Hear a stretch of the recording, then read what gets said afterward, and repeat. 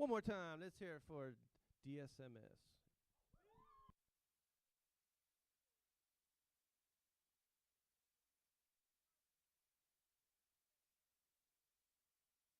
The camera's right over there. So on the screen, you can see your guys' self. So it's maybe line up the way you want, or if you guys want to line up, I can bring this camera on you right here.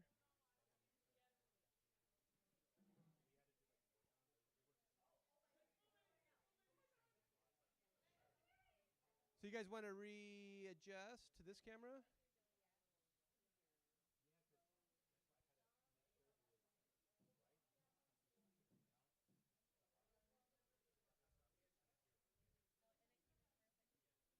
Yeah, face that camera.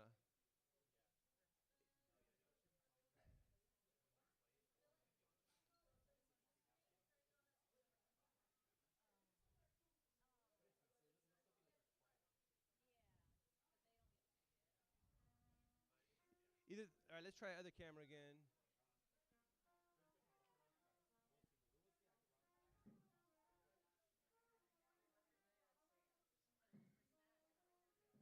That looks better, huh? That one. So you can slightly angle towards that one a little bit. Yeah.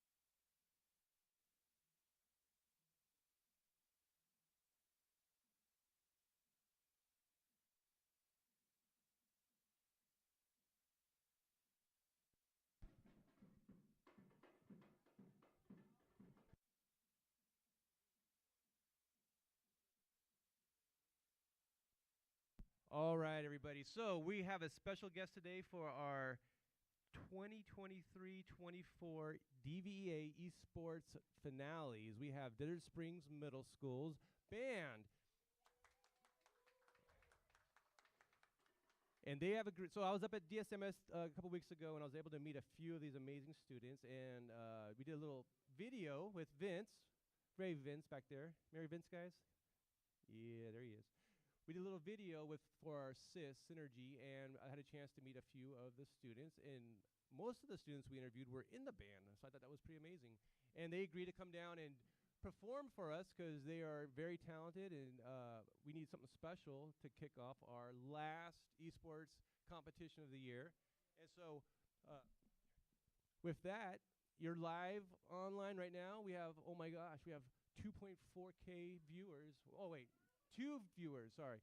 So without any ado, I turn it over to the DSMS band.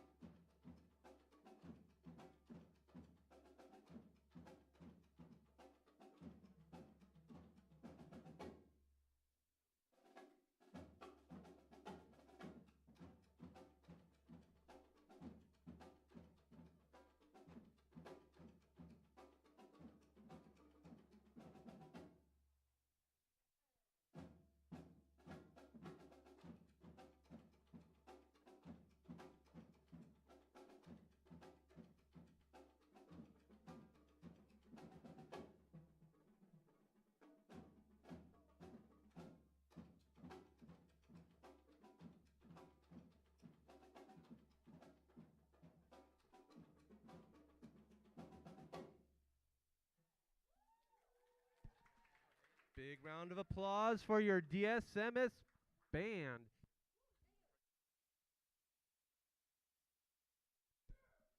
Yes.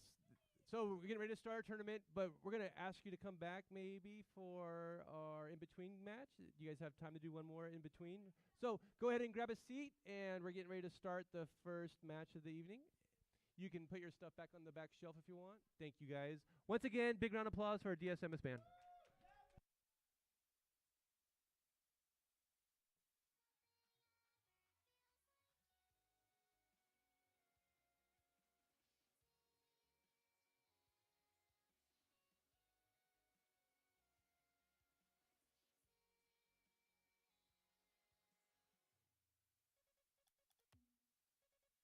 Check, check, check, check, check.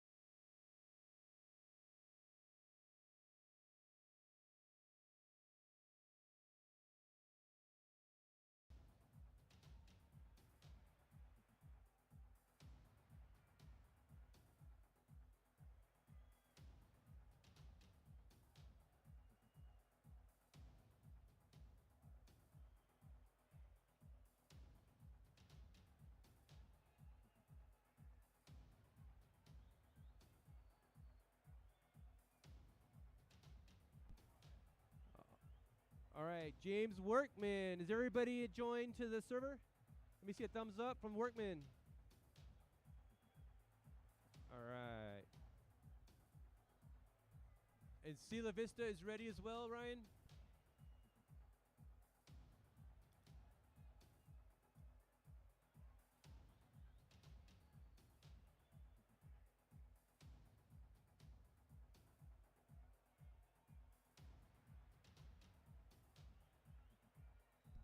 All right, I'm going to step in real quick and do the announcing of the start of the match. All right, we have James Workman Middle School against Sila Vista Charter Middle School, and this is for the championship. This is for everything. This is after 2 seasons of gameplay, and these are our top 2 competitors. All right, so since you guys were just chatting, we're going to start the game because we're behind a little bit. So 5, 4, 3, 2, 1, let's go. Hey, here we go. Everybody watching this amazing live stream. Here we are at the Palm Springs Unified School District, and I am here with Sally Adams. She is a Tectosa for Desert Sands Unified. Hi, good morning. Sally. Hi, everybody. So happy to be here. Yep, and I am Ashley Maxwell, and I am a Tectosa here at Palm Springs. So we're coordinating today. We have this awesome game on hand. We actually already have a score happening with this game we call Rocket League. Oh, I love Rocket League. I play it with my 16-year-old son. I'm not very good, but I get the strategy behind Well, it. I've heard that this game has a low entry level that anyone can kind of play, but that to get good is really hard. Absolutely, it's true. When I play this game, my car flies all over the place. I'm not Okay. very good at controlling, but I'm working on it. Kind of like skiing. You can get down the hill, but if you want to do anything cool, you got to practice a lot. That's exactly right. Yeah. Yeah, definitely. I know I'm super excited to see this game today because we don't currently play this game in Desert Sands. We're looking to bring it in next year. So our teams here watching today need to pay attention, figure out how we can bring Desert Sands into the Rocket League game. Yeah, awesome. And well, here on the screen right now, while we're live, we have Cielo Vista Charter, and they are coached by Mr. Gordon, Mr. Paul Gordon. He's the coach for Cielo Vista. And then we also have Desert Springs Middle School coach. Oh, no, I apologize. That is wrong. It's actually James Workman Middle School, coached by Ms. DeBlois. I think I'm saying it right. Ms. DeBlois. Yes, DeBlois. Very good. Ms. Michelle DeBlois. And she, both of these esteemed coaches have their players. I'm going to announce the players' names. So we have on James Workman, the Bighorns, we've got Caden, Edgar, and Neymar. And they are competing, once again, against Cielo Vista, coached by Mr. Gordon. And we have Simon, Vincent, and Giovanni. Awesome. Amazing All right. players. I They're love really this excited. game. Look, 3-on-3 is, you've got one person to kind of stand back and guard that goal, two people kind of attacking, strategizing against the other team. It's a super great game.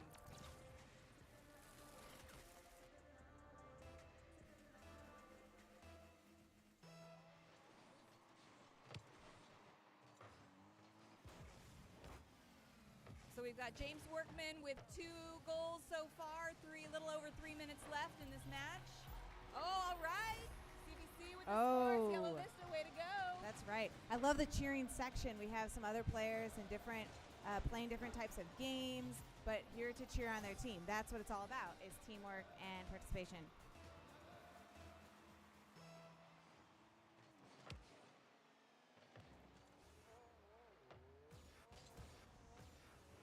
Awesome. So we're still at 1-2. James Workman is up with 1 goal, but it's not over. Definitely not over. We have about 3 minutes left to play, and Cielo Vista is going to come back. And right now we have a guest, Ms. Dawn. Is that what you go by, Ms. Dawn? And Miss Dawn. Miss Dawn, she is here. Hi, Miss Dawn. Hello. Miss Dawn is one of our band players and one of the 2 ladies on the band. Give a little shout out to the band. They did an amazing job. All right, way to go. Yeah. Yeah. Love you, band. The band let us off. And Miss Dawn, you play the trombone. Huh? Trombone? Correct. You play the trombone. And do you play esports? No, but I do play video games. What's your game of choice? Overwatch. My video game of choice is Overwatch 2. Overwatch 2. All right. Overwatch. We do have an Overwatch team here today. They're playing later on. Yeah, later Yeah. the high schools. Yeah. Oh High my school. god. Oh my gosh. You could be on the high school Overwatch team. For real. I hope. Coming I up wish. soon. I'm That would going be to esports amazing. Next year. What do you know Um, about Rocket League? Anything? Cars playing soccer, which I think is a great concept. Yes. I love watching it. Awesome. I completely agree. That's how I kind of think of it, cars playing soccer. Now, I've heard that kind of a move is hard. The When flying through the yeah, air when they and have the to get turn- up yeah. there. And I've also learned in this game that there's some boosts. Oh, all right. We have another score by James Workman. But there's a boost mechanism in this game that you have to kind of conserve your energy for the right moment, right? Yeah, absolutely. So now watch this countdown here as we get the next started. You'll see players go forward, players drop back to kind of guard their goal. Here we go, flying through the air. I don't understand. Once I get in the air, I can't control my car. It's over.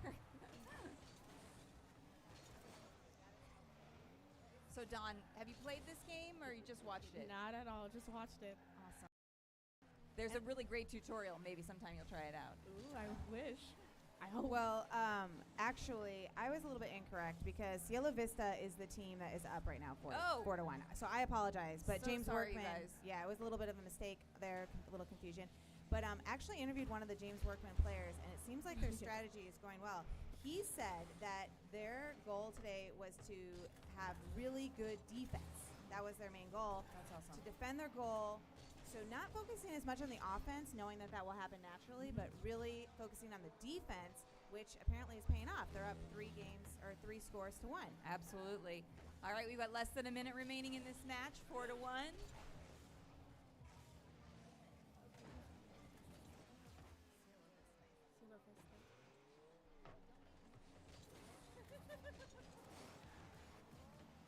All right, folks, we've got another commentator coming in here right now. Yeah, right. This is Randy. Randy, why don't you introduce yourself? Tell us where you're from.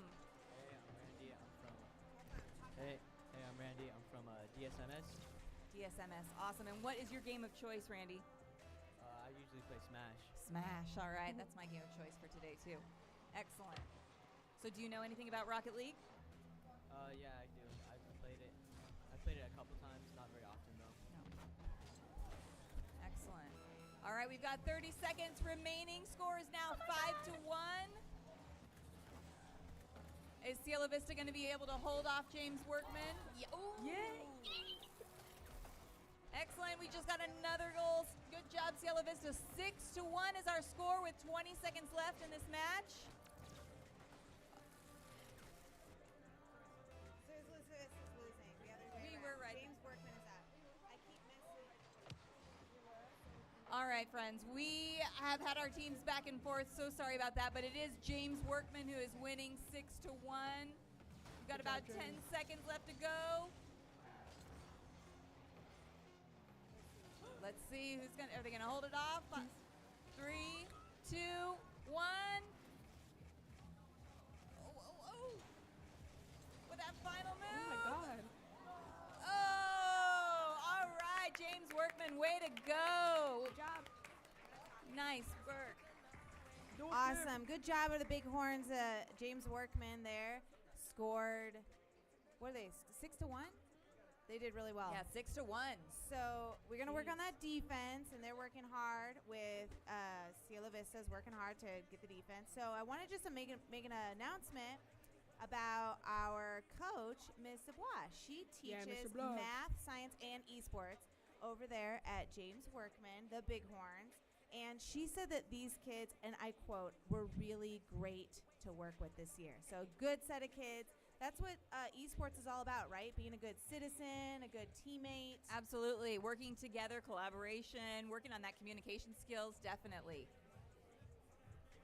All right, are we running up for another match in a few seconds here?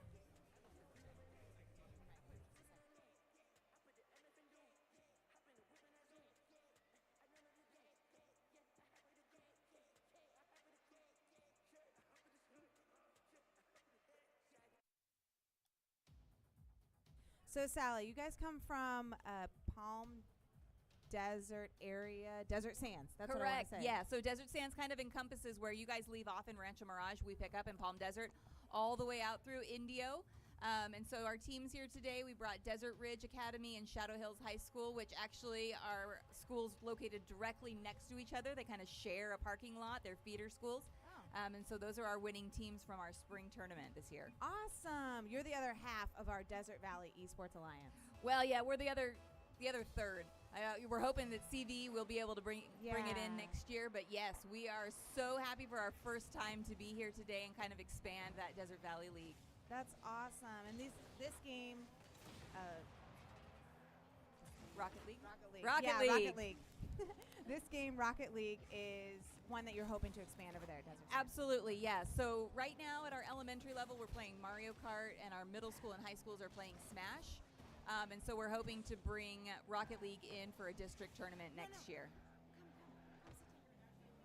Okay, so we have.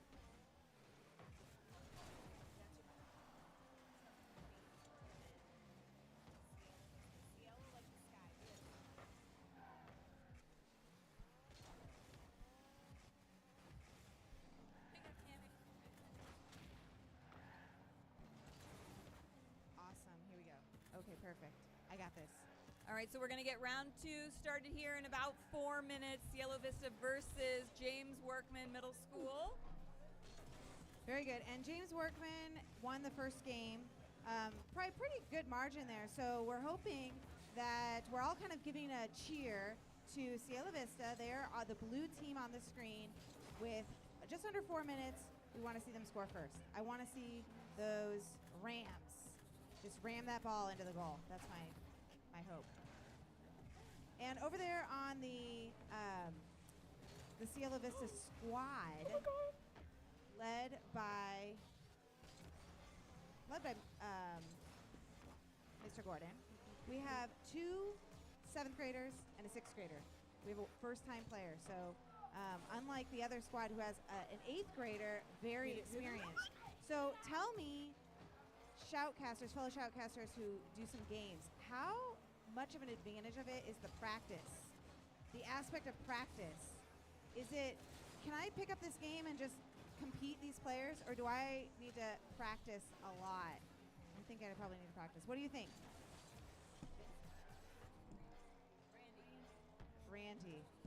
Randy knows because he's a gamer. So Randy, tell me about the element of practice. How much practice do you think we need to be successful at a game like this? Like hours a day. Do I need to practice like that? I would say so. Because the other team, if they got an 8th grader and you have a first-time player, then they really got some time on you if they've been playing from 6th grade. So you're gonna have to practice for at least a couple hours a day, and it would really help you get that edge on them, especially if you practice before you play games. Yeah, exactly. And with your team too, right? You want to kind of know what player might be good at what. If you have a striker on your team or more of a defensive player. That was an amazing defensive move just a few minutes ago. Did you see that? Absolutely, yeah. Check this out. We've got our team all corralled in the backside and working that ball across the field. They're kind of using that back and forth strategy, so definitely needing some practice with the teamwork together. Defensive looked like the hardest position to be in, like ever. 100%. And we're just scoreless so far. Just the ball is going back and forth. Oh, right there we have a score. All right, nice job, James Workman. Gaming Opera just scored that goal for James Workman. Excellent. Well done. Okay, come on, Cielo Vista. We got to defend against that. Doing All good. right, here we go. Here we go for the kickoff. Excellent. We can see we're moving it over towards Cielo Vista's goal. Oh, is it going to make it? Oh, save. Good one. Nice block. Save.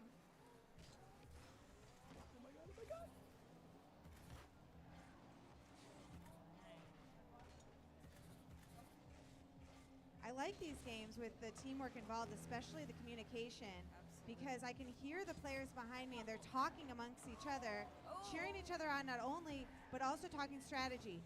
How much of that do you do in a multiplayer game? When you're gaming, do you talk to your other fellow players to try and decide who's going to do what, or what are you guys talking about when you're talking on the game?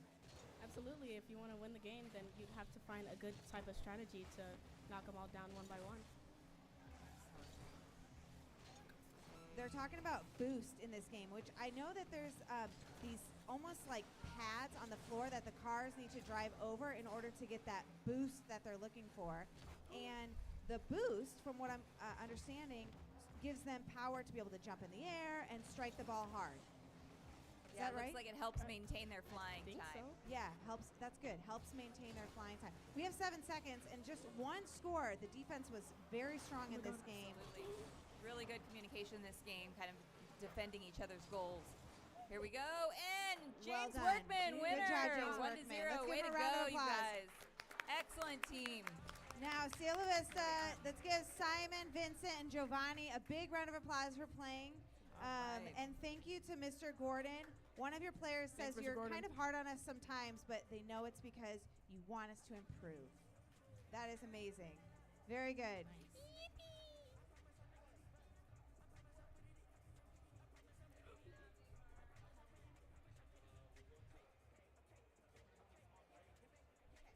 Awesome. So we're going to have a small break. We're going to transition to the next game, which the next game is our middle school League of Legends tournament. We will have Thank you so much, guys. Any last Yes. words for the thousands of people watching this Yeah, live thousands. stream right now.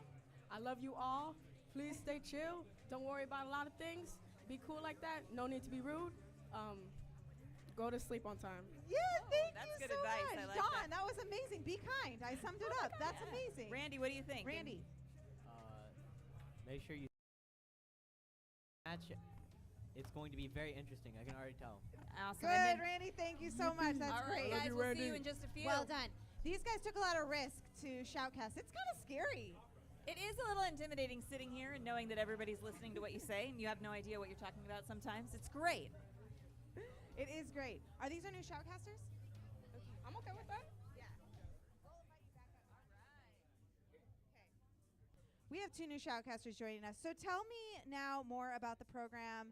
How long have you been attempting to work at Desert Sands with this program, and what's your goal? What do you see in the future? Awesome. So Desert Sands started our esports program kind of like 2018-19, and we had kind of a slow start, and with everything happening in COVID and shutdown, we kind of lost our momentum, and so we really just picked back up with our esports programs last school year, having kind of our first little mini district tournament, and then this year we kind of were able to just go full force using after school funds from ELOP.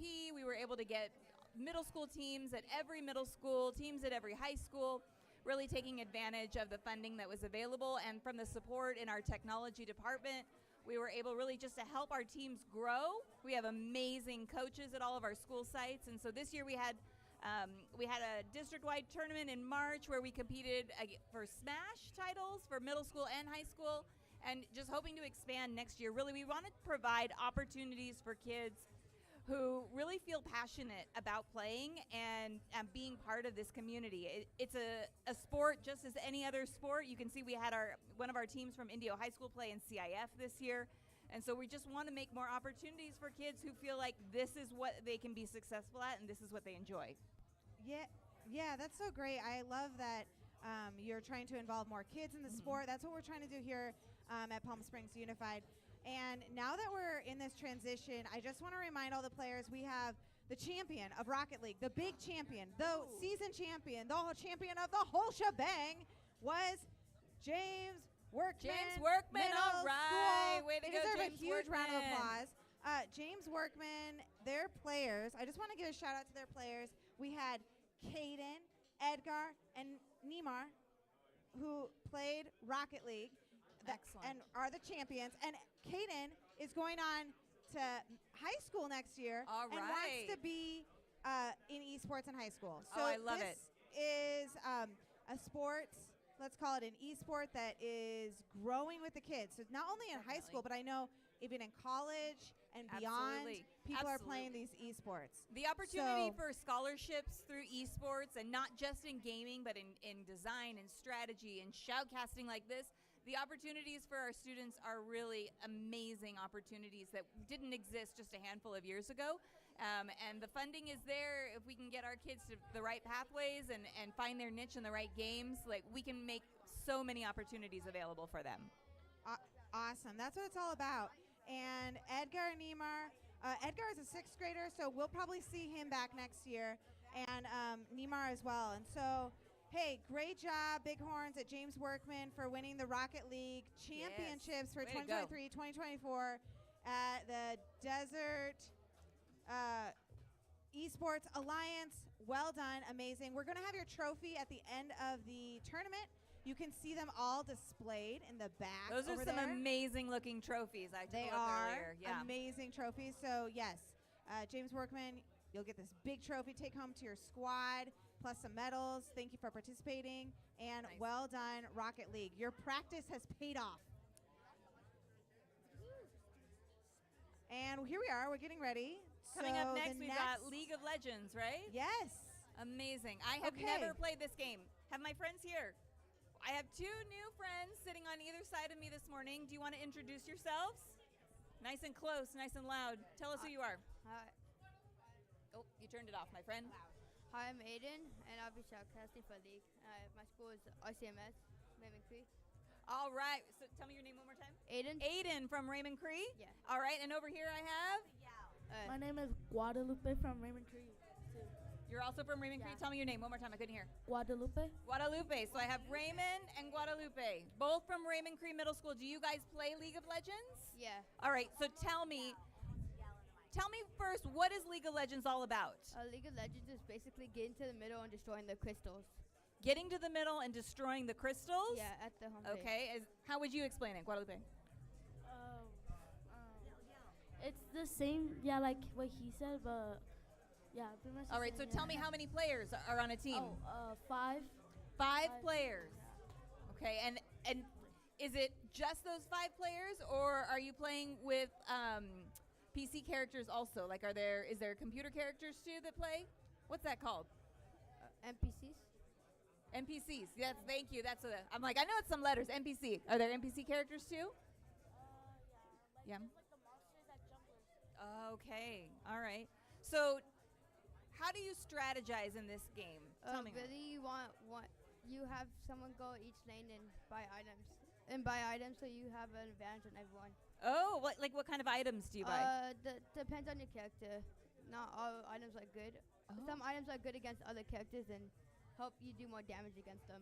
Okay, so who's your character of choice in this game? I use Kennen for a battle. Kenneth for the battle. Okay, and what kind of items does he have? For me, I get like speed items and damage boost. Okay, super. Okay, so who's your character of choice, Guadalupe? I use Vex. She's mostly like good for stunning, like to stun people. Oh, excellent. Yeah. To stun people. Okay, cool. So if I were to pick a character, who do you think that I should choose? It really depends on like what stuff do you like there's tanks, more damage, and health boosters for supporters. Okay. Well, How many?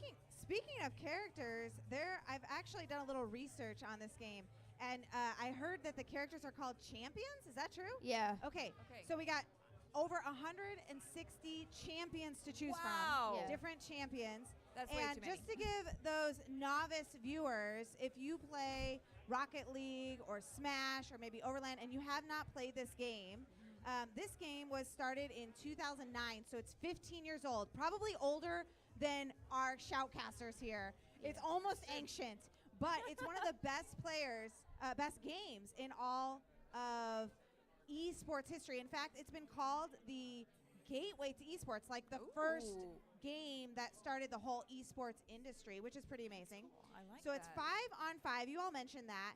And the players kind of play one-on-one, right? So they are battling each other inside the game, working to destroy the other side's nexus, right? That's like the center. Nexus. Okay. How do you describe the nexus? The Nexus is a big crystal guarded by crystals and towers. It's You that wanna- you have crystal, to okay. break the main crystal and towers to get to it and start dealing damage. Right. It's 5 versus 5, right? Yeah. I'm hearing some other some audience members saying it's not one-on-one. It's 5 versus 5. But they can battle one-on-one, right? Yeah, You kind of so- fight each other. Okay. Yeah? Okay. Okay, we understand, right? Yeah. We got it. Okay.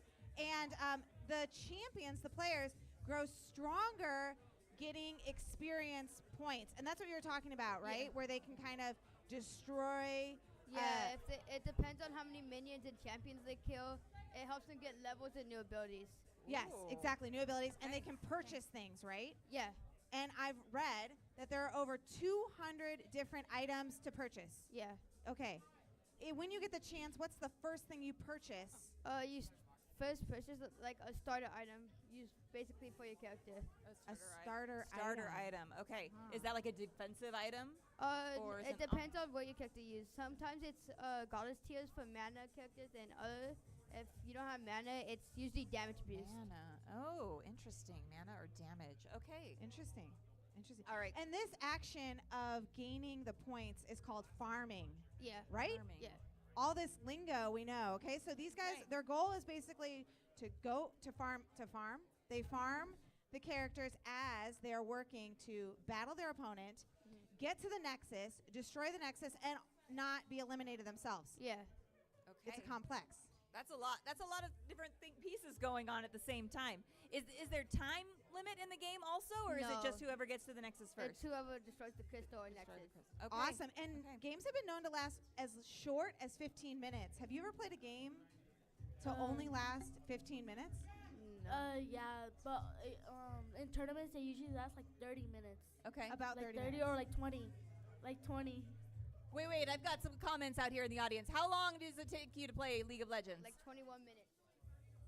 Yes. 30 to 40 minutes out True. here? Okay. And it can go longer than an hour, so there's no Ooh. strict time limit, but typically about 30 to 40 minutes. Yeah. Can you Kinda take a timeout? Nope. Oh, No man. timeouts. Okay, Good, you got to be good. committed once you start. Mm-hmm. Cool. Okay.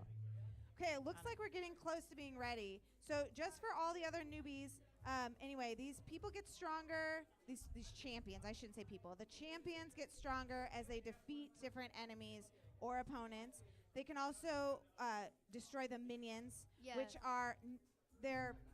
Tell me about minions. Minions, they're mostly used for getting experience for you could upgrade your moves. Yep. Very good. The Nexus are also guarded by torrents, right? Yeah. Or turrets. Excuse me, turrets. Tell me about turrets. If you walk in with no minions, you will start getting attacked. They do like 400 damage, and you need minions. And usually, you can't attack other champions in a turret, or you'll start getting attacked. Okay, And- so like your minions are your little guard around Yeah. you, kind of. Okay. You can also destroy the turrets, correct? Yes. And that helps you to get closer to the Nexus as you destroy the turrets. Now, in addition to the turrets, the minions, I heard the minions are sometimes called creeps. Is that true? We usually never call them that. We keep them as minions, but once you destroy a crystal from opponents, they summon super minions, which have more health and do more damage. Okay, Ooh, minions. Okay. And so there's also like monsters in the Oh, game. Yeah. Yeah. Tell me about the monsters. They're for junglers. There's like blue Red buff, buff, red red buff, buff, and like the the birds birds, and wolves. Void gloves and rift-tailed and dragon and Baron. and Baron. Yeah. They help the jungler a lot And with they the help- buffs. The teammates get stronger. And Stronger. Wow. By defeating them, right? Yeah. But then I've understand that the Rift Herald, who's at the top jungle, he's in the water. He's difficult to defeat, and so is the Baron Nashor, the big guy in the bottom, yeah. right? Yeah. Baron, Baron. You could use him to destroy towers, but with the new update, you're able to like control him. No, that's rift-tailed. Yeah. They get confusing. The big monsters in the Baron is usually helped to get like more levels and become stronger, but rift-tailed, once you kill him, he spawns a little thing that you take over, and depending on which tower has the tower that has the lowest health, they'll rush that one. And they use him, and you can control him to hit towers. Okay. The Baron helps with get stronger minions. The minions become No, Baron helps you get stronger. Yes, and usually stronger. more Okay. HP. Okay. Very good. So that's kind of the gist of the game, the basic level of the game. That was a And lot of basics. I don't know that I'm a lot ready of to play. basics. Yeah. A lot of basics. Okay. So for anyone who doesn't know the game, again, the goal, destroy the Nexus. The Nexus is the crystal thing on the other team's base or near the other team's base. Yeah. Right? It's usually in the center. In the center of the Okay. base. Yeah. Okay. And in order to do that, they have to go through they are battling 5 other players from the other team, Yeah. along with minions and those inhibitors. Right? They got to get through all that. Oh yeah, like the smaller crystals. Smaller. Okay. Uh-huh. Yeah. And there's also some monsters in the game who will Yeah. come out, and we'll be able to see that in a live action right here. So, Super. what teams do we have playing today? Let's see. Well, those are our high school, or that's Oh, high yeah. school. Middle school, right? It's probably on another That's a sheet. smash.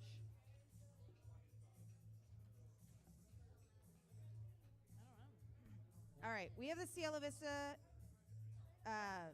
Cielo Vista is here with Mr. Gordon again, and Desert Springs Middle School. Okay. Hey. So Cielo Desert Vista Springs and Middle Desert School Springs. over here. Who's over here? Yes, Desert Springs Middle School is over on my left, Okay. and And Cielo Vista Cielo over Vista here. is over on my right. Excellent. Yep. Okay. Okay, my friends, so I've never played this game before. I understand a little bit now that you've helped explain it to me. What would you recommend I do next? Do I just jump in and try to play, or should I watch some you strategy first videos? Have to do like a tutorial. A tutorial, I love and it. then it'll give you like 5 different champions to try out. Or Yeah, like, it gives you starter characters like to use, you. and Okay. you usually strategize a lot from for characters. Usually, it's mostly supporters or attackers, but it helps for starters a lot. Okay, excellent. So I can do some tutorials. I get to try out 5 different champions. Can I play on my own, or do I have to have friends to play with me? You can play it by your own, but and a different bot. But yeah, you usually play. It's better to play by yourself so you learn how to communicate well and strategize with others. Oh, I like that. Okay, so I need to do it by myself first to kind of get the feel of the game before I go and work with a team. Okay, that is good strategy. I appreciate that very much. So just so we know where we're at, we have the Cielo Vista Charter School. They have 5 points, or their rank is 5, going into this finals, where Desert Springs Middle School, they have 4 points, so they're just behind. And those points are gained throughout the season by winning or defeating other teams. Okay. All right. So based on ranking, the Cielo Vista Charter has a slight advantage today. We're going to see if that actually pans out. Each game is a little bit different. And I just want to point out, for anyone who is thinking, why video games?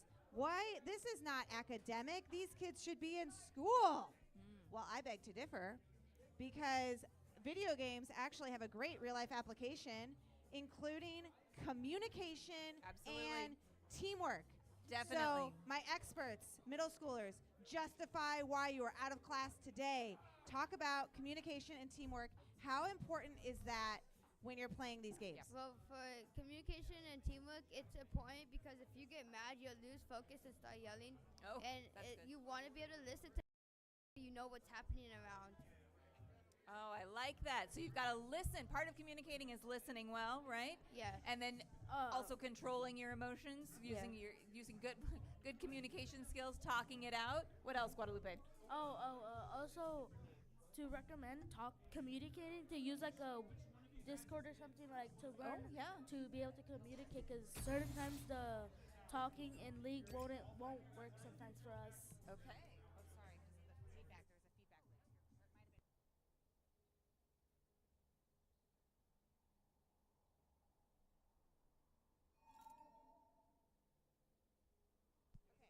All right, here we go. We are live. We have the Cielo Vista Charter School. As I mentioned, they come into this finals with 5 points overall. And we also have Desert Springs Middle School coming in with 4 points overall.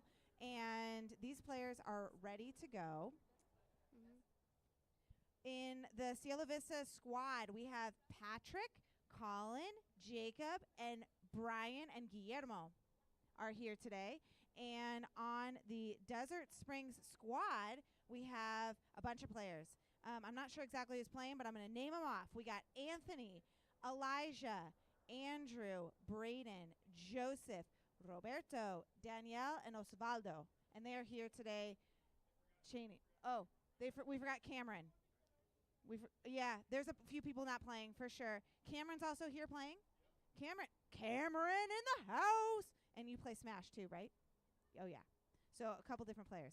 So this is great. So we have some of those players I named are not actually competing today, but the Desert Springs Middle School, hosted by Mr. Poe, Coach Poe. And, yeah, give them a round of applause. They deserve it. Desert Springs Middle School. Well done. Full audience participation here. And then we have the Cielo Vista Charter School. On my right, your left, up on the screen, hosted or coached by Mr. Paul Gordon.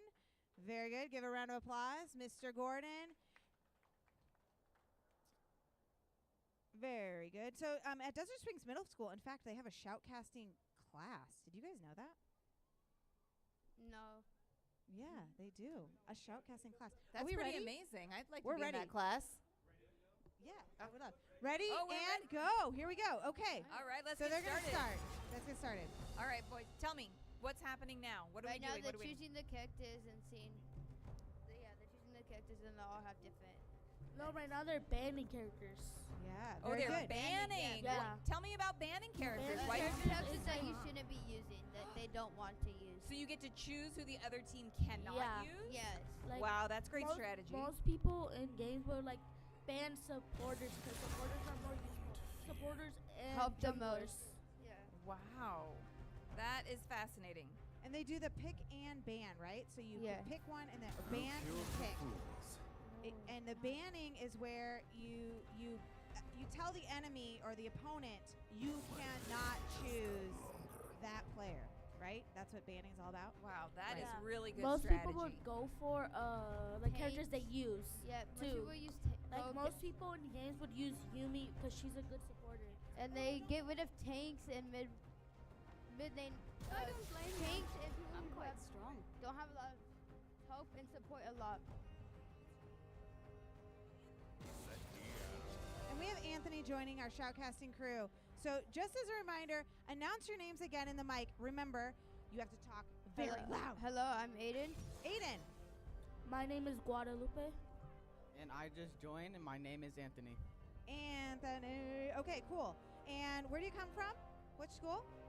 I come from JWMS, James Workman. James Workman. Oh, I come from Raymond Cree. Raymond Cree.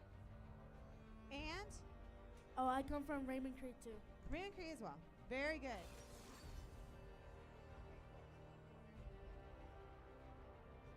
Awesome. So we're getting ready. So we have, this is where they're doing the picking and, Yeah, right Banning. now they're picking.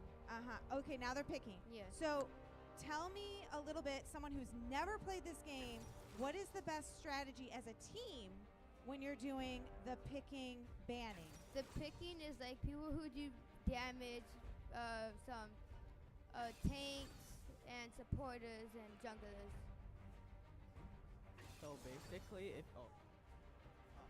basically, if you're gonna ban someone, like if you're gonna ban a character, try and ban like I would either choose to ban either a tank because they're like either super strong, they have a Yeah. lot of health, you Yeah. cannot destroy them. Like you can, but you have to be like really really strong.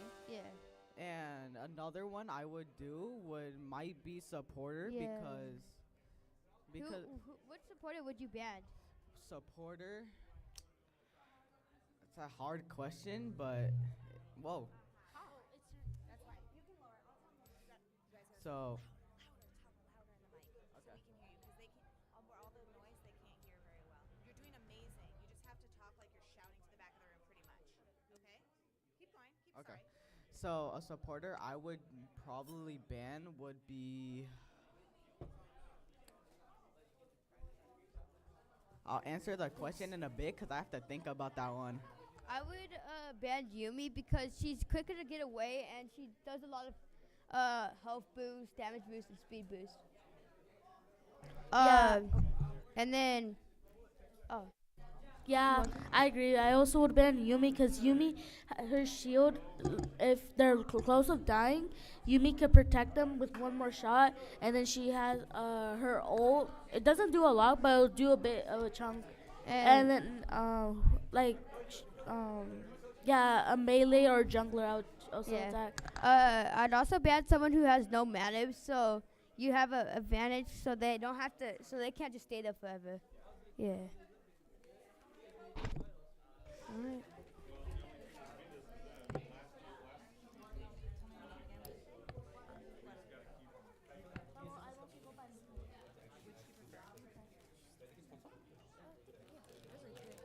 I got a whole thing. You want one? This outreach is so good. For real? Remind me your name again? Anthony. Yes. Welcome. And remind me your name again? Who do you play League? Yeah, I play League. Who do you use?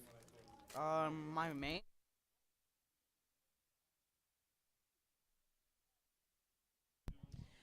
Awesome. So how long does this process take? Is this a timed Oh. Lupe, is this a timed thing or can they spend all day on this? No, it's because we're right now in a delay for 3 minutes. So right now they're playing, but we're right now just waiting until they. Yeah, like, the reason why this is happening is because we don't want to give out. If we say anything bad, we don't want to. It gives the other opponent advantage about stuff. So they have us in a delay. So they have 3 minutes. Oh. Yeah, they're starting right now. Oh. But we can't see because we don't. Wow. So we don't give stuff That away. is a shoutcasting misnomer.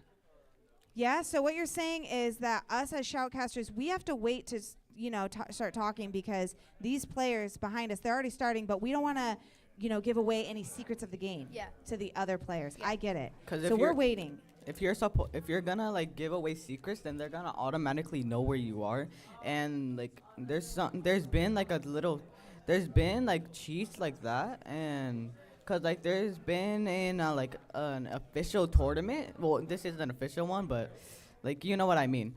Like people have been looking up at the screen, so Right. Yeah. They can see essentially more than what they can see on their screen by us talking. They would have clues to other parts of the board or what other players are doing or strategizing, right? Yeah. Okay. Okay, so here they go, right? So they're leaving their tell me what's spawn happening. point. That's the spawn point right now. Right now, the depending on where they go, the all communicating and trying to each other where to go and what to do.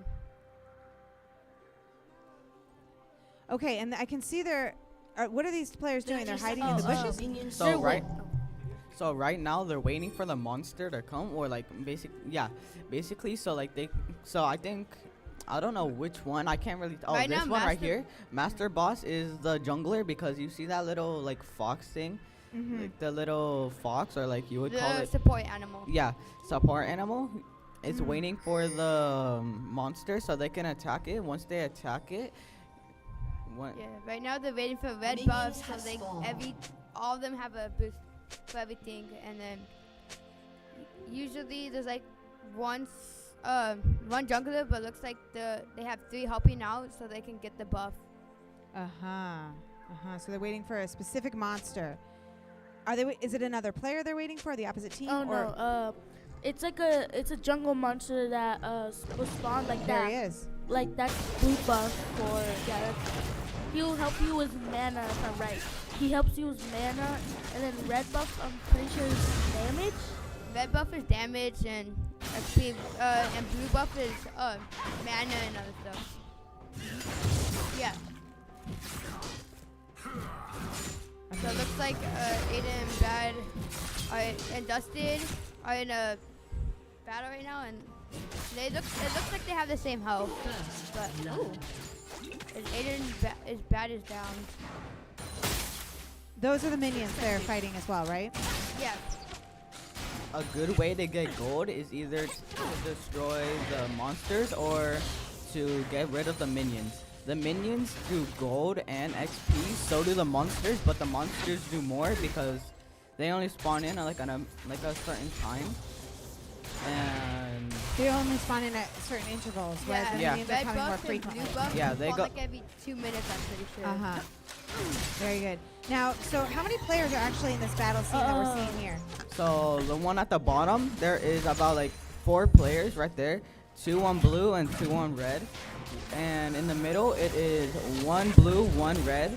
In the top, there is 1 blue and another red. There's 2 other players, 1 blue and another red, who are waiting for monsters right now. And how can we tell who is there, like, let's say who is winning or who is in the lead or more close? Usually it depends on the damage up top and how much death there is, depending. So if you die more, the other team gets more boost. More boost.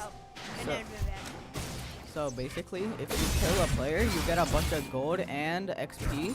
And a good way to tell who is winning is you can look at the map, and then if you're losing a tower, so say blue lost a tower, they would be losing and red would be winning. But if they have the same towers gone and the same towers taken, then they would be at a tie right now.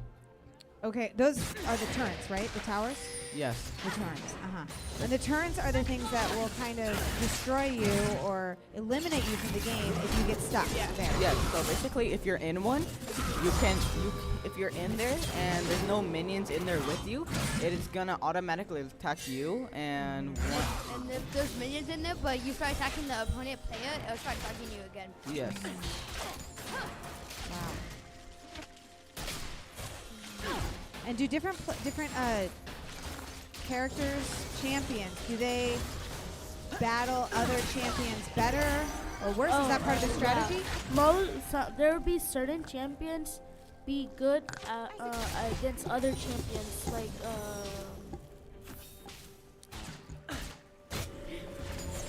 what's it called? Certain, like, I think melee would be good against supporters.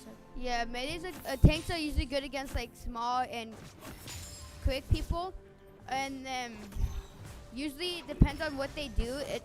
If the opponent has better stuff, there's certain people that counter other people, and the items help doing that.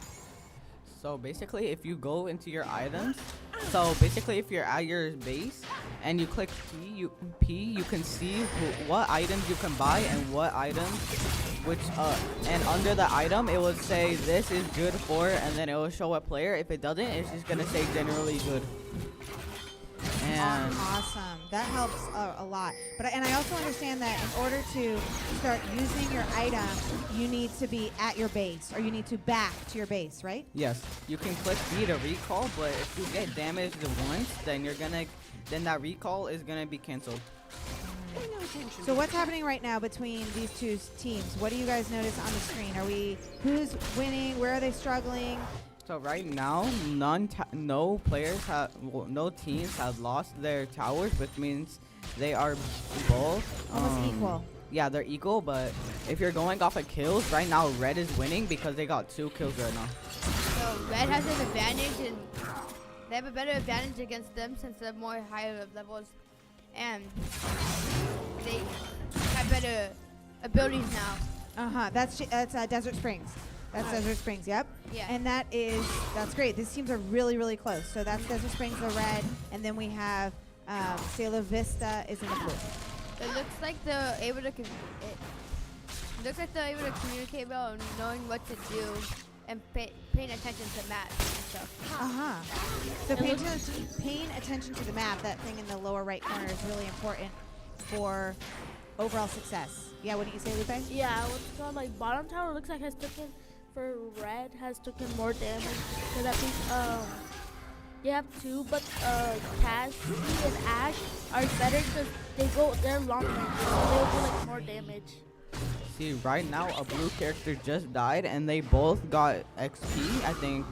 I think they got about either 100 XP and they got 300 gold just right there. So right now it looks like they're taking out Void Gloves to give them more XP and damage to help them. It looks like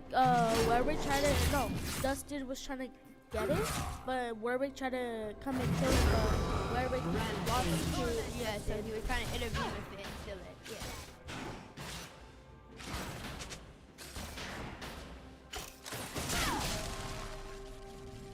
And what do you say, guys say experience-wise? How are your coaches helping you when they're working with you during their tournament? Yeah. Oh, do they not help? Coaches not help. They do. What? Yeah. Okay. So it's okay. Okay. So what do they do? How do they support you? So basically, they would tell you what to do and what to buy. My coach, he is a very nice guy. He is very experienced, and what's your coach's name? Alex.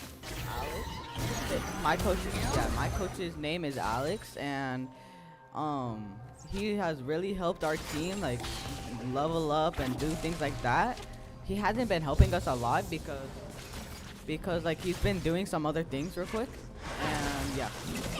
They also want you to work together, right? So one of the other applications of this game is problem solving and adaptability, which is a big fancy word for being able to change it up in the quickly, right? But our coach, he helps our Rocket League and Smash Bros. Meet and achieve the goals to coming out here and help and winning and showing no mercy. for Oh our team. yeah. That's cool. Wait, okay, so we're at 4-1 up here. What does that mean? That means that Red has killed like blue 4 different times, like 4 from their team. Eliminated them, yeah? So And blue red has only has- eliminated yeah. a blue player 4 times. And blue, and so just as a reminder, and Cielo blue- Vista blue, Raymond Creek Yeah. red. So And- Raymond Creek has eliminated 4 players. And blue only has eliminated one. of One them. player, Oh. Oh, sorry. Confusing. You guys gotta keep me straight. That's Desert Springs. Yeah, Desert Springs. Yes. There we go. So Desert Springs. Right now, it looks like Desert Springs is taking out Gold Bloods while CBC is taking out Dragon. Wow. And if I'm right, that's Ocean Drake? Yeah, Ocean Drake? Yeah, that Cielo should be Cielo Vista. Yeah. Charter. Cielo Vista. And they do have 2 now, so.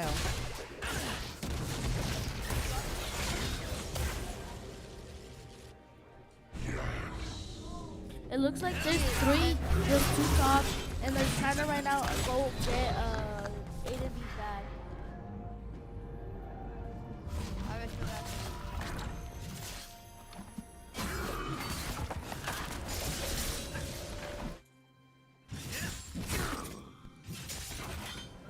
Wow. Looks like one of Red's tower is lower host and the Blues towers has four bars left, and most of the other Blue towers have full health still. Well, except the top tower.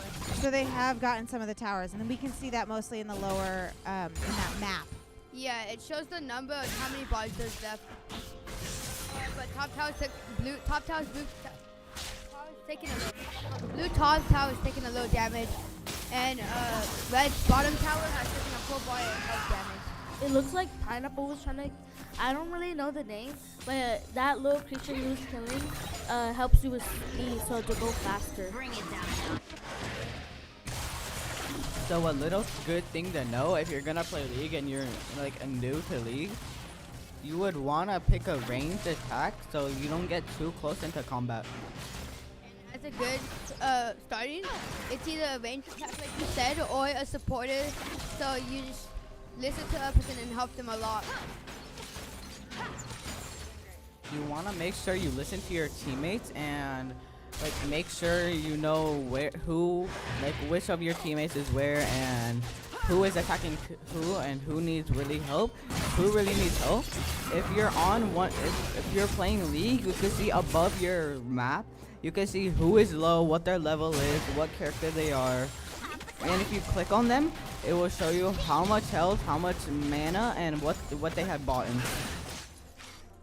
Yeah, it's a good thing to listen and not get angry at each other and communicate really well so you guys don't get distracted and start getting mad at each other, not focusing on the game.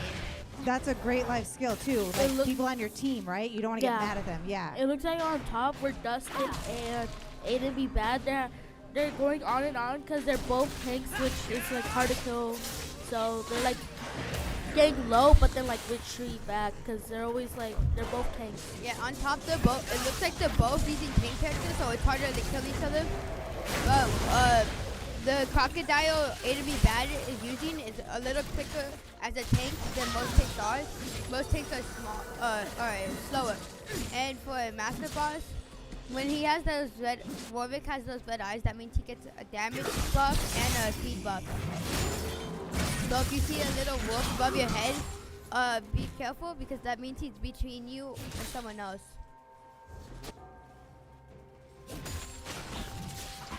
It looks like Pineapples are not getting blue buff in jungle. So right now the score is 2-5. CBC has killed 2 players and DSMS has killed 5 players. The also think is too, if you're like low, just stay nearby tower because they won't be able to hit you in tower. If they hit you in tower, that you will start getting hit like that, like how you get hit. And when you get hit like that, you need to back, right, to protect yourself. So it looks like Aiden B. Bad has used his ultimate, which is his R, and it gives him a like damage buff and the speed buff. Yeah, and more health. And we have not seen any other person use the ult yet. You get your Big rocket. yeah. You get your ult when you get like to a level 8, 6. Oh, and then what? It levels up at like what 8 or 11.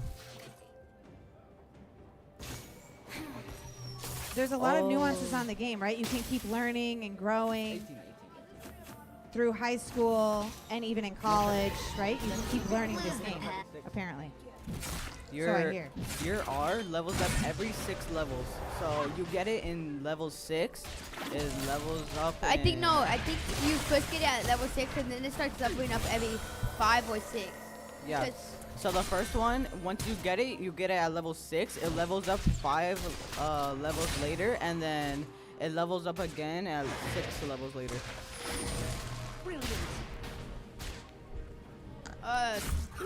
For beginners too, it's also good for them to use like characters that can stun or root them, so they don't have to worry about getting damaged as much.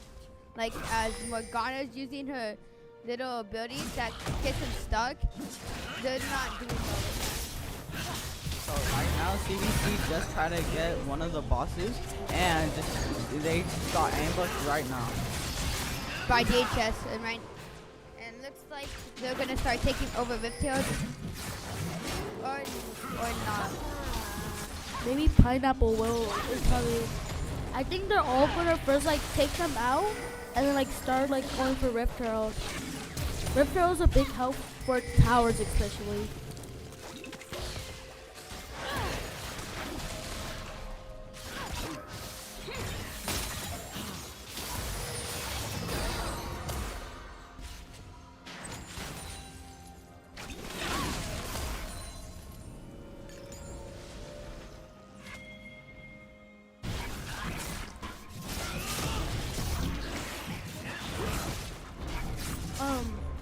Right now, when I'm looking on both teams, it looks like they both like have people that can stun. Like on DVC, they have Vex, and then DSMS has Morgana. Yeah, so they have like people who do more damage and it looks like that DHS was taking Rift and CVC was trying to take it over when it was low health, but it wasn't working so well.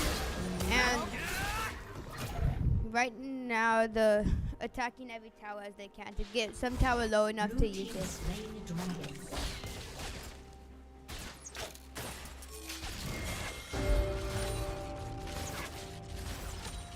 So on both teams, their highest level is 12 for one of their characters. So Wacky Whack has 12 levels, and Mr. Mud, oh no, not Mr. Dr. Mud has 12 levels too. The lowest level on both teams is level 8, and that is on Shadowfin. Like a minute ago, they got Chemical Drake, if I'm right. A minute ago, Chemical Drake's habitat started coming on, started to take over, and right now they're all trying to wait for him to spawn, but it keeps on going back and forth on who's there and who's not. By health-wise, I think DSMS is having more health than all the other versus CBC.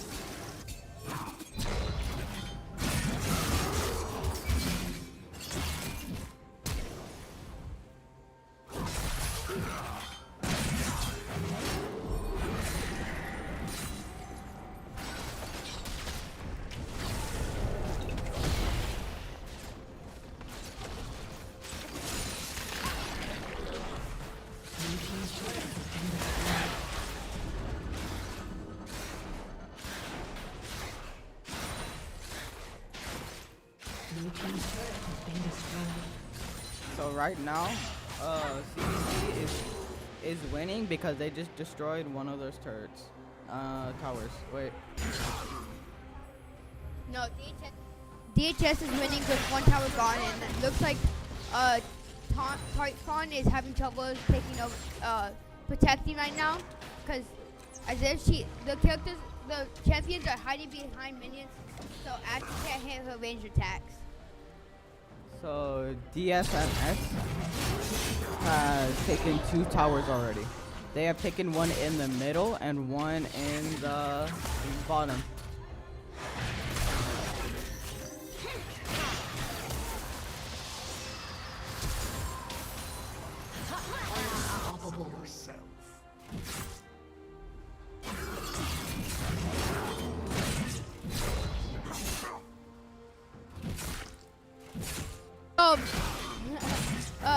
Usually when someone takes Rift Tail, to know who has it, there'll be a purple aura on them.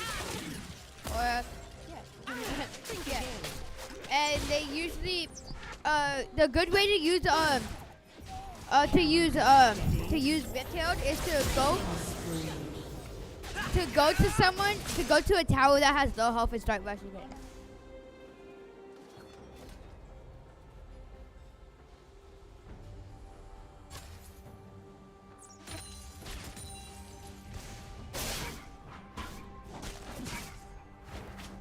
It looks like they're all trying to go for Rift Drake and they're all like camping it right now.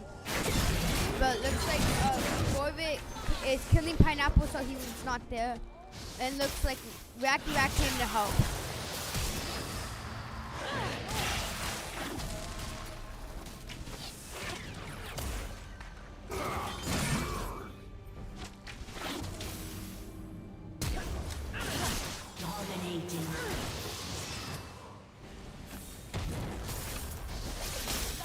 See, right there is a good example of helping your teammates.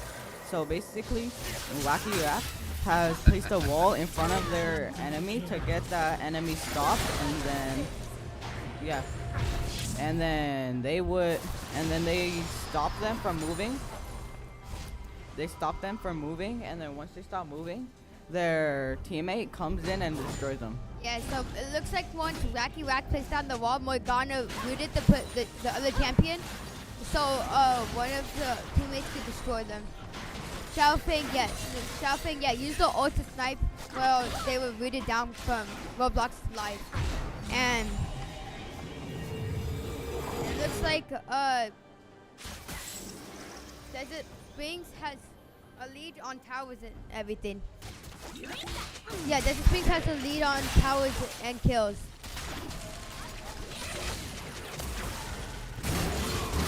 If you run it, yeah, the thing with tower, it does a lot of damage, especially when you're like to go in. It will do like a fourth of your health, or like a fifth or something. Yeah, and it does a lot. So right now, it looks like Chemical Drake is respawning soon.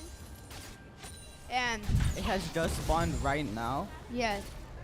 You can see where it is on the map. It's on the left side. It's on the bottom side of that little hole. And it looks like Baron has spawned, but no one's came to take. Yeah.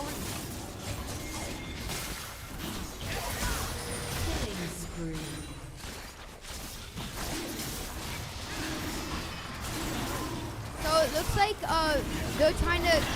everyone's trying to take Chemical Drake to get a lead. But right now, and it looks like Sylvester has gotten Chemical Drake.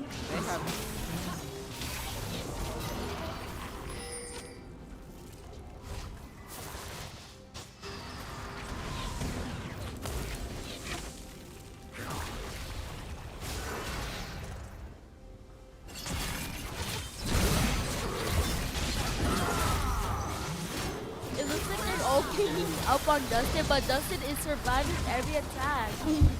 So it looks like Vex has a lot of damage and is basically called a glass tank for how much damage it does once it gets its ult.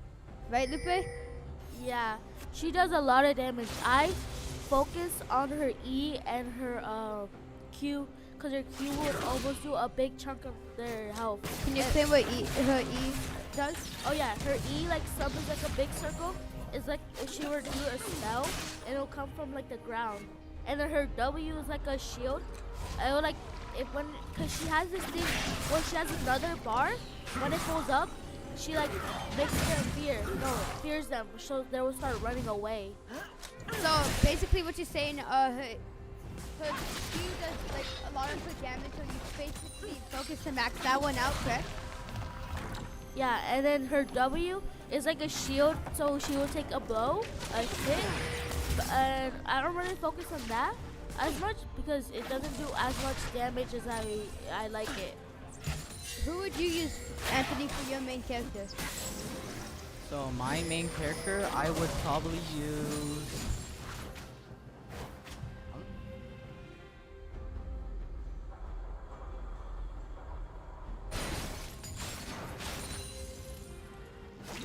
So I use Yon, and I use his ability because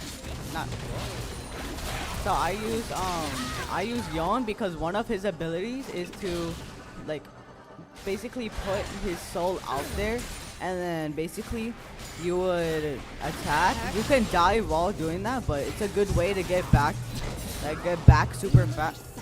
Get back super fast, because if you're almost dead, you can use your ability to get back to your body super fast, and I don't think you can go that far because I've tried Yon once, and you could go far, but it teleports you back like within 6 seconds. Yeah, it has. What ability would you mainly focus on?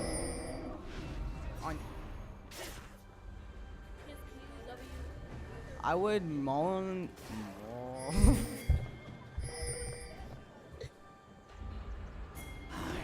So I would use, so basically on Yon's abilities, I would mostly use, it would be the E, because wait, no, Because it helps you get away, right? Yeah. Yeah. When you use Yon against me, and I was side dash, your R, you jump up and create an airborne slice. What is that good for attack? What can you like use again after that? So after that, you would probably want. So first, you would probably want to use. I'm trying to think what the thing is, because I have custom keys on mine. Like I changed my keys to how my setup is. So yeah, the regular. So my ultimate. So I would use the E, because it would get your soul away, and then I would use the R. Once you're done with the R, you might want to use your Q to do a big slash, and then after that you might want to like use your E to get back to your body, so just in case you might almost die. So when I was using Skydash, your teammate Warwick, his R was to, when someone's airborne, he can dash up and use it. Would you talk to your teammate to come to you, use your R, and while the person's airborne, Warwick would use his R to attack? Yes, I Yes? do. Okay. It's a good strategy. Yeah. Because I've shown your ability. That's what Skydash does. His ultimate skills into his ability, and it stays with him for like maybe 3 minutes. But your team has a good strategy going on usually. Yes.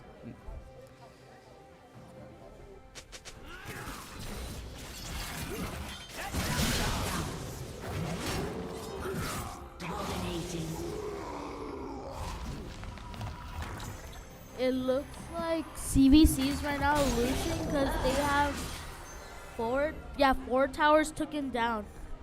Yeah, they have 4 towers taken down, and their team in total has been killed 21 times. And I'm pretty sure, CVCs right now trying to get chemical Drake.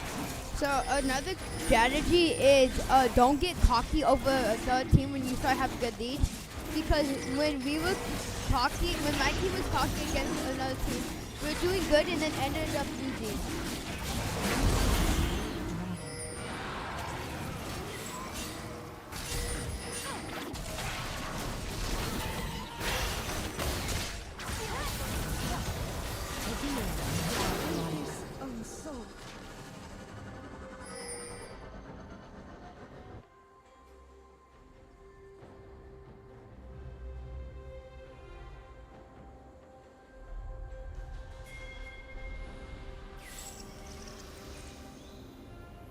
So Yon is a pretty good.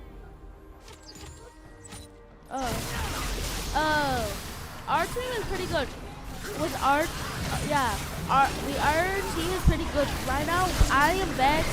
Aiden is Tennant. Yeah, Tennant is a good he stuns a lot and he's quick. But right now, as we're speaking, it looks like Desert Springs has taken Baron and they all now have a big boost of damage and all now higher levels. They are all recalling to go back to their base, and I think they're gonna buy something. They're either gonna buy something or heal themselves.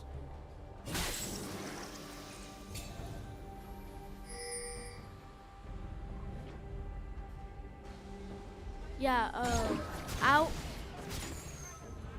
yeah, Okay, so our jungler uses Diego. Yeah. And He has good moves. He's also good for like escaping when he's in trouble. One of his abilities could take someone else's ability like Silas, but instead of taking the R, he takes the Q, W, and E, and takes the form, yeah. And what other opponents see is those dying to the other teammates. But then we have two other characters. One who uses Kog'Maw sometimes and girl with red glasses who's an archer. And then she can like quickly get over stuff, jump, and she has range attack. And then we have for our Yumi, we have a supporter.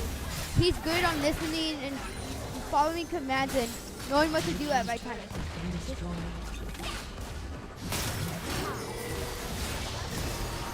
Oh yeah, but most of a bad thing of our team, two of our teammates, is they don't look at the map and pay attention.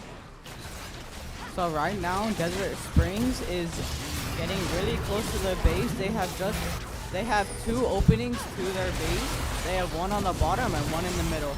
Right now, they are trying to like break into their base and like destroy all their things.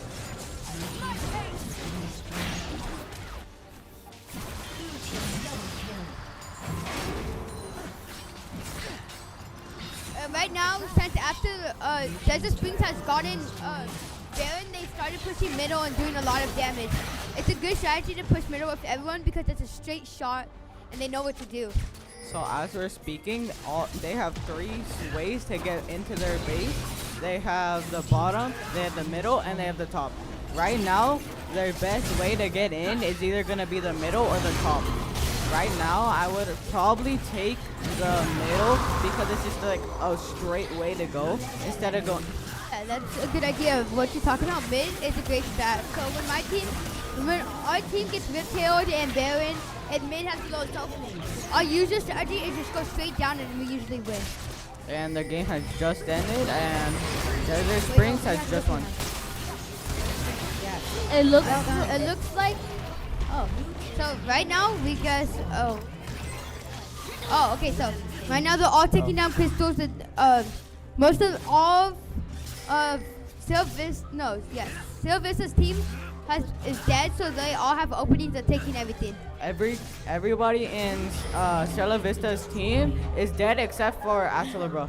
Yeah, so it looks like they can rush anywhere without being worried, and it looks like super minions have spawned. So teams should be good because they have a lot of health and do a lot of damage. If it was up to me, Ciela Vista, if I was in Ciela Vista right now in this situation, I would probably send one of my teammates to go like ambush, probably like bottom or top. Yeah. Usually what we do when we're in this situation, we get two of our teammates to stay down and two of our good players to go rush some other place. Well, we leave three of our teammates, one good player and two like kind of good players, and then the other two players will go and rush some other spot. And it usually works sometimes, but at the same time we have to recall most of the time because our teammates get slow and die. That is a pretty good strategy if you're just learning.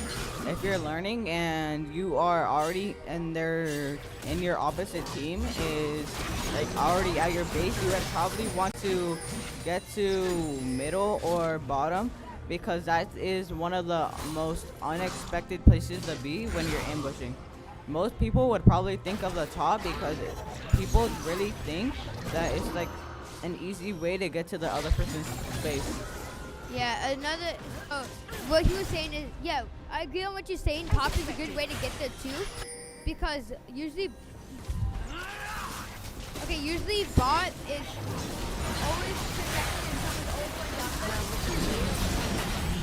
And right now, Kitchen's been taking towers and. Luca, you have something to say? Earlier, it looked like that DVC was mostly focusing on backing out their characters, so they mostly had Vex and like good damaging people attacking, but it looks like DSM has right now. won. Well, yeah. And last year of League of Legends, it used to be Nelly Kaufman winning these, but since they've lost the best player Yuma Flowers, they haven't been doing so well anymore. Vanessa, yeah, they've lost 2 good players, and they haven't been going so good now. If you're just joining this game, then it's a pretty complicated game because you have to use strategies, know what to buy, and what else? You have to know what to buy, know what character to be, what character helps each other. And other characters that can counter the other opponent's team. Amazing job, Desert Springs Middle School. End up being the champions, but a great comeback from Cielo Vista. Teams are going to shake hands here, providing a glimpse of the sportsmanship that is happening with these esports and these players here at the middle school level. Many of these players will be going on to the high school to play. So congratulations again to Cielo Vista Charter School and Desert Springs Middle School. Desert Springs Middle School, the champions this year. And all their players did really well. Smiles on their faces. Coaches shaking hands. Thank you so much, coaches, again. Mr. Gordon and Mr. Poe of Cielo Vista Charter and Desert Springs Middle School, respectively. Amazing. And thank you to our shoutcasters. Once again, these guys will be famous one day. We had Aiden, Anthony, and Lupe leading us through that game with Desert Springs Middle School pulling it out. Great job. Good sportsmanship. Good competition. So that one we just finished once again was the League of Legends, that amazing esports game, gotten all the hype over the years for esports. Just a little bit of info about that game. It is a free-to-play model, so the barrier of entry is really low. Lots of players can play. All you need is internet. That's great. There's a lot of competitive strategy and gameplay way for players to talk to one another, compete against each other, have a good strategy going in, get that general meta of the game. There are regular updates and fresh content throughout the game. This game is produced by Riot Games, so it's a developer, and has been happening as a game worldwide for the past 15 years. And as I'm told, there are over 100 million, or more than that, million viewers for this sports. So big competition worldwide. #1 world sport for players and fans. So I hear. That's pretty amazing. This year, there is a world championship for League of Legends. It will be hosted in Europe.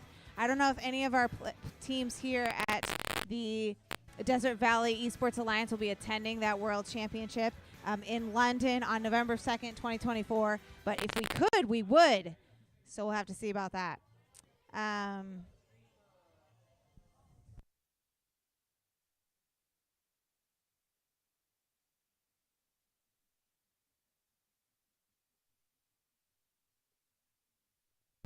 Along with other strategies, the East to get involved more at school and with other players, other friends, a way to make friends in our digital age. But these games also provide great problem solving and adaptability skills where people have to communicate together, facing different challenges, and adapt to those situations on the fly. So some really great transferable skills for kids, not just for fun, but for real life application. And they also, in these games, have a lot of goal setting and prioritization, which is good when you're thinking about, should I be doing homework or playing video games? Good prioritizing of the actions. And they have to do that in these games to be successful. So some really amazing transferable skills that kids are learning and practicing in real time. as they get ready to compete in these high-level tournaments and hopefully go on to the high school level. In our next matchup, we have another game happening. I'm getting my program here.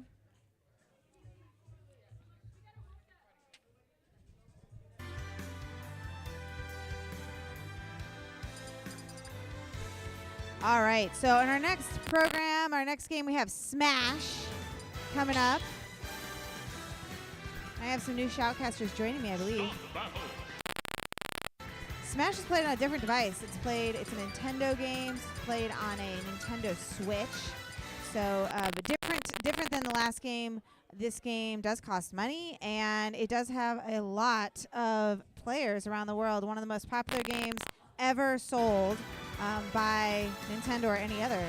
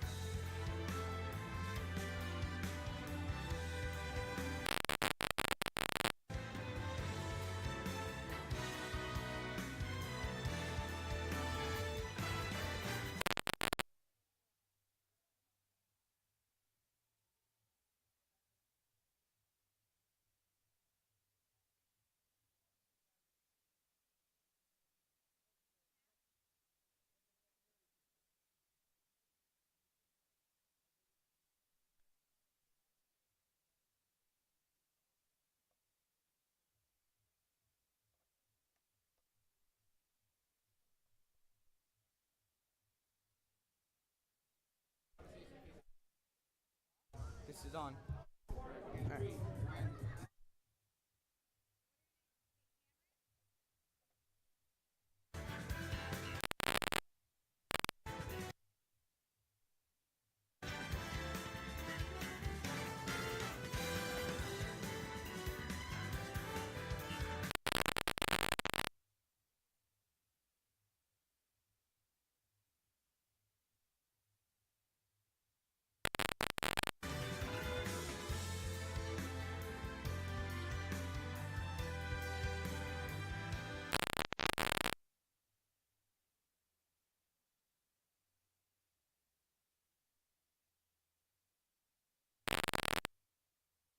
All right, we are entering Smash Brothers, right? Smash Brothers Ultimate.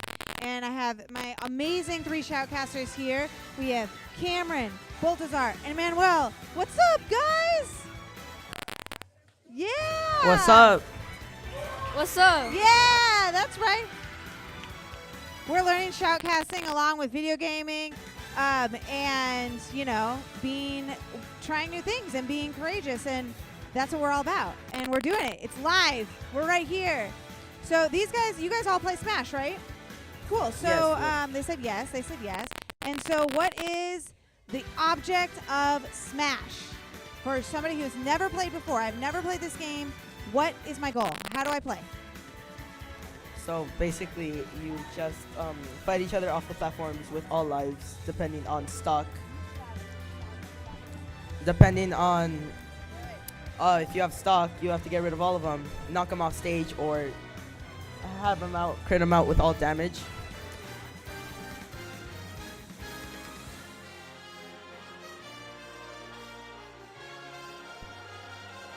Yeah, so cool. So you're trying to get the guy off the mat. The Yes, mat? it The is. scene. Last man standing. The map. The map. Very good. Okay, and what's your favorite player? What's your favorite player to pick? Cameron? I play Game & Watch. I play Kirby or Donkey Kong. I play Ridley or Pokemon Trainer. Why do you guys pick those players? What do they do that is impressive? Well, it's mainly depending on how your fighting style is, but for me personally, I like quick dashes and a lot of saves when I fall off the map. Okay, we're going to pause that conversation because we are ready to fight. We're ready to go. Right here, we're going to start. So we got Ridley and King K Rule. So tell me about those names. What do we got? We got Ridley and King K Rule. Those are names you all make up or you invent for your players? Or no, that's those are the names? canon characters. That's the actual names. So Yes. shows how much I know. Shows how much. That's why I got these experts here. Thank you so much. All right. And as a reminder, this is Raymond Cree Middle School and DSMS. And we need to see which side is which side.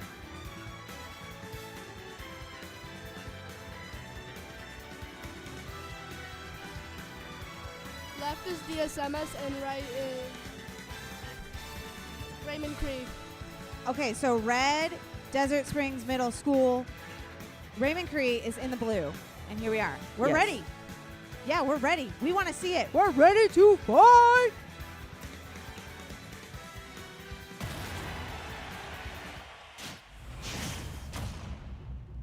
Ready to rumble.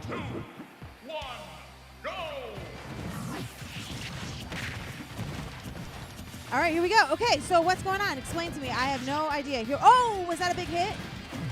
Yes, that was a pretty big hit with good knockback to knock him off map. If he timed the fireball a little well and stepped a little back, he could have kept him down there to get an easy kill.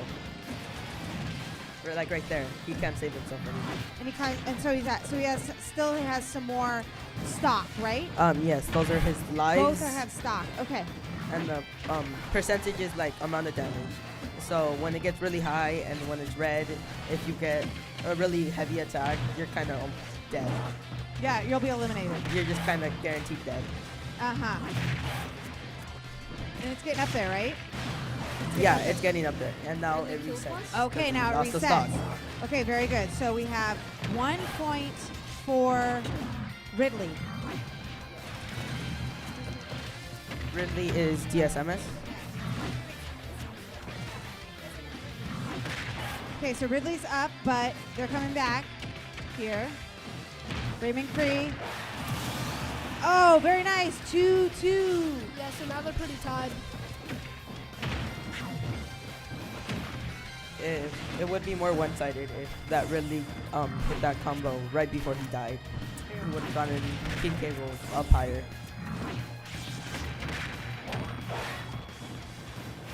And what's generally your strategy?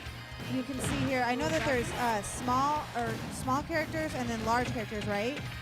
Yeah, Yes. there's light, medium, and Heavy. And this character here, this boombox, he's pretty big. Yeah, they're both Yeah, heavy. they're both Heavy. ones. So they are really good with heavy attacks and light attacks because they do a lot of damage. Yeah, and they can take high percentage. Very good. And so usually when you're choosing the character, do you think about that when you're choosing compared to what the other player has chosen? Yeah, it kind of depends on who you pick and who the opponent picks. Yeah. If you can if you're really good with anyone or like it's generally good to have two characters, one at least medium and one heavy. There it is, another point. So if you're Another good score. with both of them, then you can switch between on whatever your opponent chose. Yeah, cool. So there's some strategy because you want to match up well against your opponent, essentially. Yeah. It looks like it's about to be 1-all, and there. Oh no, he's still in there. Oh, that was like a shield or something. Yeah, they can shield to avoid the percentage going up into the hit. Yeah, good. Okay, we're waiting to see. Another thing with the shield is if it breaks, then they get like knocked out, kinda. Yeah, They get like stunned.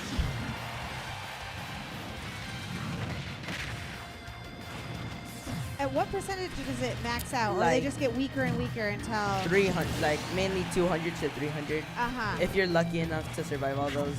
Yes. and then it kind of maxes out, and then you're off the board, off the map. You're just kind of maxed out until you get hit.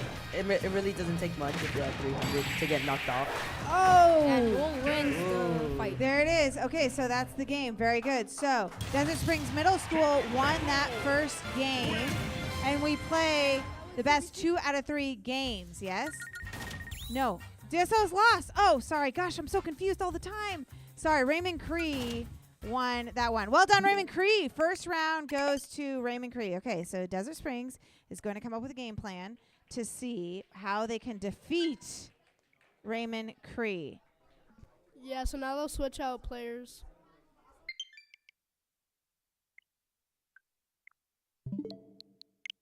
All right, so we're going up against now round 2. Raymond Cree.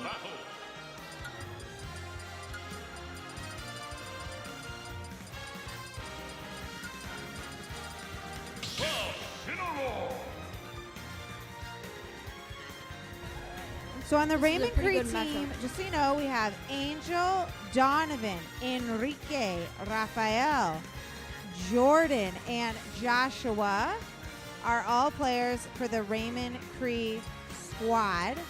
And then DSMS, Desert Springs Middle School, we have players Elijah, Anthony, Andrew, Randy, and Candido are playing today's Smash. And we have some interesting facts about these players. In fact, so Randy, he says his first move was code Black Ops 2. His first game. That's the first game, not his first move. His first game he ever played. Is this the first game you guys have ever played Smash? No. You've played lots of games. Okay, here we are. Round 2. Game 2. We have new competitors up. Okay. Those little floating things on the board there up top. Oh, those are platforms. I'm pretty sure on this stage they do disappear after some time. Oh. Well, we'll get to see if they disappear or not. And you get to pick the stage, right? Yes, but I'm pretty sure for fair matches and they all use the same stage of Pokemon. Yeah, for championships, they only use this stage. Yes. Championships is the same stage. Just to keep it fair, right? Yeah. Yeah. Different stages have different advantages and this kind of thing. Yeah, and depending on the stage, it could really be unfair if you have a character with a bad aerial or a bad recovery. Yeah, and right now, Incineroar's in a bit of a lead because he's has 3 stocks and Cloud only has 2.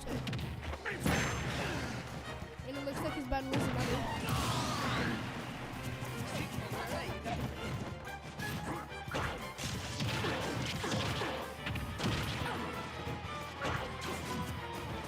Okay, and Desert Springs is getting weaker. Raymond Cree. We have about 5 minutes and 30 seconds left, and whoa, that was a huge hit right there.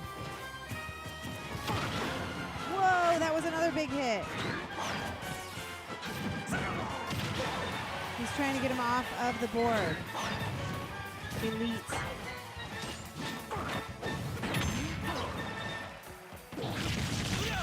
Oh, there you go. So Cloud just used his limit and killed Incineroar.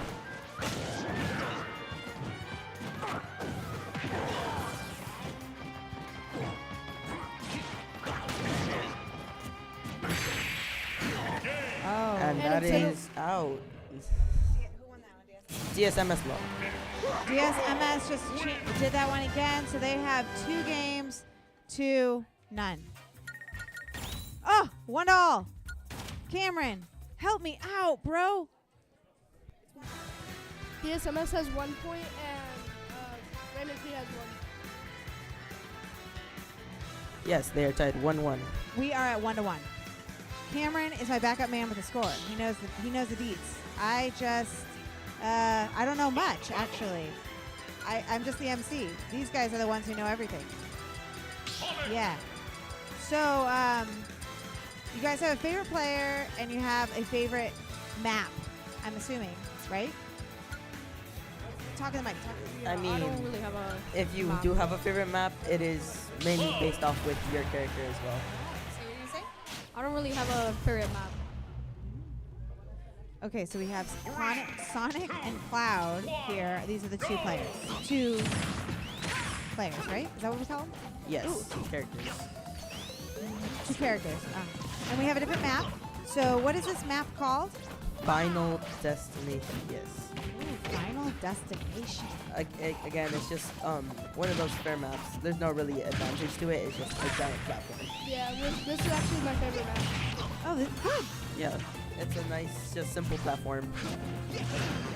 I agree. What about these two characters, Sonic and... Do they match up on this map well together? What do you guys think? I think Sonic has a bit of a disadvantage because he's really fast and he can fall off the map easier. Yeah, if he uses his... I would say this is a pretty even match for the both of them.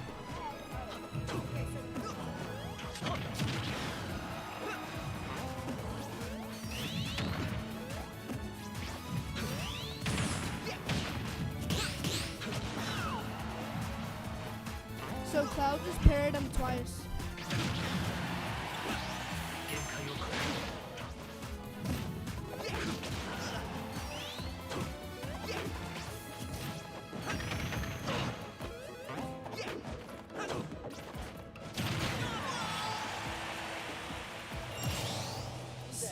So Cloud just uses parry on Sonic again and knocked him off the map.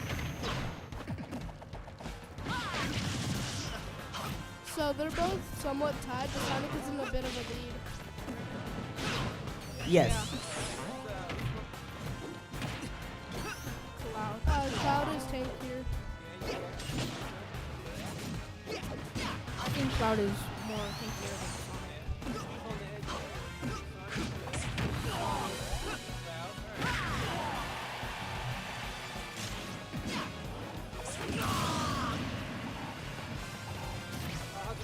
I think the event is going great so far. And you know that the winner of this event is going to take on Desert Sands Unified School District Middle School Team. Dang, that sounds crazy. This is like pretty even. Oh, like Cloud lost in their stock, huh? So Sonic is in a bit of a lead. Sonic could very easily lose the lead if he uses his hold B down and flies off the map.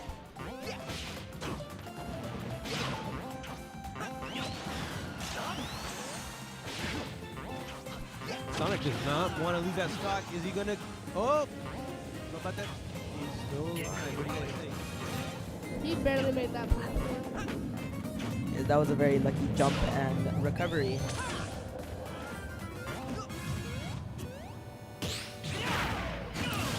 There it is. That One was a stock pretty nice each, hit. right? Who's going to Yes. take it, guys? Who's going to win it? What do you think? I think Sonic's gonna win this. If Cloud can time his hits right and not get hit too much, he could make it very well tied game. Yeah, he can pull it back. Yeah. But if Sonic continues to keep hitting him like this fast, he's gonna eventually get knocked out.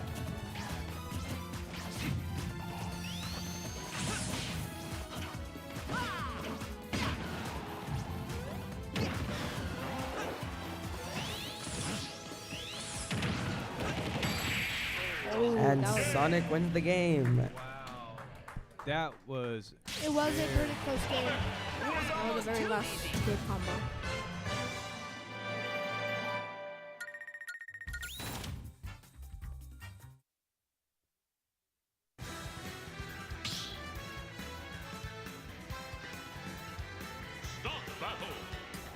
No, it's just one big platform. It's plain and simple. It's usually the go-to for any championships or competitive games. Yeah.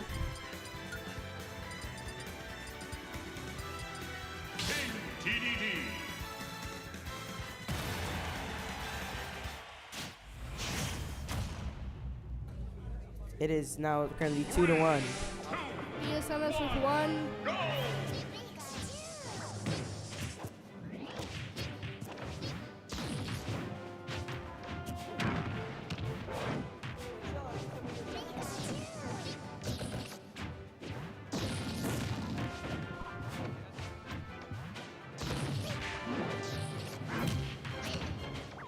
Ball team. How has esports gone for you this year? Balti, how has esports gone for you this morning? Or this year, sorry. It's been really good and it's really fun experience to fight with other people. And what's your game of choice? Smash Bros. Smash? Yeah.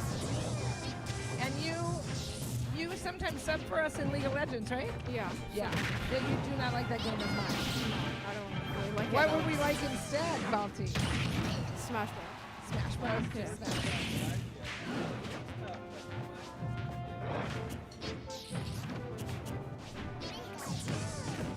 So right now it's Thank a you, pretty Coach. close game between King Dedede and Pikachu.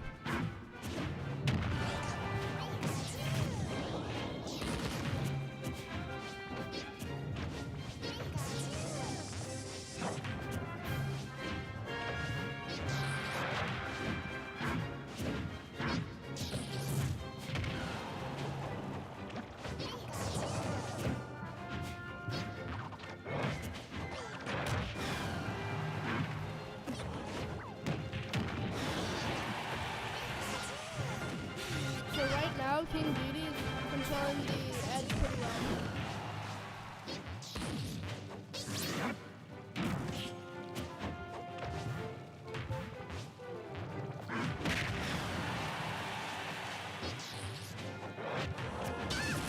As you can see right now, it's a very close match as if King Dedede misses that cannonball that he keeps hitting with his hammer, spike ball, Pikachu could deflect it and Pikachu just run up because he's light and fast. It's a pretty even match right now. It's 2-2. Yeah, because they're both at 2 stocks and they're at like the same score.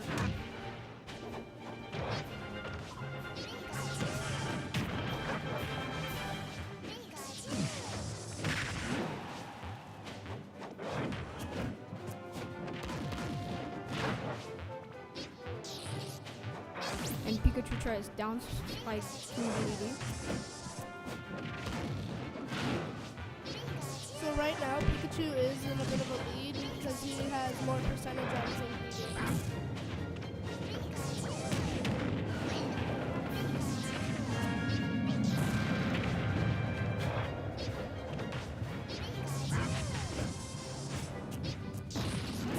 Yes, it is pretty even. Pikachu's in a bit of a lead again because he has less percentage. It does look pretty even. This is exciting. You know what? I was just thinking about excitement. Did you guys hear the Desert Springs Middle School's band earlier today? Yes, What you guys think about those band players? I'd say they were great considering I agree. I was one of them. And I just heard they're gonna play another song.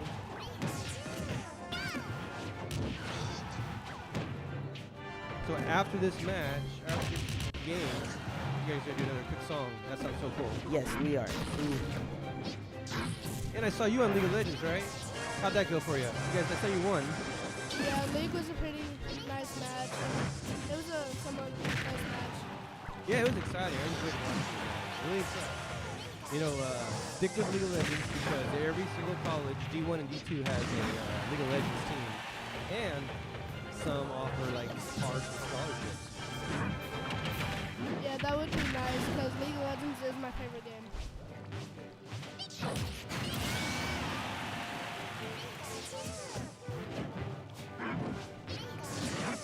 Pikachu is in the lead because he's at 0% and King Dedede is at 112.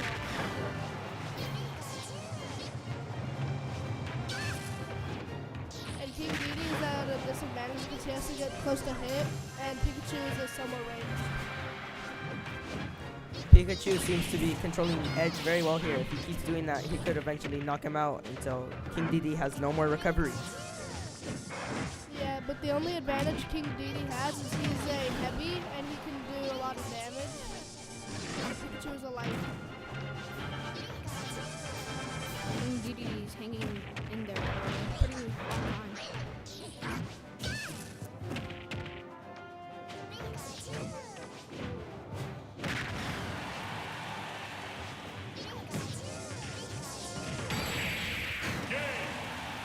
So Pikachu ended up deflecting King Dedede's spike ball and getting King Dedede killed.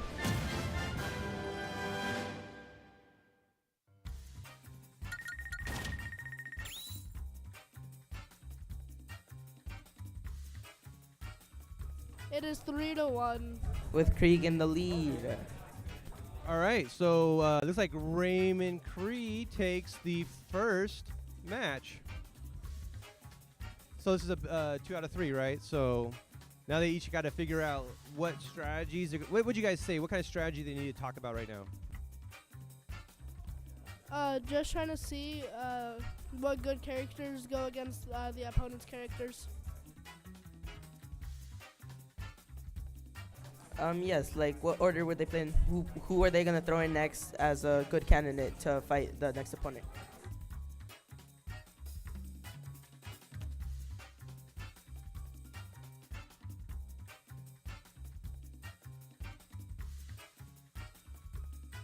I think they should plan out their tactics a little bit better and find a good character to counter the other character. So they get 5 minutes in total to decide how they want up. And so since Raymond Cree took the first match, DSMS gets to pick second as to their order of play. So they get to look at how Raymond Cree sets up their team, and then they get to decide how they want to counter pick them, right? Yes, and DSMS can sub out for switch players to other players and changes the order. Gotcha. Oh, I noticed I saw some high school kids walking through here, so sadly, you guys really don't get a chance to watch the high school play because you got to head back to school. But you always have this exciting YouTube stream you can always go back and watch when you're really bored.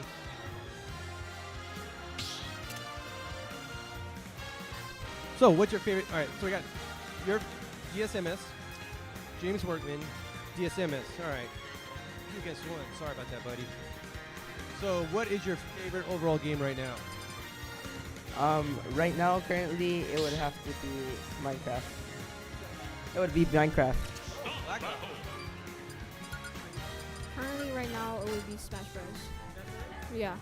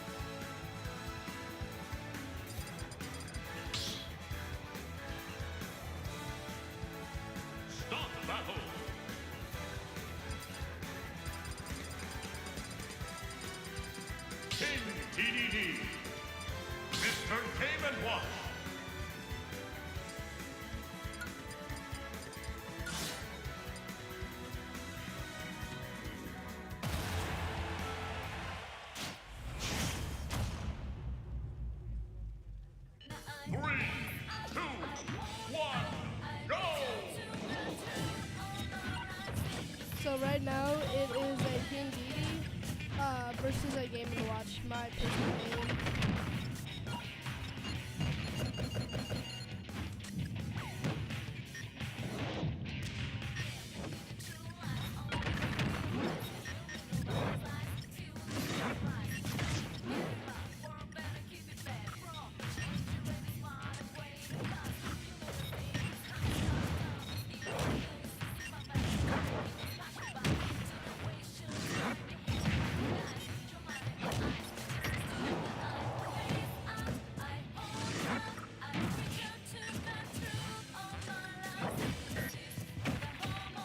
And it seems pretty even considering that King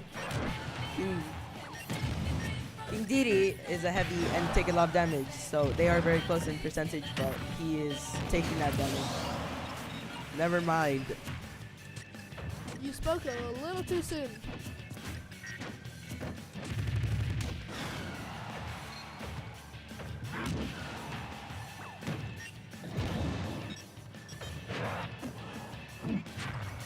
But King Didi is still at a low percentage, and Game & Watch is a light, and he's at high percentage. So King Didi can come back from that.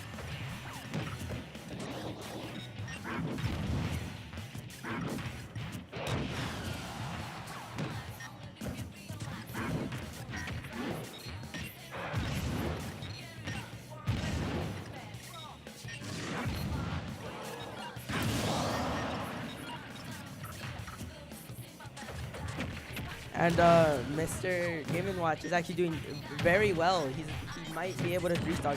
Never mind. Once again, he spoke a bit too soon.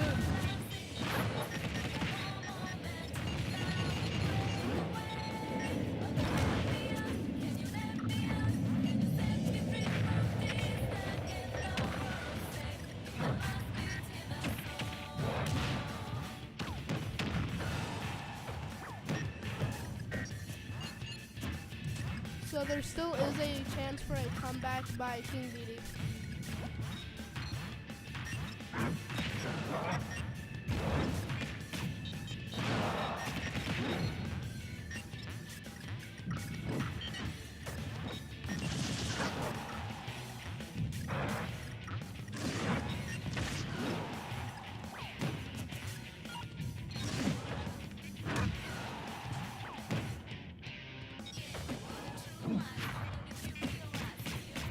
That was a nice knockoff by King Didi, but Mr. Game Watch has a very good recovery. But now he just star finished him. Yeah, he wasn't able to save himself with that. That was an instant kill right there.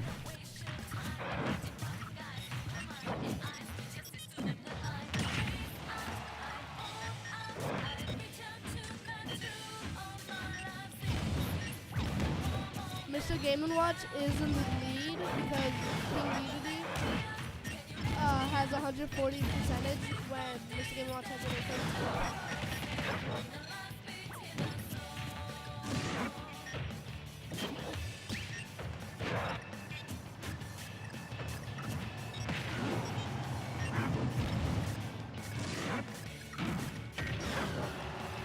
So Mr. Game & Watch is a higher tier champion. And he's still alive. He's still, never mind. I was gonna say he had a chance to win that, but Yeah, he didn't make survived that fight, that smash perfectly. And but he then did not make it back to the platform. And Mr. Game & Watch is a higher tier thing. then King Didi, so it was a little unfair from the get-go.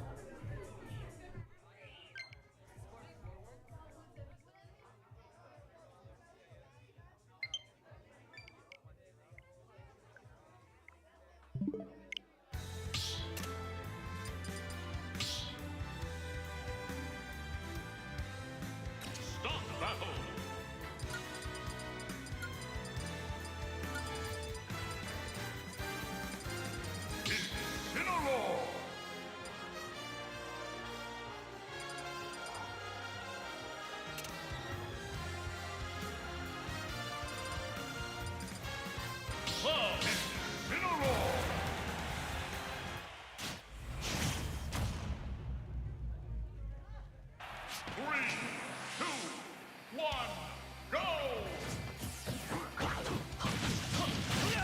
actually the same matchup we had before. Is Cloud versus the Incineroar.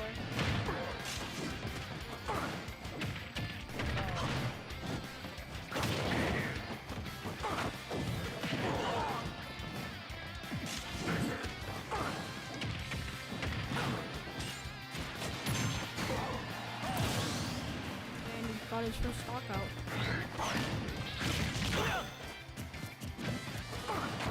Yes, so Cloud is in the lead because he's only at 50% and he's already taken one of Incineroar's stocks.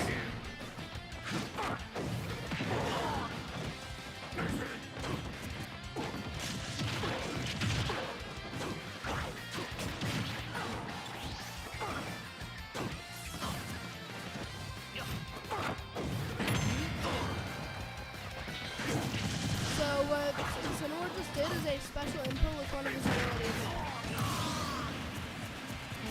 And they're both tied with stock too, but Incineroar is a bit of a disadvantage with a 103 percentage.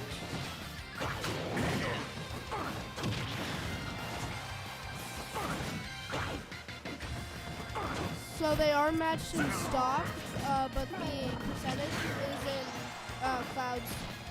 Yeah.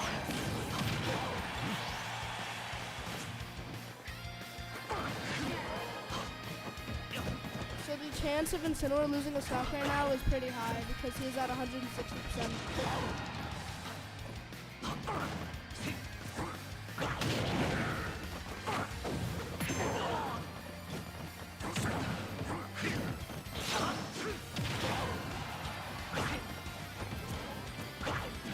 Incineroar is surviving pretty well for being at such a high percentage.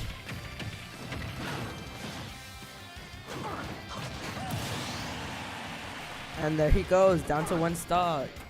If he can get some good hits, he could tie it up with his if he maintains low percentage. Yeah, so there is still a chance for comeback as long as Incineroar gets rid of one of Cloud's stocks soon.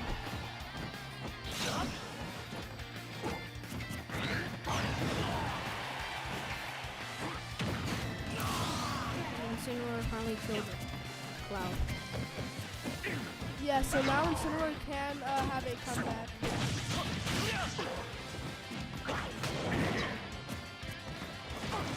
So now Incineroar just parried him, and his next attack would do more damage.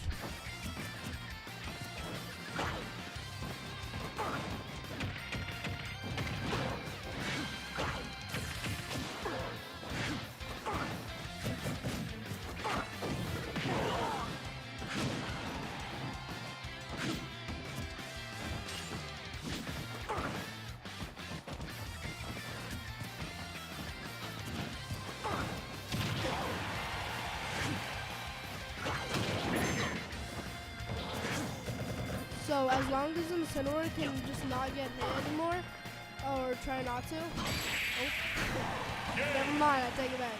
Yeah, and that is it with Cloud one stock.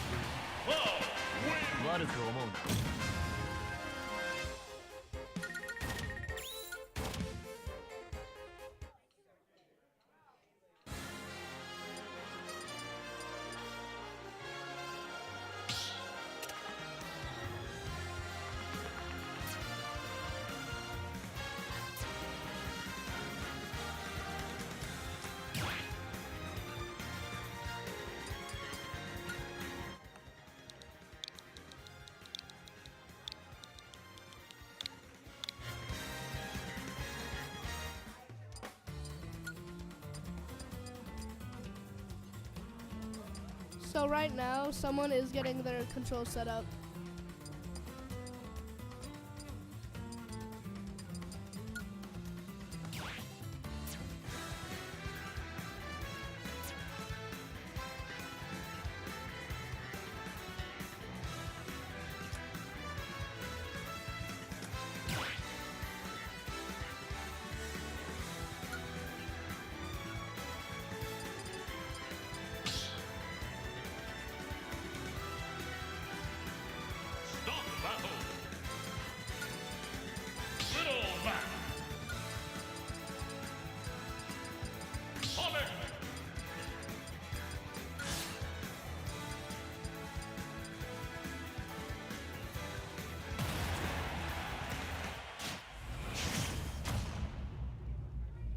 So now it is a Little Mac versus a Sonic.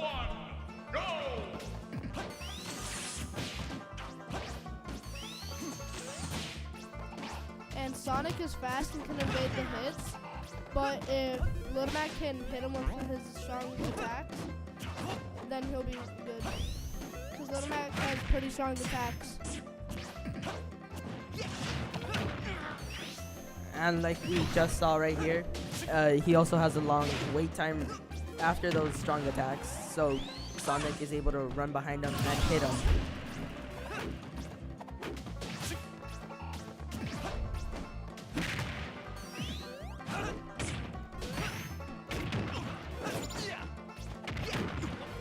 Yeah, so Little Mac has a pretty long wait time to charge up his strong attacks, and if he misses them, then there'll be a penalty thing, so Sonic will have a chance to attack.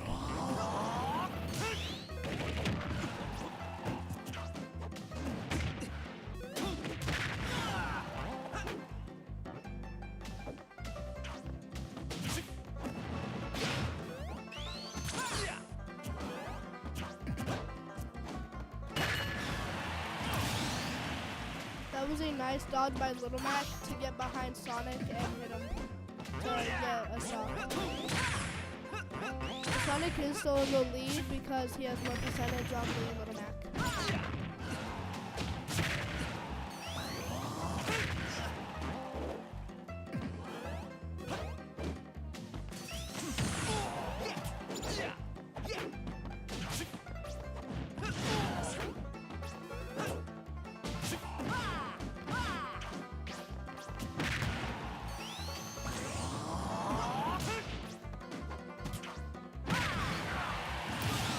And that was a great hit done by the Sonic right there.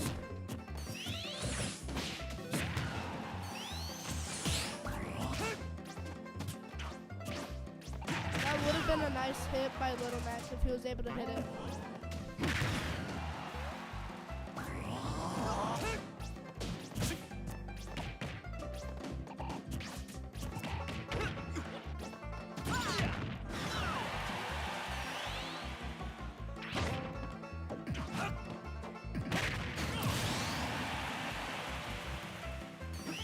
And it looks like they're both pretty even right now. Yeah, it is pretty even. Except the Sonic is still in a bit of a lead.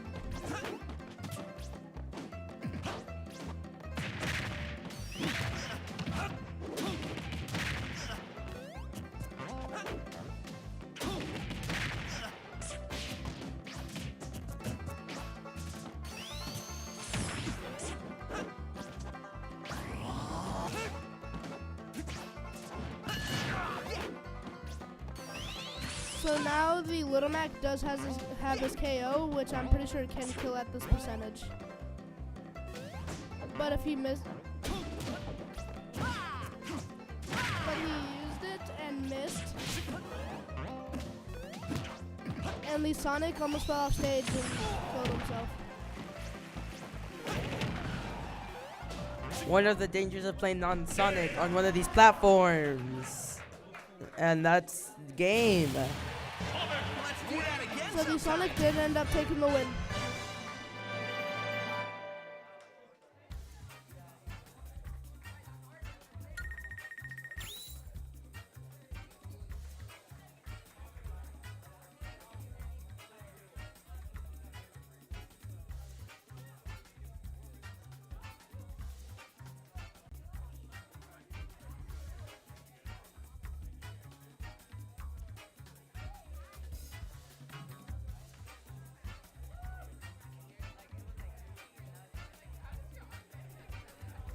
So Raymond Cree did end up taking the win.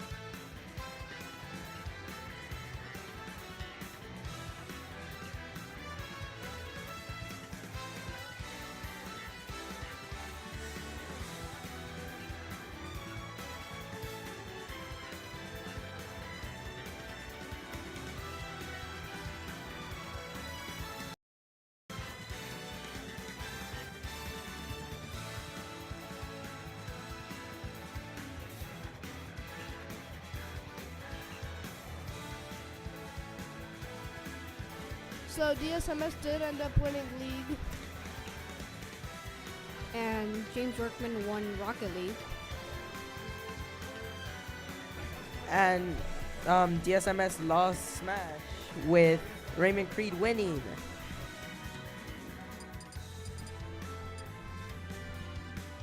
Okay, right before we start, our famous and world-renowned Desert Springs Middle School band is going to play a song to pump you up.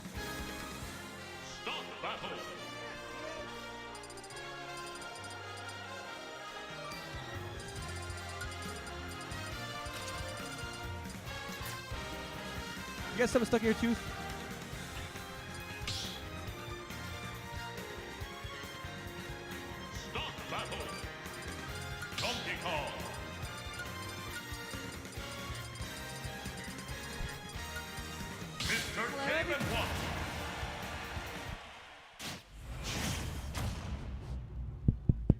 Hello, everybody.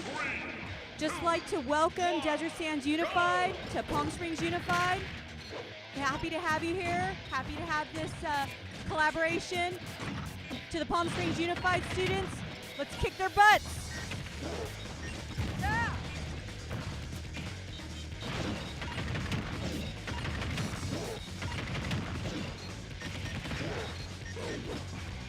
These two characters right here are my both favorite characters of all time.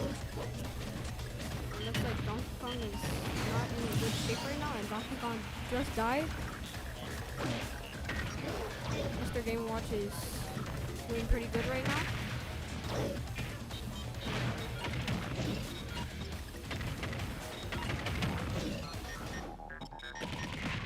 Mr. Game & Watch is doing pretty good right now.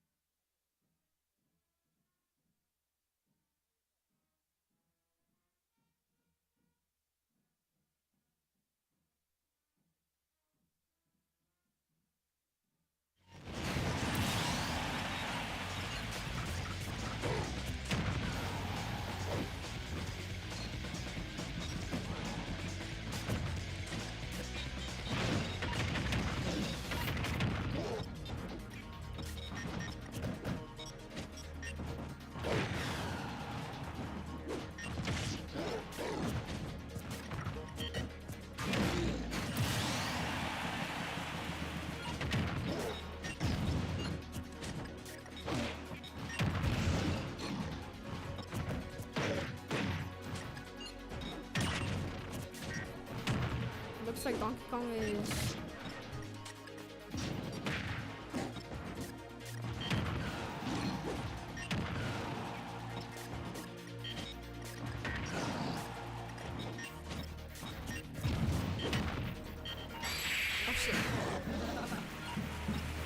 Donkey Kong just lost the game, and Mr. Game & Watch won the game.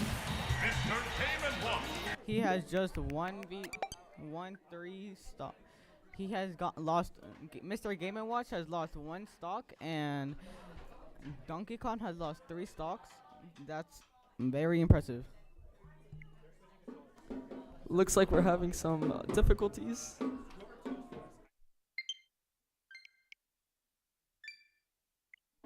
These difficulties will be resolved. They have connected.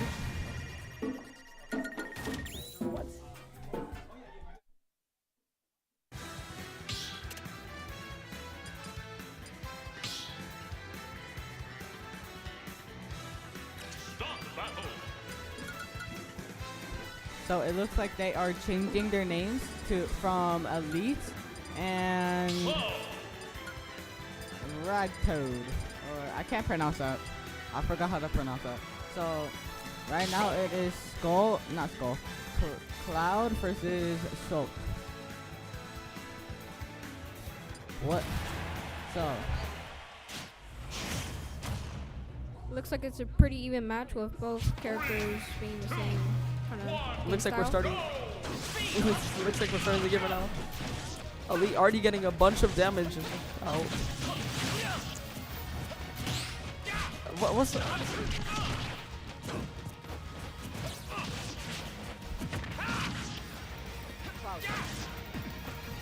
So right now, Cloud is at 66.7% damage dealt. Well, no, taken. And he has his limits right now. He just used it, and it did not really get him off the map much. Right now, Shulk is at 96.6%, and none of them has lost any stocks right now. And Cloud is like about like halfway from his limit right now. And Cloud just died from Shulk. Elite losing one of his lives. Var on 134 damage just died to Cloud. So right now, it is 2-2 right now. Well, basically 1-1, but they both have 2 scores. And Cloud has his limit right now, and Cloud getting out a bunch of damage on Shulk right now. Shulk is using his shield ability right now. Shulk is off of the map right now, and he has just lost a life. Cloud has his... Shulk just losing a life. Elite still with 2. Elite getting out a bunch of damage on Var.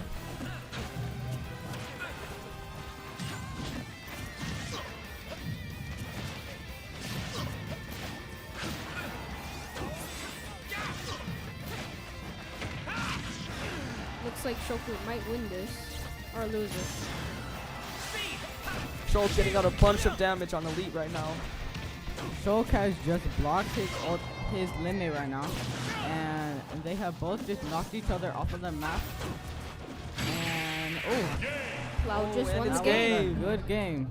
It was last game. It was what? It was 1. No, I'm trying to think what the score, but it was like 1 taken down and 3 all the way down.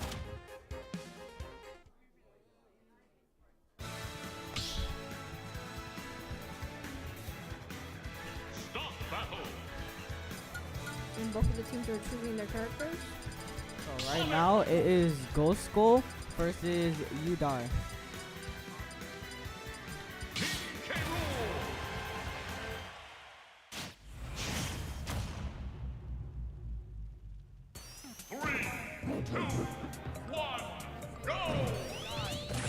Whoa, language, bro. What's that guy's name? Alligator? Dominator?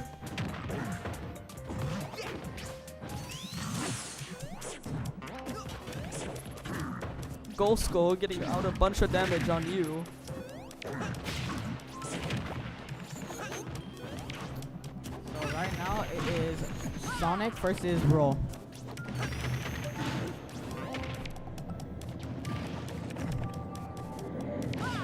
Sonic getting ready to use his attack. Oh, gets hit up in the air. The guy tries to attack. Sonic kicks him out the way. 120% damage. 145, and that is 1 life lost from U.S.D. Sonic with the dodge. Yes.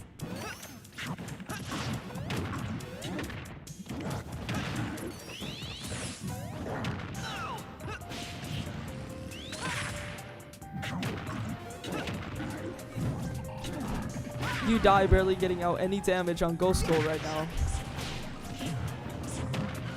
That is a good recovery from U.S.D. Roll is still alive. Barely.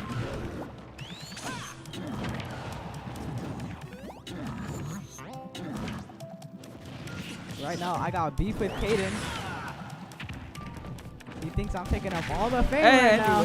Anyways, Sonic just finally loses one of his lives. U.S.D. on 168%, and that is 1 life lost again from U.S.D. For U.S.D. Sonic. Sonic has 2 stocks right now, and Roll has 1. If Roll can do this good combo, whatever, he can maybe come U.S.D back. has done no. U.S.D getting out no damage on Sonic. 70% on U.S.D. Ghost Skull just trying to kill U.S.D finally for the last time on his first life. King K. Rool is trying his best to kill Sonic, but Caden's having a little panic attack right now, but yeah, I had to say that live.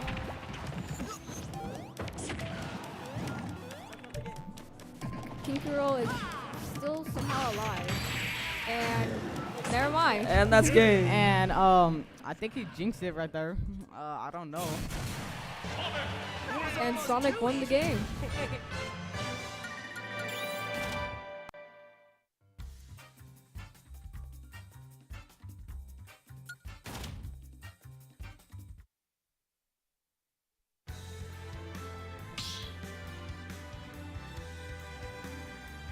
Start the battle.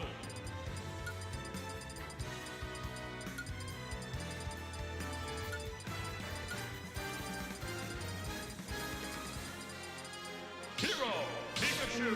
The first character is a DLC character.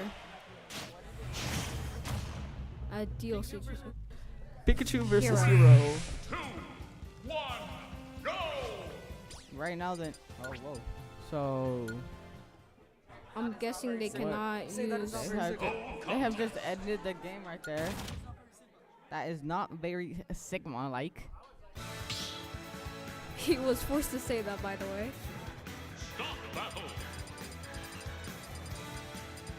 Pikachu. Jordan picking Pikachu. The Dom Bomb picking Lucas.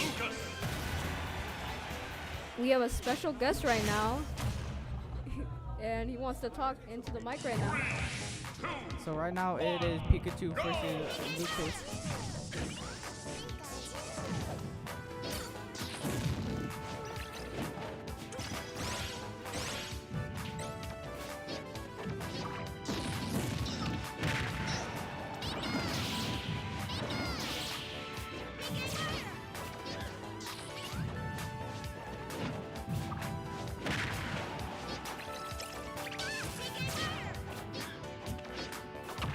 Jordan getting out a lot of health on Dom Bomb right now.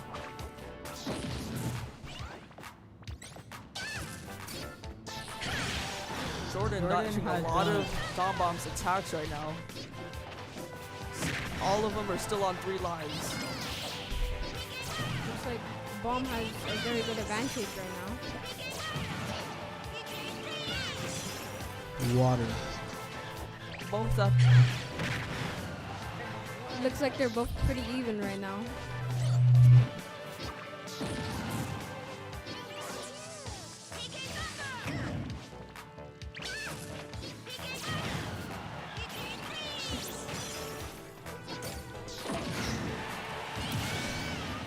So right now, Pikachu has just lost their life right now. And Lucas has just lost a life, so right now it is 2-2.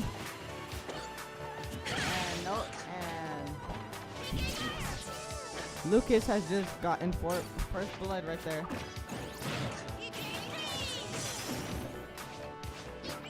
Lucas in the advantage right now because Pikachu has a higher percentage.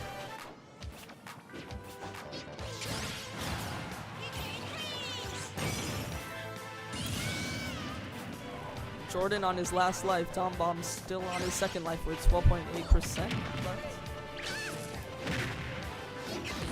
Jordan putting on some damage on Dom Bomb with his last life left. Using all his power to stay alive on his last life.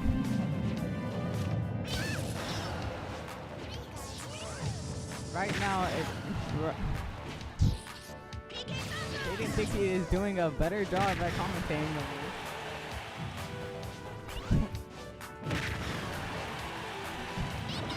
So basically, It is 15% to 15.7%, and D-bomb or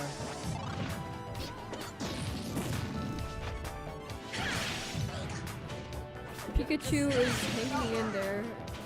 Oh, Lucas is trying to kill him right now, but it's pretty hard.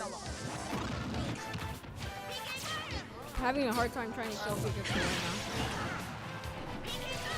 Jordan on 1 or 2%, trying to survive for the rest of his life. Dom Bomb and getting the last shot on him, and that is game. Hey, Mom. Lucas wins.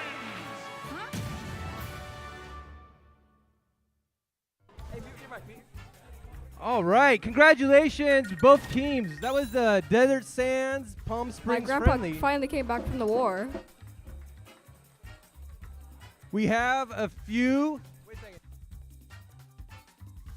Okay. So normally we'll play best out of 3. Problem is all of our middle school students have to be on the bus at 1. So we need to go to awards. So this is to be continued. So right now it's 1-0, but it's not over. Sound good? We do have to do awards. All right, so with that, we have our very own Director of Secondary Education, formerly known from U.S.D, but now resides in Palm Springs, Deanna Killian.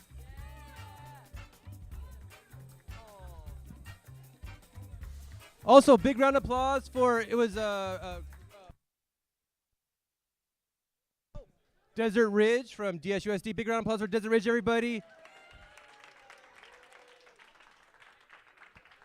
Thank you for making the trip out here. I know that was a quick match. I know we like to do 3 normally, but time killed us. I apologize. However, hope to see you guys next season, if not sooner.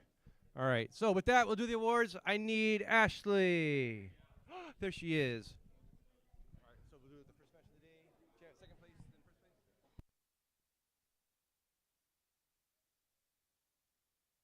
place. All right.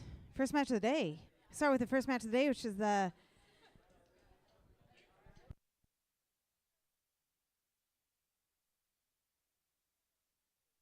Rocket League.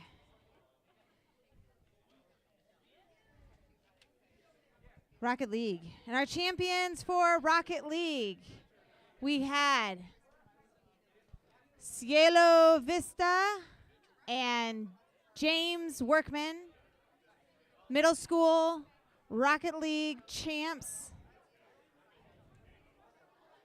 Second place, Cielo Vista.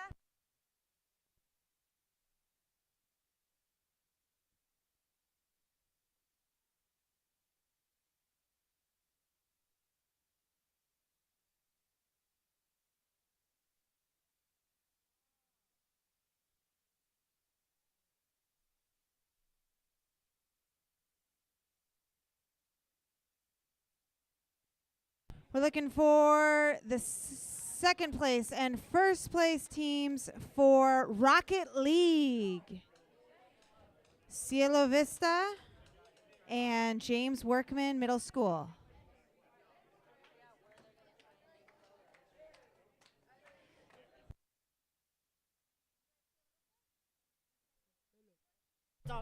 Hello.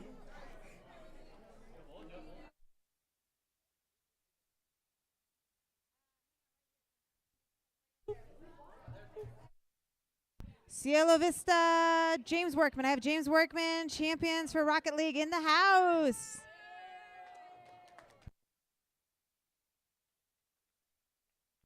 And we have Cielo Vista coming in. So right now coming up, Cielo Vista is getting their second place awards. If you check it out over here, Great Plains, Cielo Vista, amazing. We had this year, Cielo Vista, Simon, Vincent, Giovanni, our Rocket League players from Cielo Vista, second place. Thank you so much. Well done, guys. Reminder, that was led by Mr. Paul Gordon, Coach Gordon at Cielo Vista Charter. Now, for our Jacob, you're in the camera. champions, can I get a drum roll, please? Congrats. Oh, yeah, drum roll. We have our James Workman Middle School coach, Ms. Miss DeBlois,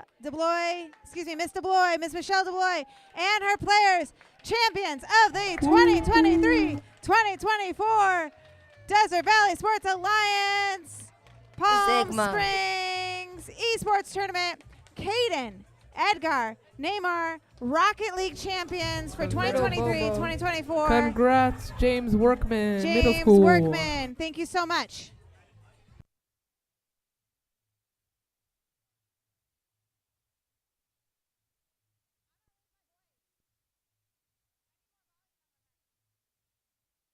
Give a round of applause for James Workman Middle School.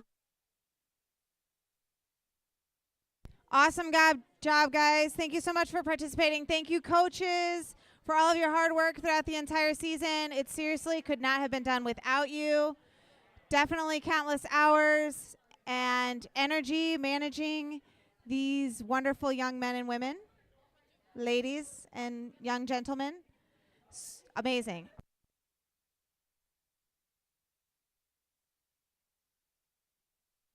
Second place, we are now on to our League of Legends Championship. We have second place team is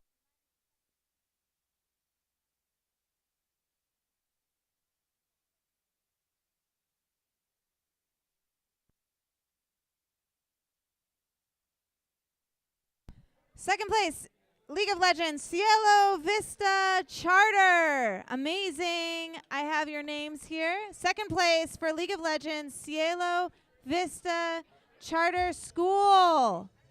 And League of Legends players, Patrick, Colin, Jacob, Brian, and Guillermo. And champions of the League of Legends 2023-2024 Desert Valley Esports Alliance, we have Desert Springs Middle School. League of Legends champions, Desert Springs Middle School.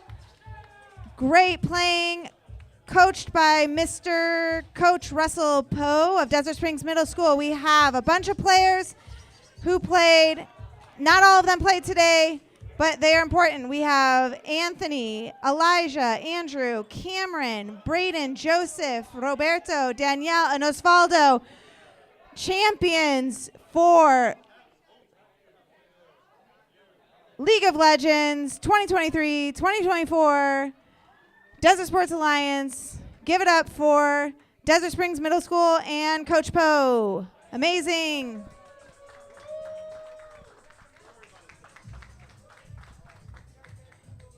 Very well done. That is a very tough game, that League of Legends. And I had some amazing shoutcasters helping me out.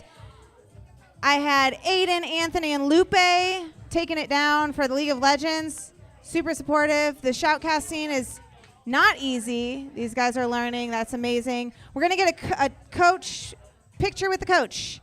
Picture with the coach and the trophy. Desert Springs Middle, League of Legends champions. Don't forget to smile. You had fun. You learned. You got out of class. You gained some valuable skills. That's it. Yeah. Well done. Desert Springs Middle School and Cielo Vista Charter, both for reaching the finals. Thank you, coaches, once again.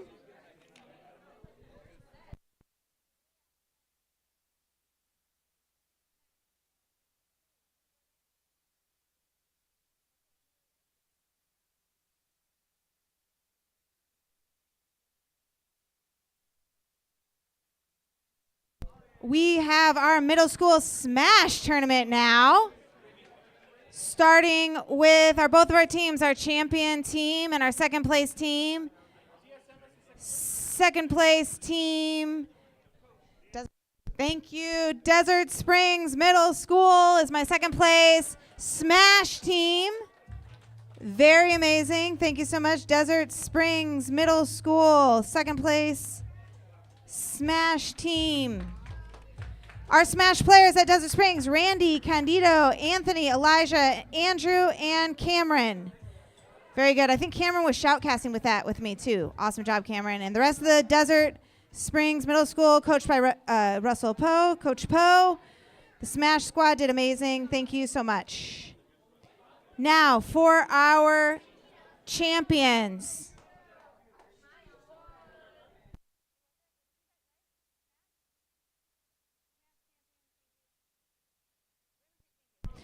Our Smash champions now for the 2023-2024 Desert Valley Esports Alliance, Raymond Cree Smash team. Love that team spirit. They're going to come up and get their trophies. Raymond Cree Middle School Smash players. So well done. We have Donovan, Enrique, Rafael, Jordan, and Joshua, coached by Mr. Coach Scott Latcham, also helping me out, my right-hand man for this morning. Thank you so much, Coach Latcham, at Raymond Cree Middle School Smash Squad. We're going to gear up here for a photo, first place winners. If you are in middle school and going on to high school next year, we hope that you participate in the esports tournament at the high school level, maybe even try a new game. Right here in the live stream, we have our Smash champions for 2023-2024, Raymond Cree Middle School and Coach Scott Latcham. Thank you so much. Give a round of applause.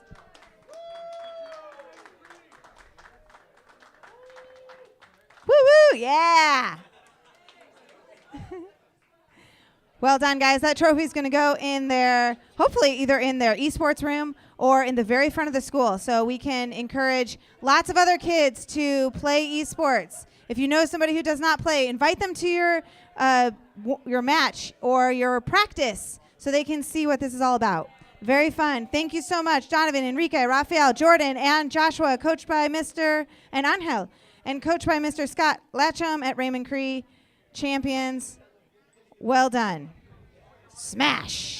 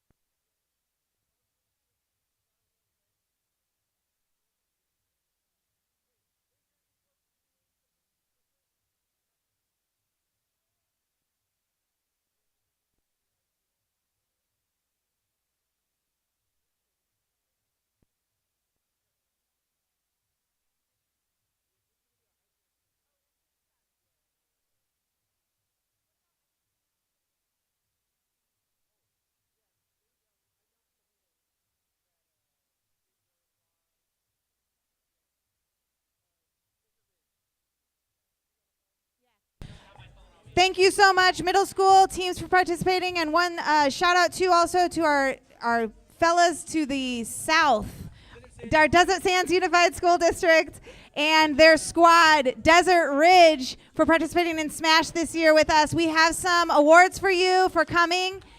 Please come on up to the east, to the east, to the east. Awesome. Thank you so much, Desert Ridge Smash players. I have your names, and I want to say them. Isaac, Matthew, Ian, Dominic, and Miss Coach. Is it Sandy? Is it Sally? Miss Coach Sally. I don't know if Sally's the coach. Wait. Oh, no, she's not the coach. I don't know who the coach is. I think. Okay, doesn't matter. There's the coach. Amazing. Thank you so much for participating. Awesome photo. Desert Ridge, you are welcome back anytime. You competed very well. Round of applause, Desert Ridge from Desert Sands Unified. Thank you so much. All right, next up, we are going to move on to our next exhibition match at the high school level.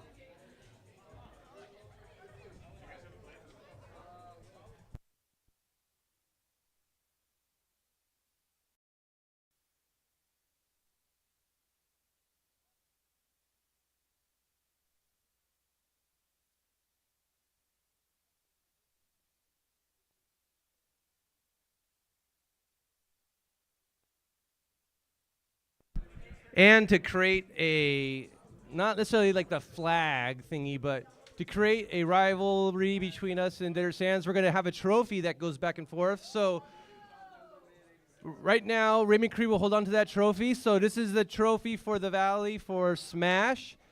So Raymond Cree Middle School Smash players, come up there and get your Valley trophy.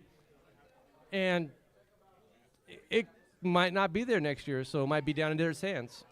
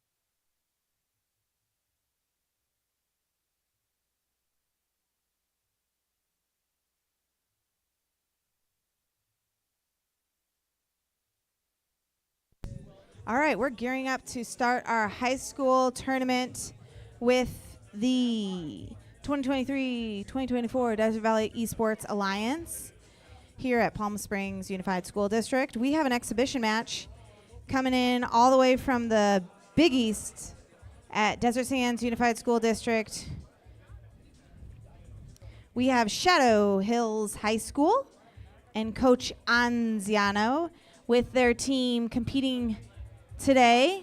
Our guests, these guys won the 2023-2024 PSUSD District Championship back in March, and they are coming here to take on our champions, or one of our good teams here at Palm Springs Unified. We'll see how that goes. They're gearing up for their Smash tournament. Smash match, I should say. Say that 5 times fast. Smash match.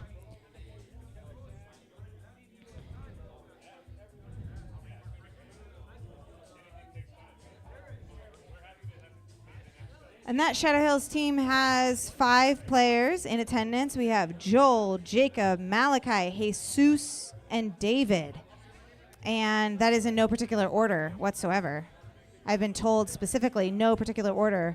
Joel, Jacob, Malachi, David, and Jesus. These guys are the champions of the Desert Sands Unified School District Championship in March. And they have 3 graduates on the squad, already graduated high school, on to college, and here to represent their school and themselves. Oh, we got some smack talking off on the left that maybe these guys aren't eligible. They're college players now, heading off to the big time. And then we have 2 juniors on the squad who will be taking it back to Desert Sands for the next generation of esports players. Esports is a huge but growing sport, not only around the world, but here in the Coachella Valley.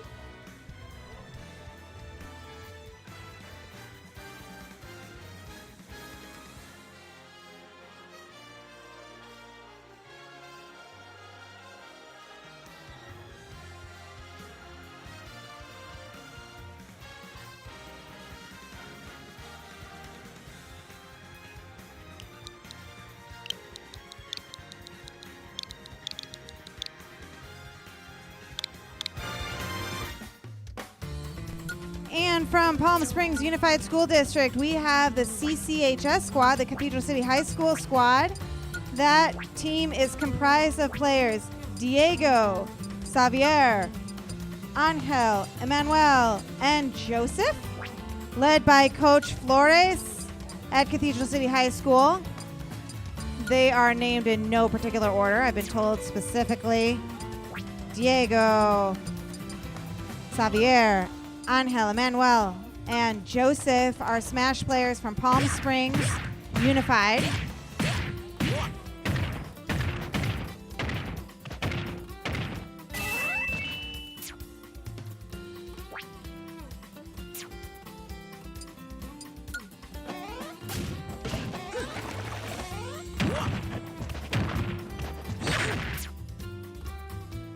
For those of you that don't know Smash, Super Smash Brothers is a game that was first debuted in 1999 by on the Nintendo 64 gaming console. 1999 for most of these players was before they existed. Long time. Ancient history. It's been called the fantasy football of gaming because players get to choose any player, any character on the board. There are many characters. I might have that number here in just a minute, but 89 playable fighters. Most of them are Nintendo players, but there are some crossover players from other gaming genres. Little shout out to my teammate Mario here. He'll be interested to know that there are over 1,000 songs on this game, Super Smash Bros. Ultimate. It has been called the greatest hits soundtrack for the Nintendo gaming series. Over 1,000 different songs coming on in the mix as the players are playing. And I've been told that the songs behind the video game actually make a big difference to players and fans. So that's something interesting to keep in mind. We're getting geared up here with the Cathedral City High School Smash squad against the visiting Shadow Hills Smash squad led by Coach Anziano, coach at Cathedral City.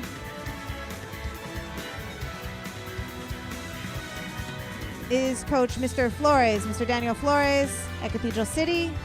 Their team's getting ready, they're getting focused.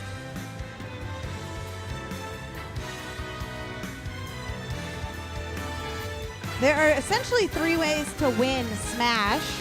You can either be timed out, the timer goes out, and the person with the most points wins on the most points remaining on the stage, or they call it the map.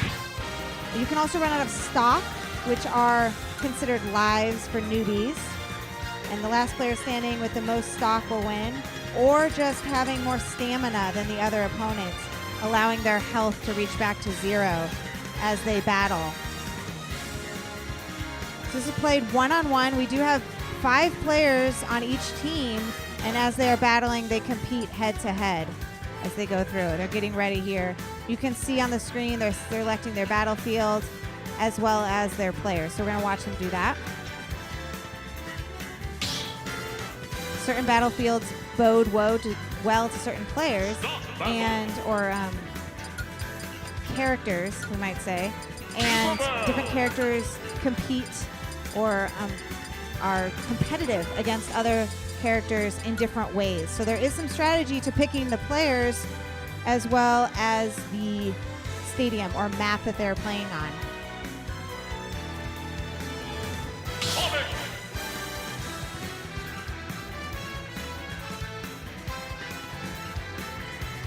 We are ready to start. Ready to rumble.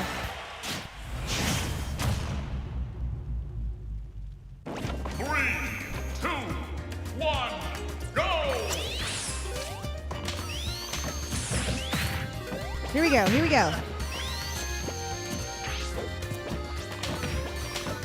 So we have 2 teams here.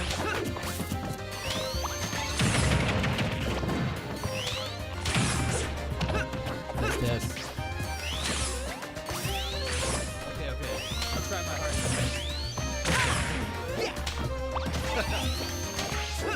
All right, we got Burger from CC playing Sonic.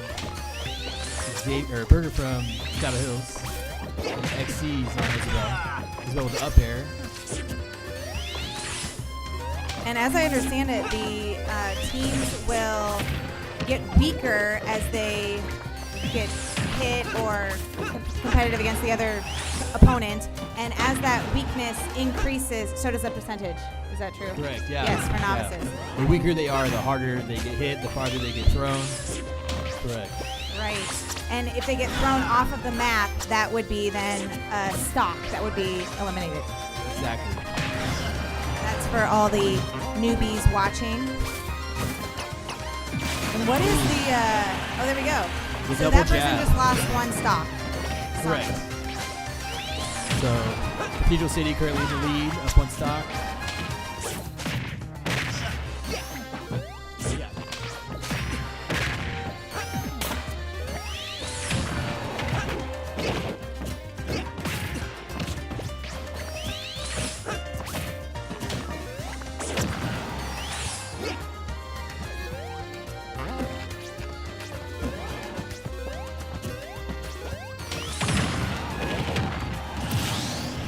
Nice forward air there coming out of Burger, taking the stock. Ooh, raw F smash from Isabel, taking the stock there. Huge. So 1 more stock to take. Yeah, full stock lead for CC right now. It's the fishing pole, down air.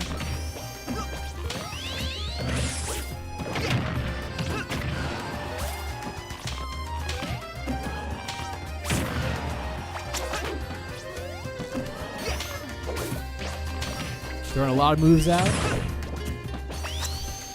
Let's see if we can play around the gyroid.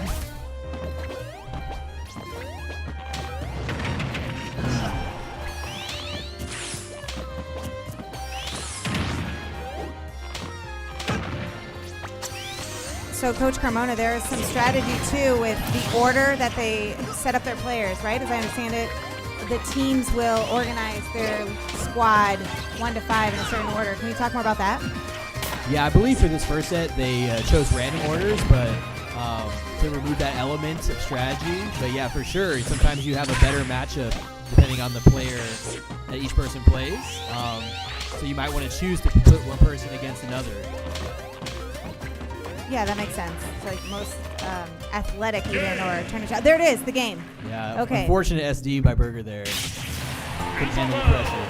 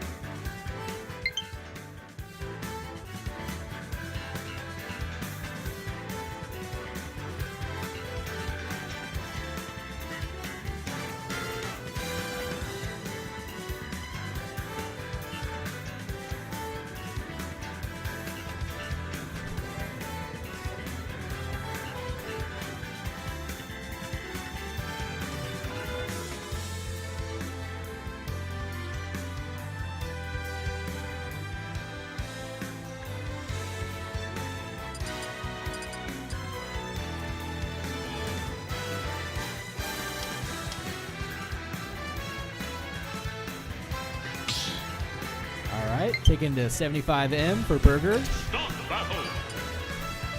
That's the Burger, not Burger, the Goomba.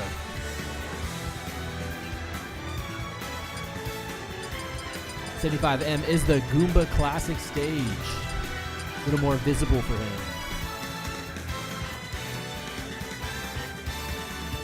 Let's see what they're going to bring out here. First pick for CC's Gandorf. Shadow Hills is going Sora. And are there specific matchups? Like if I pick Gandorf, you will most likely pick a certain style of player? Or how does that work? Definitely could be. Most of these kids only play about 1 or 2 characters, so it's you're trained on a specific character. Right, so you know their moves, what they can do, what they're good at, what they're not. So most often, like these kids come and play, they're gonna play a certain character no matter what. But their character could be better against other Matched characters. up against other characters. And there might be some strategy in researching what the other team's character choices typically are and deciding who's going to match up against who. Oh, for sure. Yeah, from the coaching side especially, like you want to look at who they have and who your players can do better against. And there is a lot that goes into that because it could make a big difference. Right. And so even in this match here right now, it looks like there's one player who's a little smaller and another one's bigger. That's something in the Smash as well, right? Yeah, so Gandorf's a heavy character, so he's a little harder to hit off stage. But once you get a high enough percent like that, he's going to go flying. Goomba is a little lighter with Sora, so something like that is going to kill him. These guys are matching up really well. Right now, Joe's really handling the pressure from Goomba's magic. Ooh. Call out with the F smash there. He's going to take it.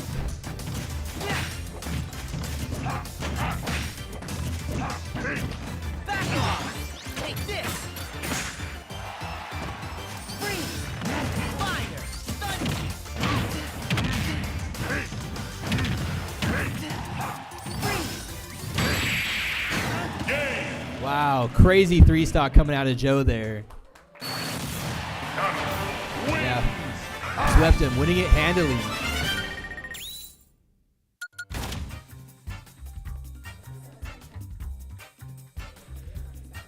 Cat City's got to be feeling pretty happy about that win there, 2-0. One more and they're taking that best of 5. So Shadow Hills is going to have to win 3 games in a row now to Let's not count Shadow Hills come out. back. They are, in fact, the champions of the Desert Sands League, so we know they have what it takes. We'll see if they can channel that kind of energy back from Marsh to win this next battle.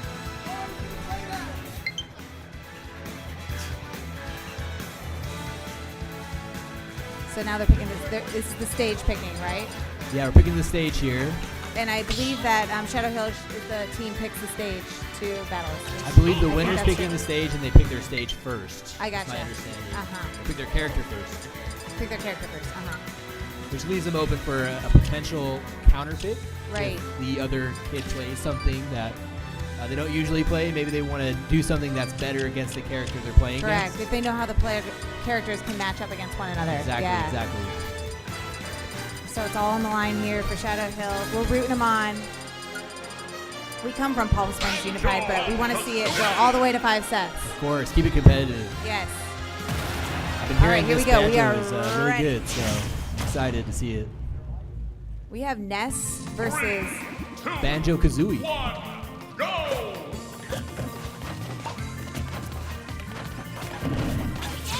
Both these players very skilled, from what I hear. Whoa. Triple forward air from the Ness, racking up some damage. Spot dodge up there. Ooh, going for the up B call out. Little drift away. Side B on the ledge. Pulls out the yo-yo. Keeping him contained to this corner here, corner pressure. He is, yeah. Kind of keeping him contained just that side, so it's a little bit easier for him not to get back on the board and regain his position. Exactly. Okay. Bring out the grenade. The down air. Moon's looking really calm in this matchup right now.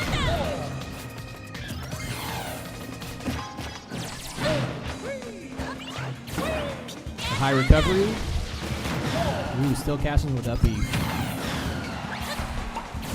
Down to one side B left and done. Yeah, Moon pretty much dominated that battle there. Let's see if Goomba can get back in shape. Get his feet back underneath him. Oh.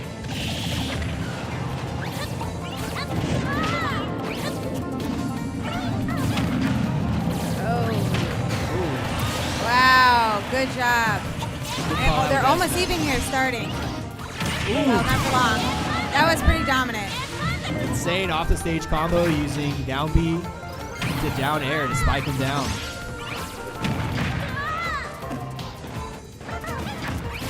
A lot of down airs coming out from the banjo.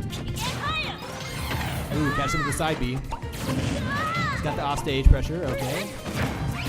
Back to neutral. Ooh, nice call out with the side B.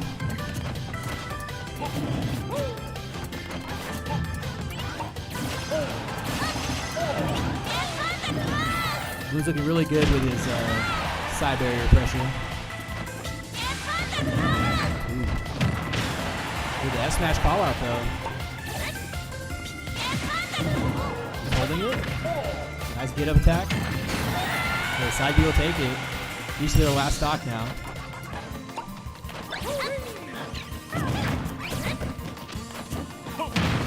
Throw into nothing.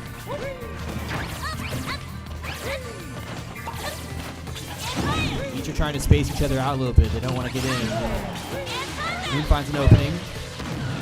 Ooh, takes it with the up There it B. is. Very nice. Well done, Cathedral City High School.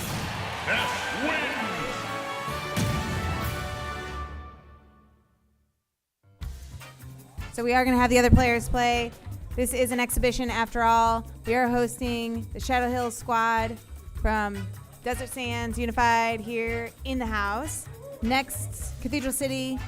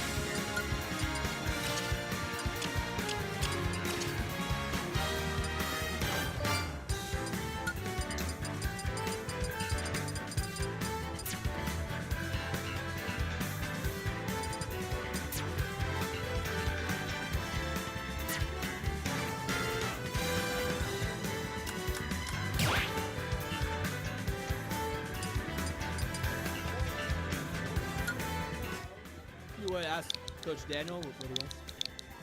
Looks like they're considering whether we're doing a best of 3 or best of 5s, or if we want to play out the best of 5. Gonna have the coaches come in and talk it out.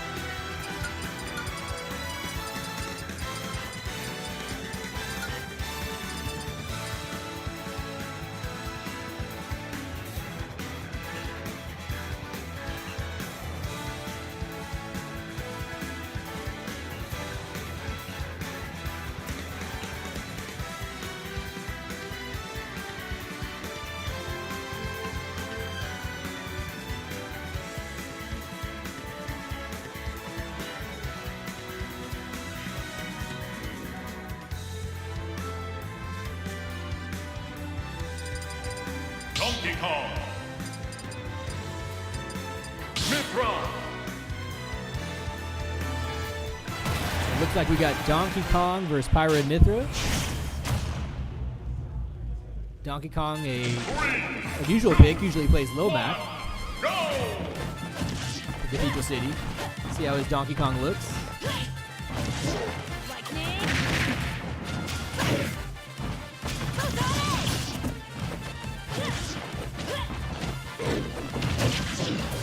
Almost looks like David and Goliath here with the heavy Donkey Kong and the light. Pirate Mithra. Yeah. And Pirate Mithra is a DLC character, so ironically, probably a better character overall than the Donkey Kong. But we'll see how it turns out between these two. And she's better because she has more skills in her back pocket, or? It's, it's with a lot of DLC characters, their entire moveset just is better in a lot of cases than a lot of other characters. That gives them slight advantages in different categories. So a lot of competitive players will play DLC characters because they are just overall superior. Yeah. But a better player can for sure win with the worst characters. Yeah, like what we're seeing right here, right? Absolutely, yeah. Donkey Kong ahead of stock right now. Ooh, Clash with the side B. Red can handle the pressure, gets back throwed. Ooh, goes for the spike. Up tilt. Hits the back air, follows with nothing. Oh, the parry in the Donkey Kong punch. Take the stock for sure. Still living, and that's the heavy character part there. Ooh, parry into up air again. Nice. Red takes the stock, 2-1.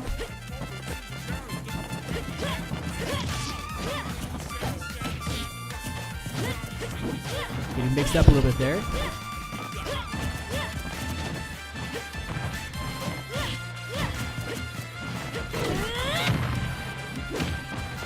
Red playing a little slower here. Throws up the F smash. They're punishing the shield.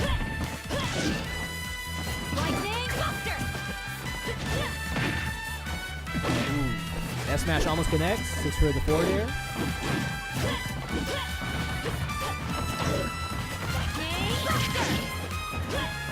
This is being able to be a lot longer battle here. I'm noticing that it's just taking a lot longer to weaken these players to defeat, to take their stops.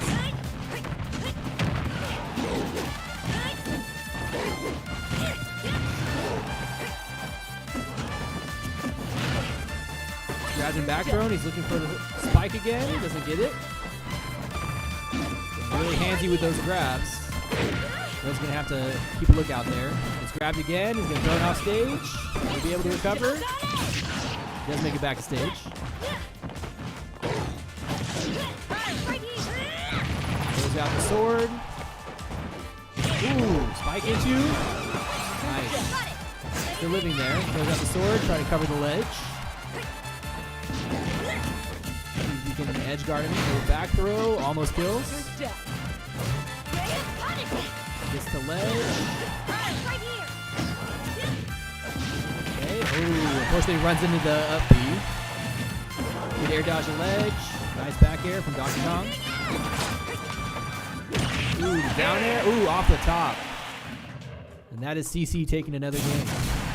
Very close. That was a very close one. Long battle, that one.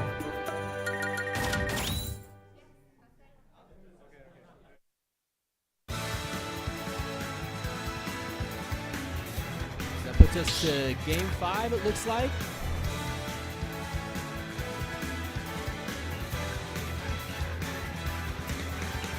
Unless that was the reset there, I'm not sure. We're gonna find out. I think we're going to game 5. I think this is our last player head-to-head, last battle, I should say. Yeah, that looks correct.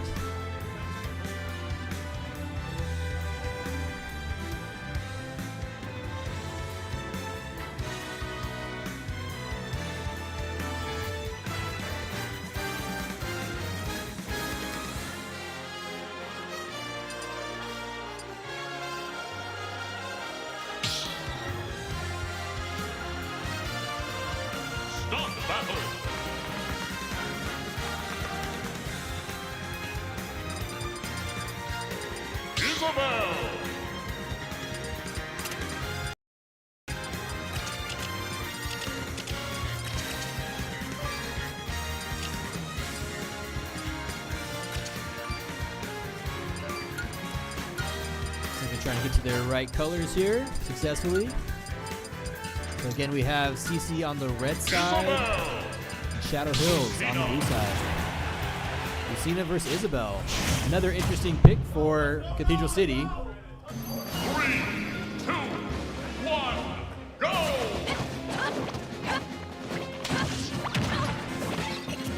I like that these characters are both lady characters. Yeah. Yeah. Tough ladies. Two very different games too. From Animal Crossing and Fire Emblem. And do they embody some of their prior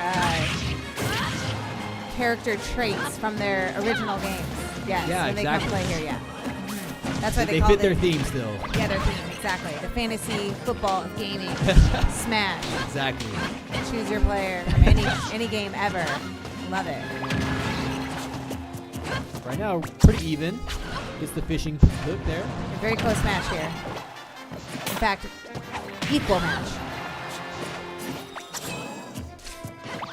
The interesting, Dummy's teammate is a very good Isabel player as well, so should have some experience against this matchup.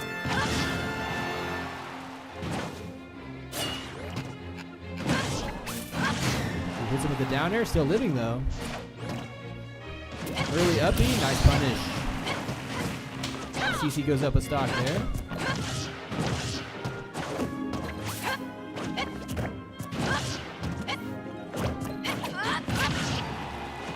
Catches him with the end of the side B there.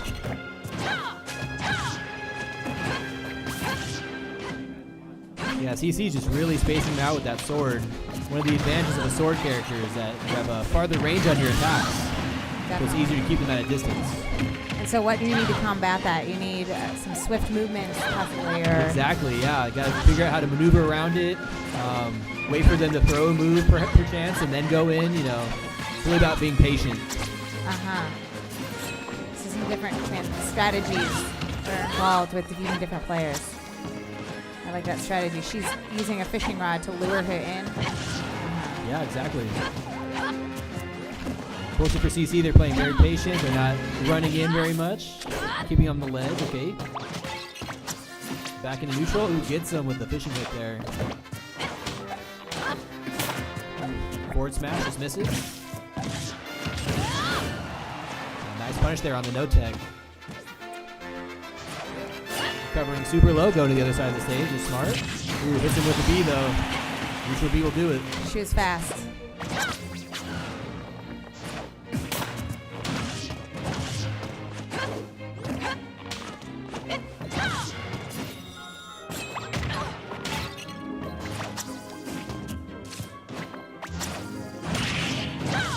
Gets in from above. Ooh, doesn't tech the wall, and that's it. Well done. Well done. Well, Desert, you'll never defeat me. Cathedral City High School has been playing this game for a long time, and Shadow Hills is new to this game, so it's understandable that Cathedral City really took them out. I mean, they've been dominant for 4 years for a reason, and yeah, they got no 4 doubt. seniors on their squad. Like, these guys are definitely excellent at the game. Totally. But that's why we have these exhibitions, to get the other teams in here and give them some good competition, but also up the game, because we're just a pond. There's an ocean of players out there who are ready to take on anyone who thinks that they've gotten too good, right? Of course, yeah. You never know who the next up-and-comer is going to be, and there's a lot of great players at a lot of different schools, too, so every year is going to be a new year. New year, yep. And with people moving in and out and coming in from middle school and then exiting through being a senior, new players every year. So it was really great to see our friends from the East, Shadow Hills, and Coach Anciano with his players, Joel, Jacob, Malachi, David, and Jesus. Those 3 seniors from Desert Sands, they're out of here. And we have 4 seniors on the Cathedral City High School team, led by Coach Flores, Diego, Xavier, Angel, Emmanuel, Joseph. Thank you so much. That was so fun. And it looks like they might be playing another game. I don't know if they're strategizing to see what pick order they want to do. But yeah, they might be looking to play another set to see if they have time to do another 5 games, which would be great because they've been waiting hours to play. So Yeah, no doubt. And they can strategize a little bit. So maybe they'll come up with a different game plan. Maybe mix up the order of their players, or perhaps choose different characters within the game. absolutely, I believe if it's the same normal rule set, Cathedral City will lock in their order, and then Shadow Hills will then get to choose which of their players will play against Cathedral Cities, which can make a huge difference for sure. Yeah, that's really nice because you get to see the team, the players out first, and then choose. Okay, this player will go against that player, and so on and so forth. And now that the school has seen the other team compete once, they might have a different strategy of how they're going to line up against them. I'm not sure if there was a lot of scouting going on before the match. Not sure. No, I don't think so. I don't think so. There's not. I mean, you have to really be digging for those videos that we stream. You know, they might have prepared that much, but These coaches are just almost volunteers. They Yeah. they actually are teachers too. Teachers first and foremost. absolutely. So probably they didn't have time. Mr. Anciano didn't have time in his free time to watch a bunch of live stream, but it exists. I it does suppose. exist. You could find it on the DVEA YouTube or wherever we store those videos. Yeah, it's on the Desert Valley Esports Alliance page. I was gonna say Facebook page, but it's not on the Facebook page. On the YouTube page. That's the word I was looking for. On the YouTube page, you can go to live. I think they have streaming. live streams. But if you're videos. watching this, you're already there. So Yeah, exactly. we're You should know where directing you're you. at, yeah. Yeah, exactly.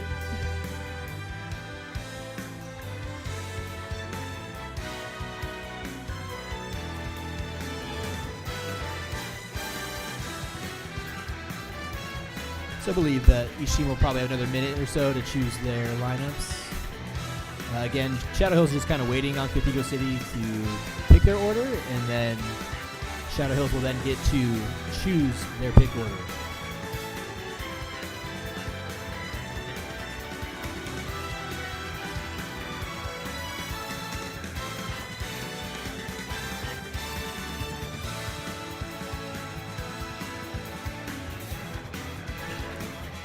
And while we're waiting, just some other information about Cathedral City High School. They did play the Rancho Mirage High School on Wednesday and beat them, but a close match, 3-2. Rancho Mirage had another event today, so they couldn't be here, so they played early. Rancho Mirage High School did a very good job against the Cathedral City squad. Still, Cathedral City dominated. Yeah, those kids are just super good. I don't have to say. XC's one of their captains has won youth tournaments out in the desert, and he's played against Shadow Hills players as well. So they're definitely looking for the run back. I think that first match between XC's and Burger was the grand finals of a youth tournament a few months ago, and Cathedral City came on top of that as well. So they're definitely looking to get some wins here. I know they're definitely hungry for it. Yes. I know their team is hungry for revenge, I think. They haven't given up, I can tell.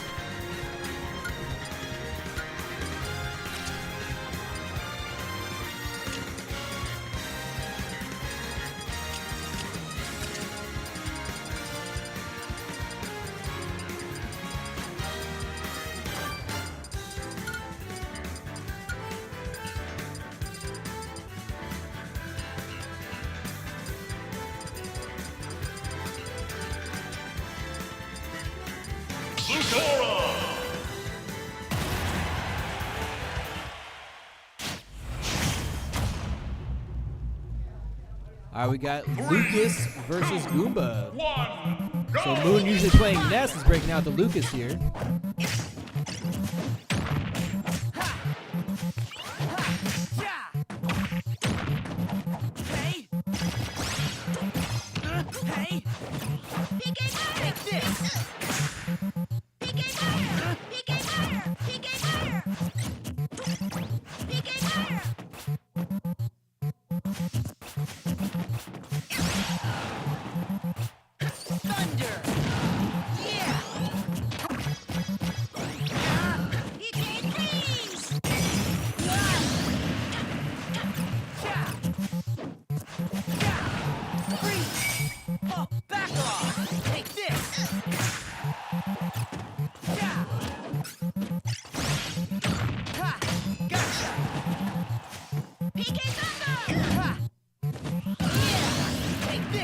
Unfortunate SD there coming out of Moon.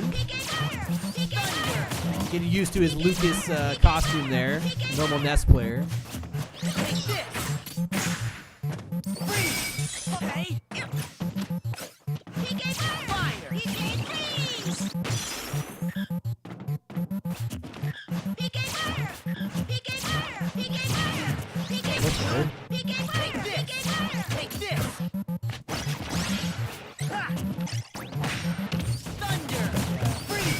Ryan Luna on the mic with me here. Oh no, don't say my name. Now you've been identified, so. They'll know who's in trouble.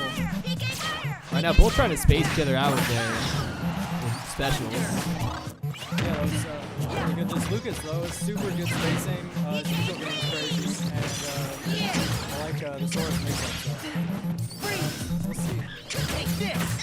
The triple down smash coming out of Moon there.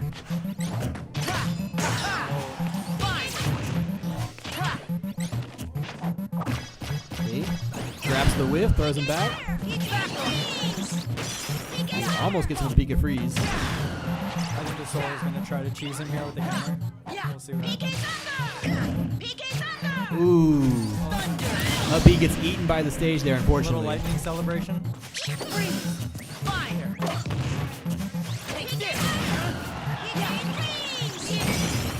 There it is. Let's see if DSU can bring it back.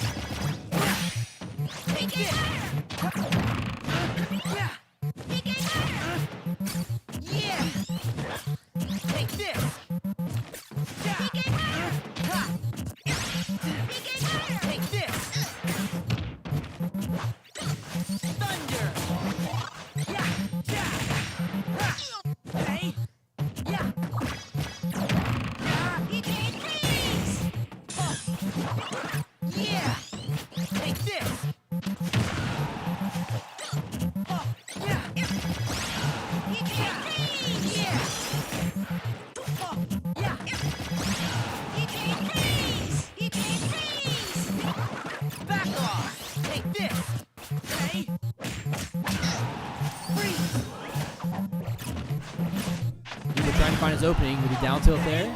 Looks for an aerial. Got ledge pressure. Ooh. He's by. Gets hit by the side B there. Calling for sword cheese.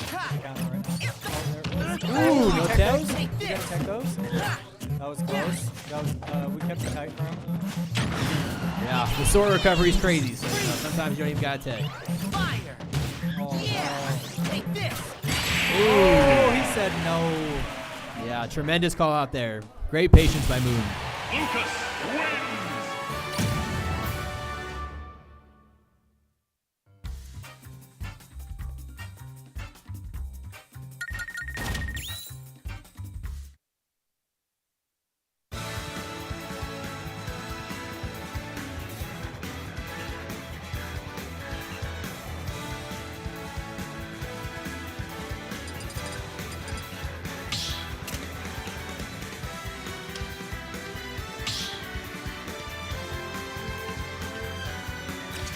Battle.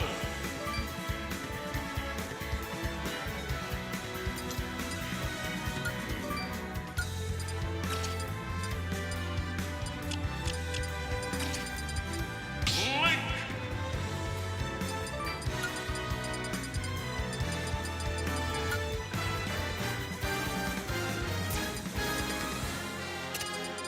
Little Mac. Link.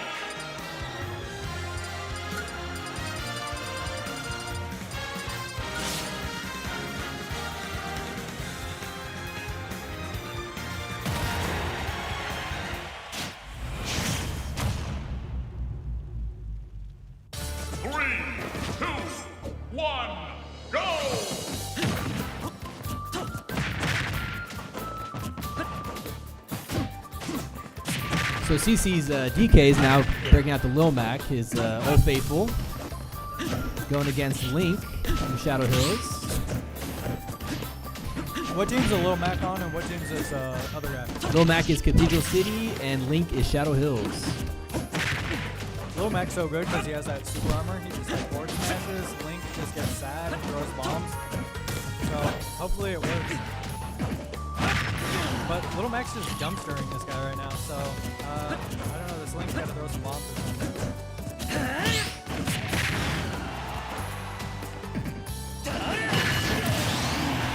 Punishes there with the down smash. Unsafe recovery, going a little too high from the ledge. Throws out the KO punch, but gets countered by down air. Link unable to find really any space with his projectiles here. Nice bomb there.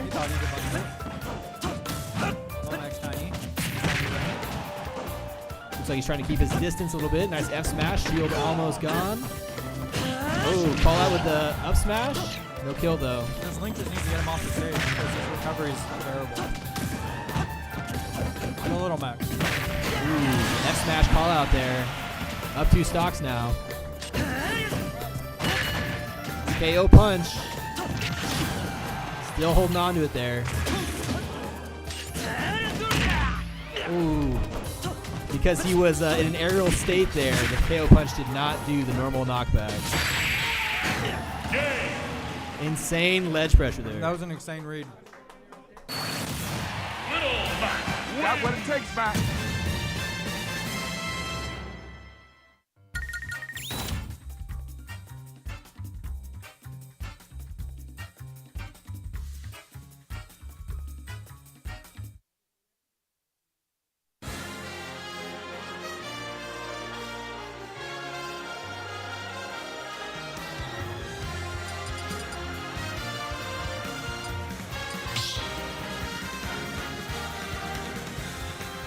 Start battle.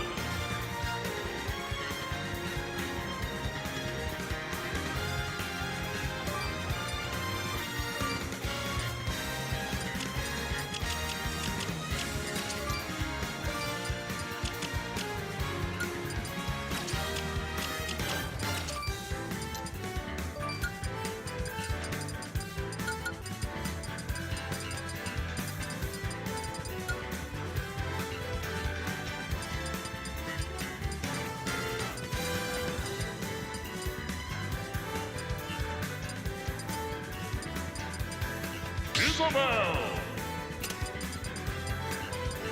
Hot.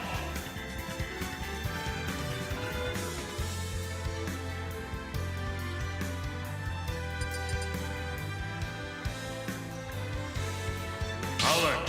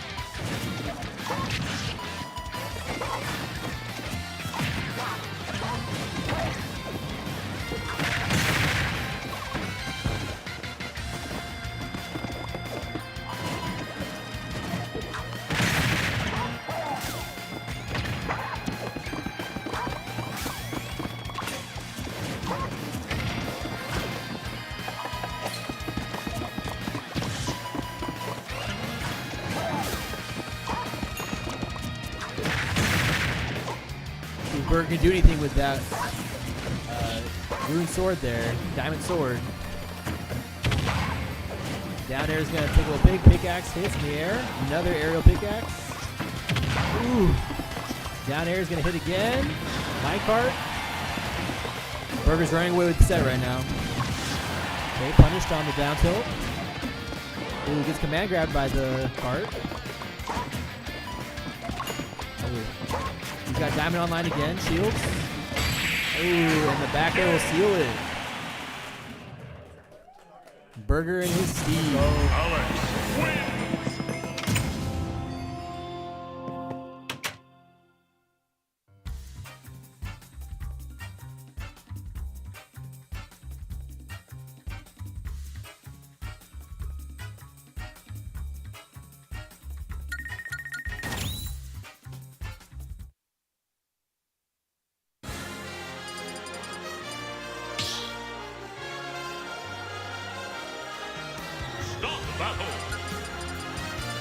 So that's 2-1 in Cathedral City's favor. 2 for CC, 1 for Shadow Hills in this set. Ooh, got the Fox out, yeah. Gandorf. Fun fact about Fox, he has metal legs. Wow. That's a game changer. That's why he's so heavy. Yeah, the fastball goes crazy with metal legs. It's true. Gandorf just needs to pressure the neutral edge.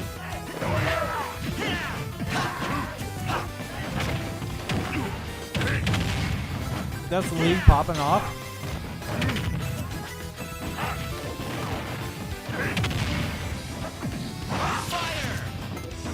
Very passionate League players in the building.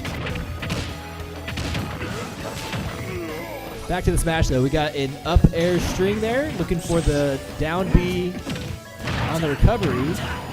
Down throw into an up air. Gets it off stage. Ooh, almost gets him with the arm. Barely catches the recovery there. Ooh. Oh, sends him up, unfortunately. Side B there. Contesting with an up smash. The forward smash will do it there from Joe's Gandorf. As the resident Ganon, Fox has a very hard time fighting Ganon because his skill potential is not the best. But this Ganon, all he has to do is play slow, up air, neutral edge, in place, and just space him out, and he wins.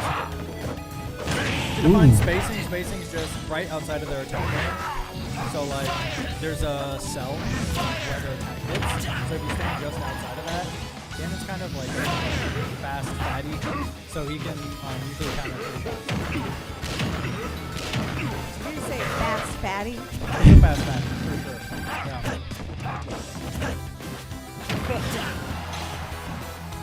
Is that because he's like a heavy player? Is that what you're trying to say? Yeah, the character itself, like the weight of the character in the game is heavy, but he's fast. Normally, heavier characters are fast. He's a fast fatty, I get it. Totally. Nice up smash there. We're gonna tech those. We tech those in SoCal. I don't know what's going on. The jab and the jab there.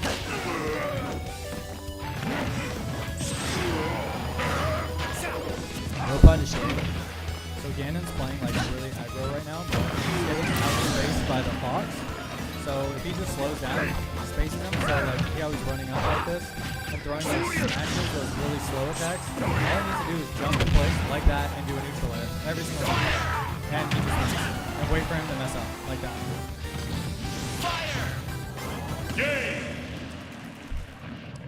Must have lost his jump there, I'm not sure.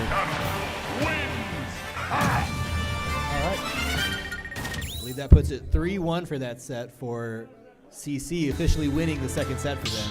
Yeah.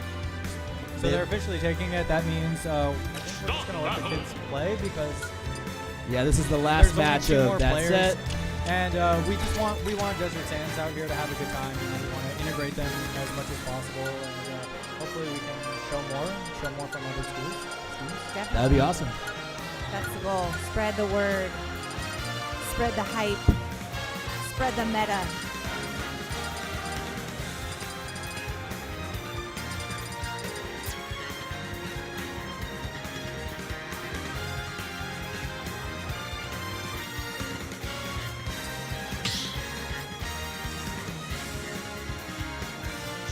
battle. Lucina. Mithra. Lucina.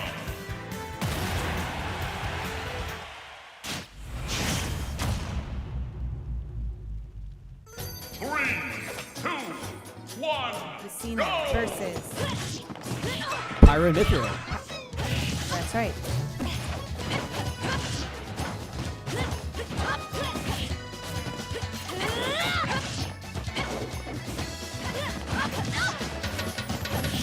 This character, Pyra and Mithra, it changes between each other. So the person playing the character can swap out from this character to another. So it's two rows. Okay, which game do they come from?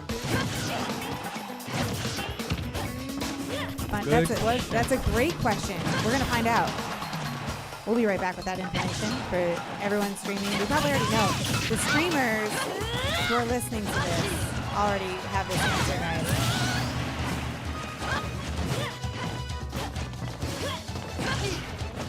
And Mithra.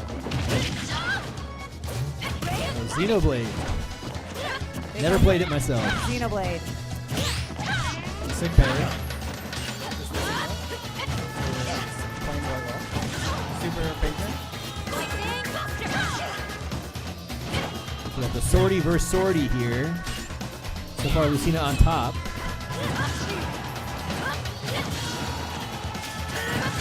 Ooh, excellent punish there, catching the side B.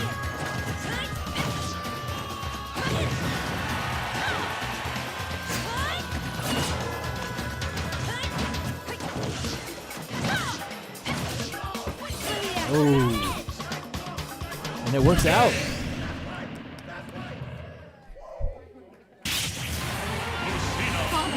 I won.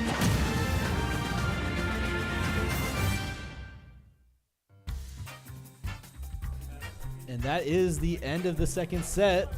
CC went 4-1 there. So it did improve their performance. Berger with his Steve taking the one win for his team.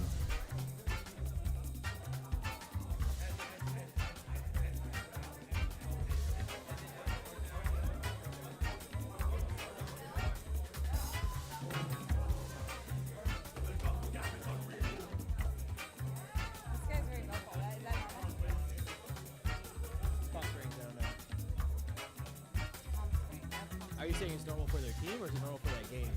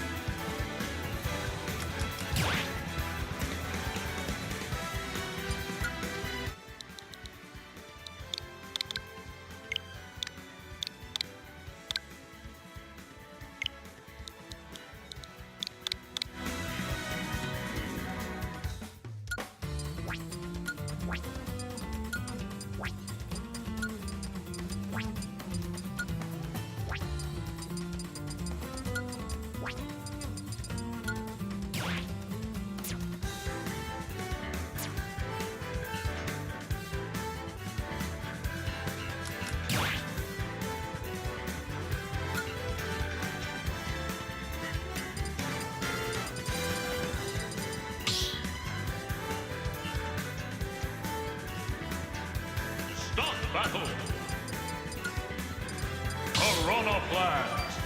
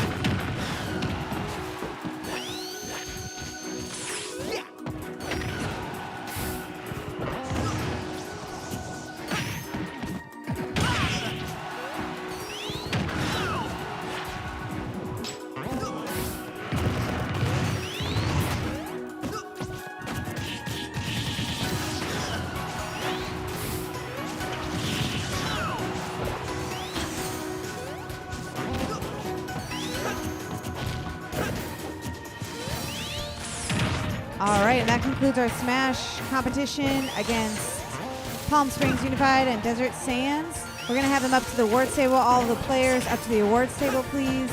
That would be the Palm Springs Unified School District, Cathedral City High School, Smash Squad, Squad Ultimate Squad, and the Desert Sands Unified School District and their squad from Shadow Hills.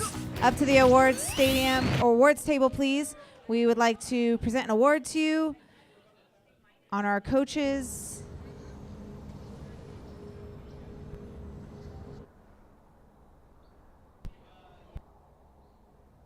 All right, so we're looking for the Cathedral City High School Smash Squad and the Desert Sands Unified Shadow Hills Smash Squad up here to the front to give some awards and some nominations, some well dones, and congratulations. Desert Sands. What did I say? All right, so we got the Desert Sands squad up, led by Coach Anziamo. Woo, that was a tongue twister there. Led by Coach Anziamo from Shadow Hills. This is Desert Sands Unified School District Smash Squad. With their principal, Mr. Dr. Dunn is even in the house. Some royalty here with the Smash Squad. That's awesome. We're hoping to be able to work together more with Desert Sands Unified and all of the schools to enhance our Desert Esports Alliance.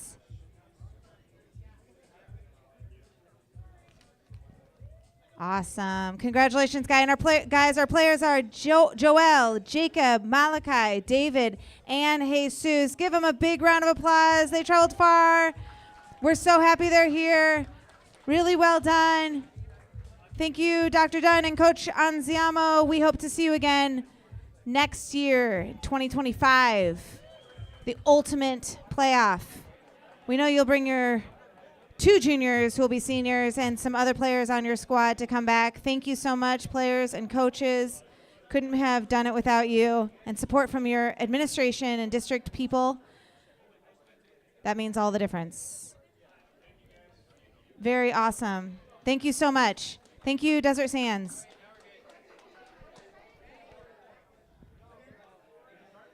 It's a really awesome partnership with the Desert Valley Esports Alliance. Working together with a few different districts. We're getting more districts involved. Hopefully more players, more students. I'd love to see some more ladies in the house next year. Improving participation. These esports have a lot of transferable skills that kids take with them in the classroom and in their regular lives. And this is just another way for kids to get involved, enjoy school, have a mentor at school in their coaches and other district staff, so that we can just create lifelong learners and curious people.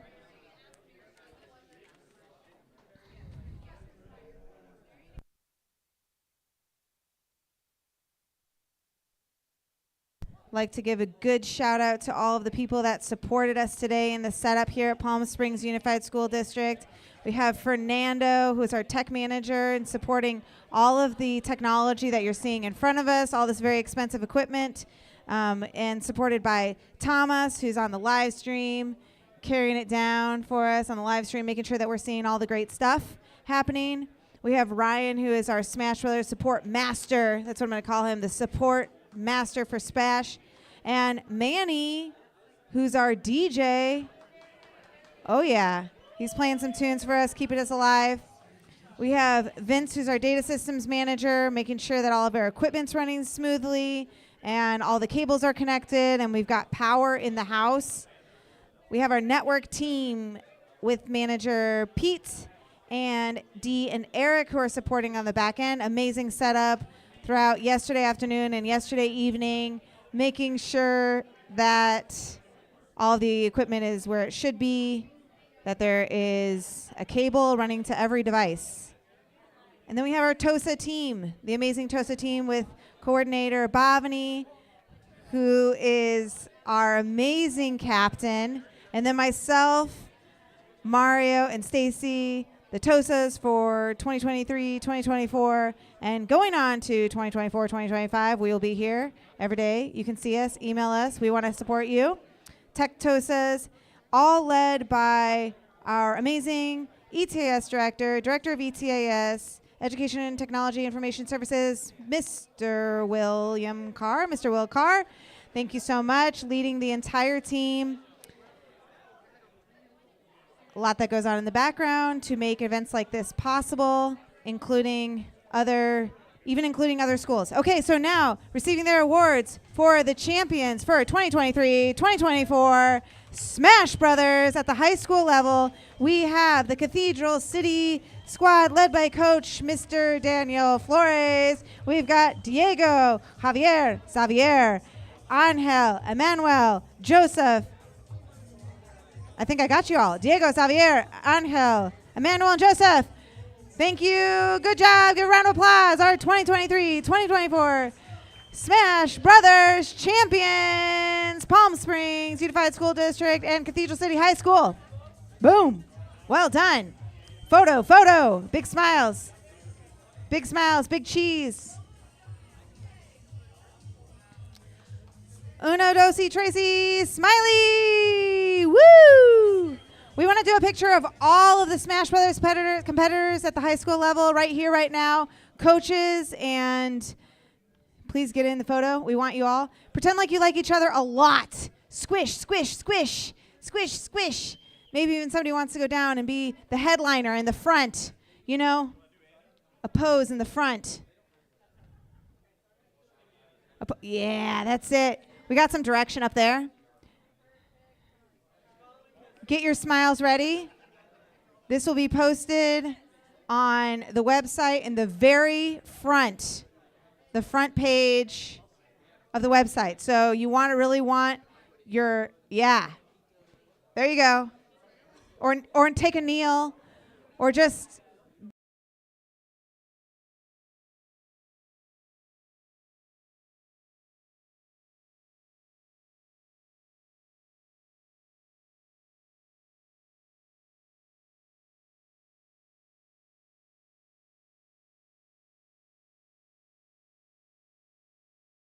you.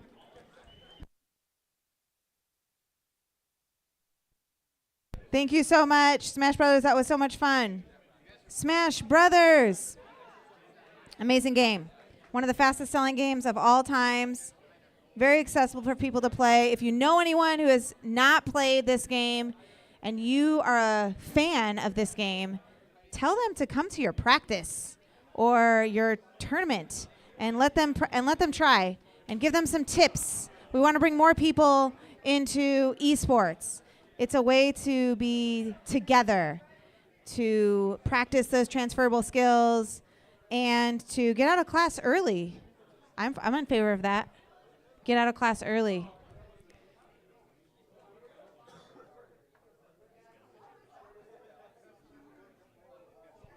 We're going to transfer over now. We have other games happening all the time here, even games that are going on right as I speak behind me. I think we have League of Legends and at the high school level. So League of Legends coming up at the high school level, round 2. And I have the results of round 1.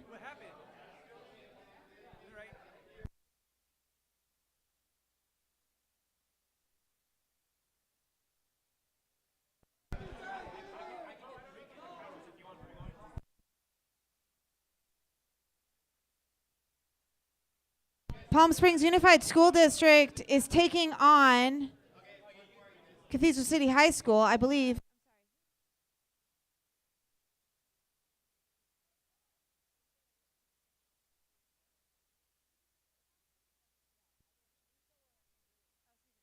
Cathedral City High School, I apologize. So Palm Springs Unified School District played Cathedral City High School in the first game, and Palm Springs Unified School District beat Cathedral City High School. Now, I know there's a long-standing rivalry between Palm Springs Unified School District and Cathedral City High School. Cathedral City High School comes as one of the ultimate champions, winning year after year, but last season, Palm Springs Unified did beat the reigning champs, Cathedral City High School, and are back again to hopefully beat them again. And they did in round 1. So now we are in the middle of round 2. We're going to pick up right where they are. I have 3 shoutcasters with me. They're going to introduce themselves on the mic. These guys know way more about this game than yours truly. I do know some stuff. This is a very cool game, and there's a lot going on. These guys are going to walk us through everything that's happening between the different lanes and the players and the strategy. So, who do I have, and what school do you go to? My name's Ishan, and I go to Palm Springs High School. Ishan. Hi, my name's Zach. I'm a graduate at Palm Springs High School. Zach. Hi, I'm Callisto. I'm a Palm Springs High School alum. Yep. You all go to Palm Springs High School, everyone? Palm Springs High School in the house representing. Now, they are neutral shoutcasters, so they are not necessarily cheering on one school or the other, although Palm Springs did win the first round, and they are happy about it. I can see on their faces. All right, very good. So it looks like we're loading up here.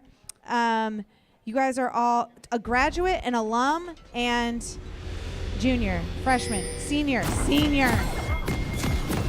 Some veteran players. Okay, take us away. So what do we got going on? We're in the middle of the game here. So we're just starting off the game. We have CCHS with Jin on 80 carry, Ivern on the jungle, Nautilus support, Set top lane, and Hui mid. On Palm Springs side, we've got Blitzcrank for the support, Jinx for the 80 carry, Warren top, Talia jungle, and Annie mid. 30 seconds until minions spawn. So we got Cathedral City High School going in for a jungle invade. It didn't work out.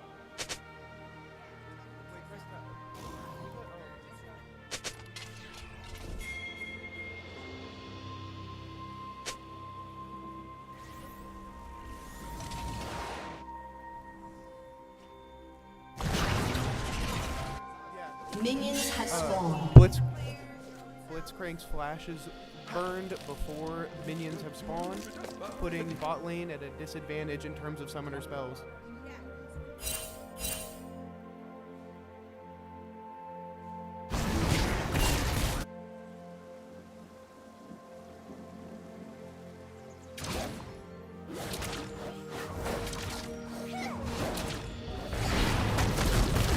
Alright, so we got Annie versus Sway in the mid lane. A bit of a counter matchup for Annie. Wei is going to use that first strike to try and just outrange her in the mid lane. In the bot lane, in the top we have Ornn versus Set.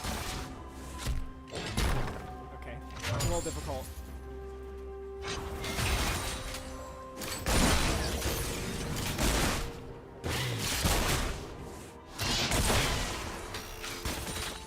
Alright, so it looks like the first few minutes of this game are probably going to be a little slow. Nautilus has no hook, so nothing's going to happen. We're seeing Jinx get good poke in the bot lane. That's moving in. Quick trade in top.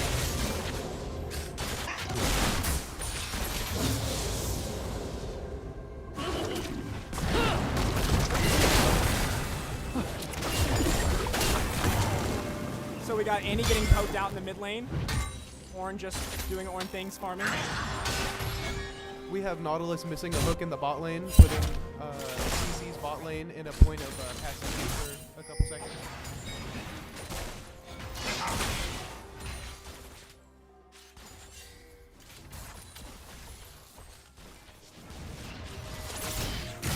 Oh, we got a hook incoming bot lane. see a Blitzcrank hook. Jin flash. Jinx flash after the Jin. She's unable to get the kill. She's gonna get rooted. Jinx might be the first one to go down this game. We got first blood going over to CC. Blitzcrank gets hooked, but they miss the Jin stun. He might actually get away. All right, second blood over to Nautilus. And it does seem like CC does have over 1,000 gold advantage to themselves over Palm Springs. We have Talia coming in for a cleanup. Let's see if he can find it. Does not look like he's going to get anything. Nautilus got his flash blown, which is big for the bot lane. We got Ivern backing in the mid. Way 2, no mana. And Set's just laying on that pressure in the top lane. Alright. Getting a short trade out top. Let's look at that scoreboard. Alrighty, so everybody's got backed so far. Looks like we got boots on 4 out of the 10 people.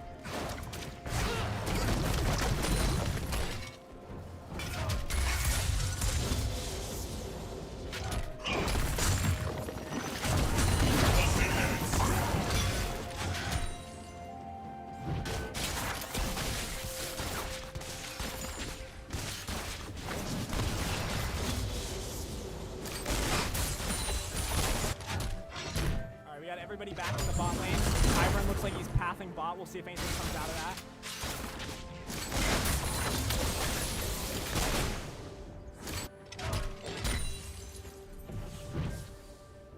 And Ornn has that lane right where he wants it. It's going to be a perfect gank for Talia here in the next 30 or 40 seconds. Oh, but Ornn's backing. Oh no, he gets pinged on. Looks like we're going to get a gank in the top lane right now. Oh, never mind. They're all free.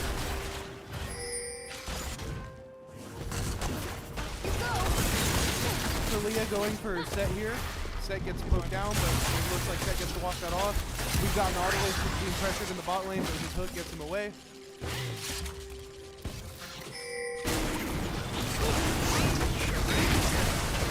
Looks like red side's getting first rate.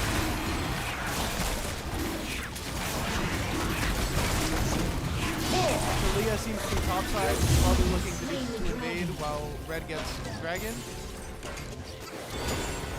About a 700k or a 700 gold lead over for red team right now.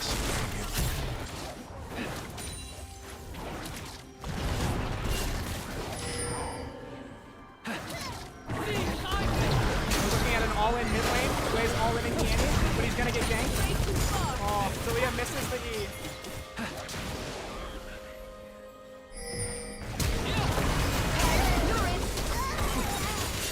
And Annie goes down in the mid to Hui flash. A gift from the Father.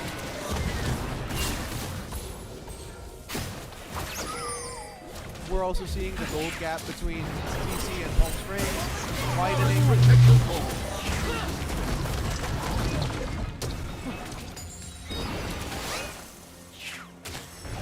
And it seems like Ornn is coming from...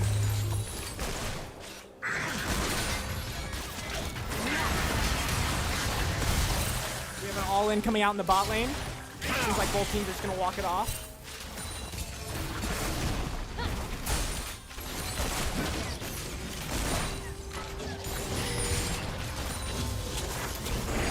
We got bot lane pushing in the wave, probably looking to back.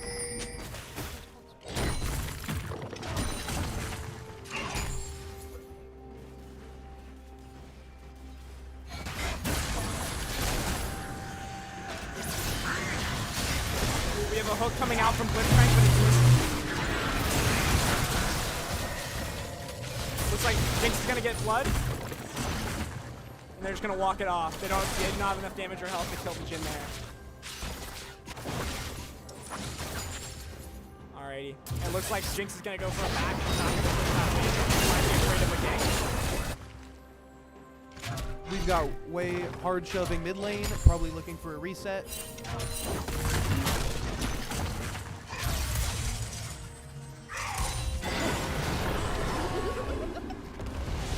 Ooh, we have a gank coming in mid lane. It might be a kill. He's got no flash. And Hui will go down to blue side. Watch out!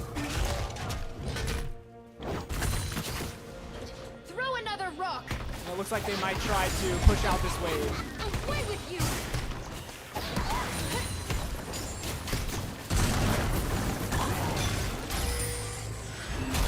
We've got a trade going on top lane. Will Set get the kill here? Probably not. Ornn is able to walk it off.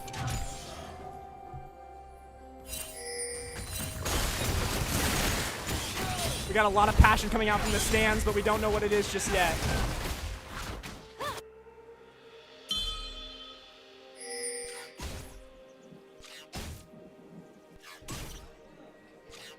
Get that camera on Blitzcrank. It looks like it might be an all-in. Oh, they got him. They're unable to finish it through. Little ADC trading. They're going all in on the Jinx, but they do not have ultimate on Nautilus. And it looks like Nautilus is a bit out of position here.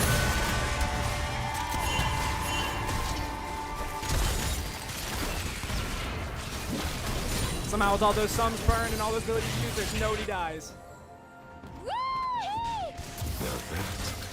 It looks like they're setting up for a dive or warding them off for plates. It's also worth mentioning red side got an objective top side while that was happening.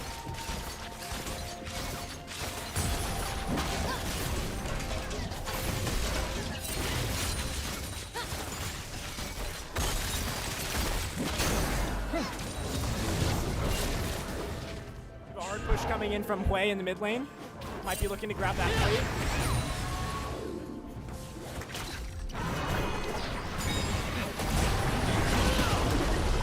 Looks like Annie might go down to Hui in the mid lane.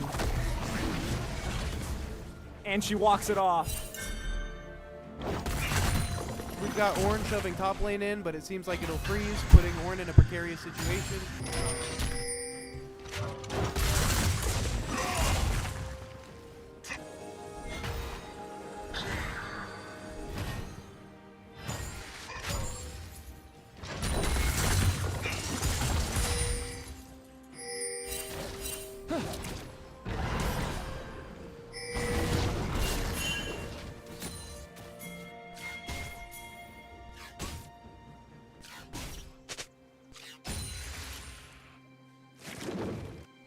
So we got red team setting up for a break. They've caught Blitzcrank out of position. Does not look like he's going to be able to get away in the bot lane. Can we get that cam on Blitz? And he is definitely done here. Oh, he does have backup coming though. Will he be able to hold out? And it looks like Jason going down to They got a team fight going on.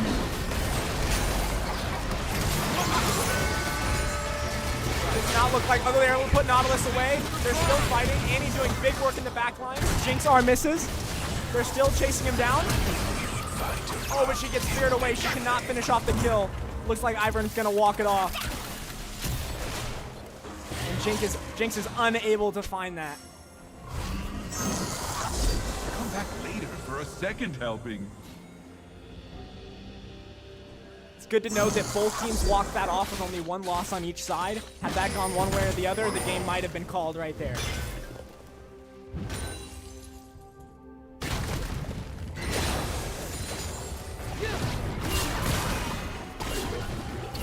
We're looking at about 1,000 gold gap between blue and red team, but blue does seem to be closing that gap just a little bit.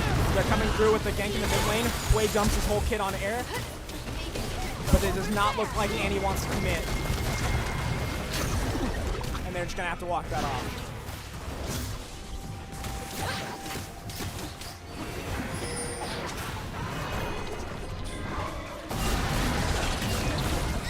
And Annie goes down to the artillery from Hui. And it looks like that might be mid-turret if Talia doesn't come over.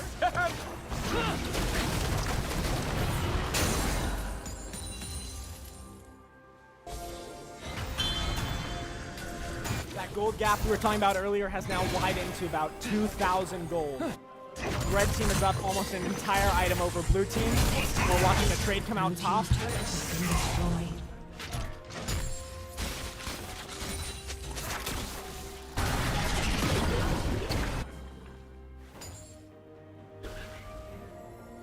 Looks like they're setting up for Void Grubs in the top side with Ivern and Set. They've got Vision out on both sides and Talia backing, so it looks like they'll be good to take them. That will be 6 Void Grubs for red side, so along with their 3,000 gold lead, they're also going to have all objectives. It is a dire side for the blue team right now.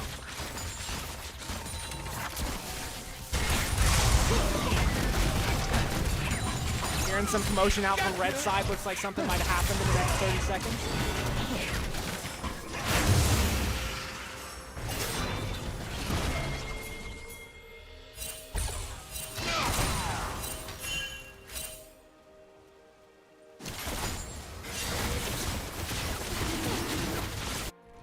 We have blue team grabbing Drake, but they are going to get converged on from top and bottom. But they do get it. It looks like they're going to be able to walk it off. Looks like they're setting up for maybe a dive onto Ornn here.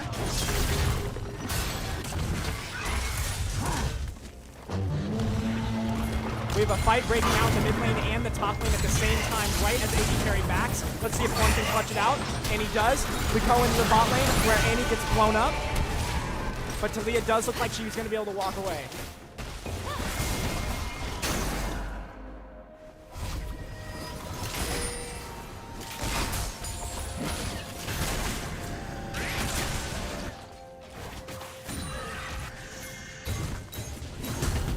We're seeing the gold gap increase further. It is now about 3,000 gold separating CC from Palm Springs High School, and they are doing the Rift Arrow.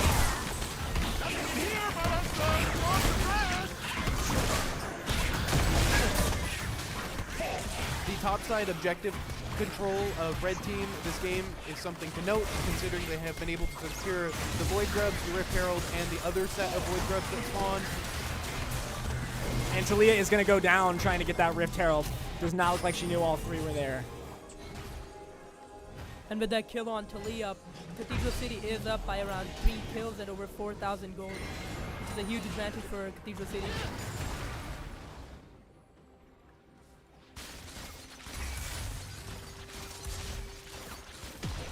Just to clarify, we have Cathedral City High School on the red side and Palm Springs on the blue side. And Jinx is going to grab that turret, and they're going to look to all in the set. But is he too tanky? It looks like he might just beat this Blitz to death. We have Ivern coming in. Blitz misses the hook. If they do not get out of there, it looks like both of them are going to die. We have and Jinx goes down to set, and so does Blitzcrank.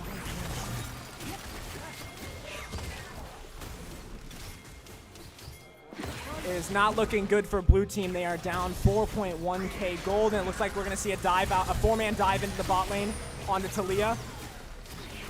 They are just too tanky. Oh, and it looks like Talia's going to be able to walk it off. No, never mind. And she's going to get killed by Hui. Can we see a return kill on Hui? We might. No, the Blitzcrank hook misses.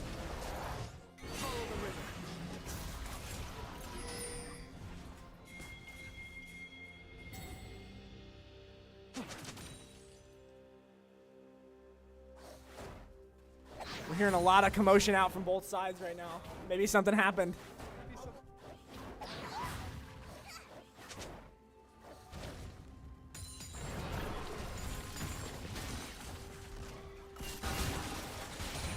We are still looking at about a 4.6k gold gap right now.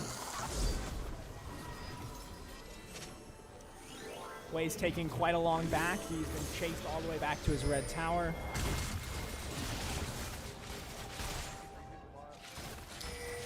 Three bot, no mid. Talia is pushed in the wave and is now going up into her top jungle. We see Annie in a precarious situation topside with 3 of the enemy team up there. Will they be able to convert this to a kill? It's looking like it.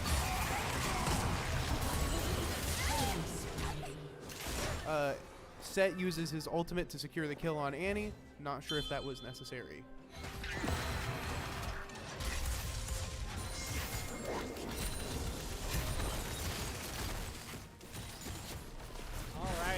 We're closing in on a true 5,000 gold lead for red side.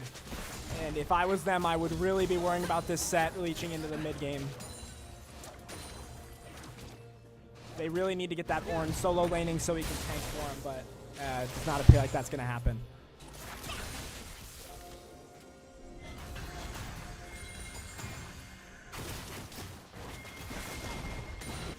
I will say, though, despite being behind so far, the level gap is not that bad. XP on both sides seems to be about equal.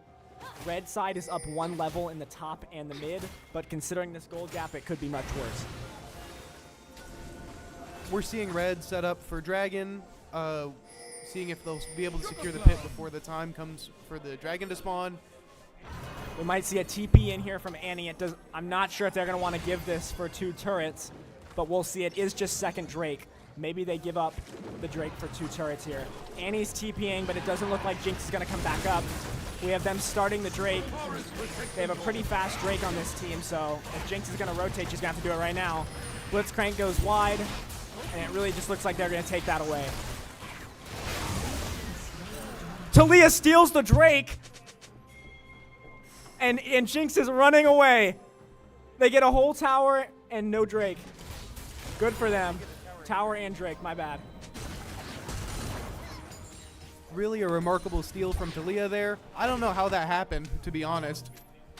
I don't even know how that hit. That was not even close to the dragon, but he got it.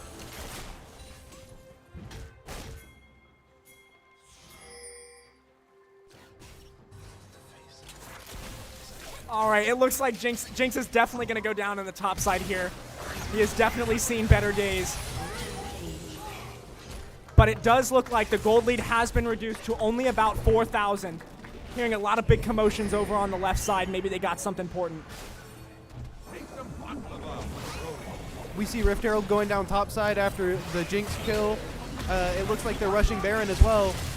If CC secures this, that's a lot of gold going towards their team. That's 1,500, increasing the gold lead to about 5,000 again. It's also worth noting it's about 2,000 local gold.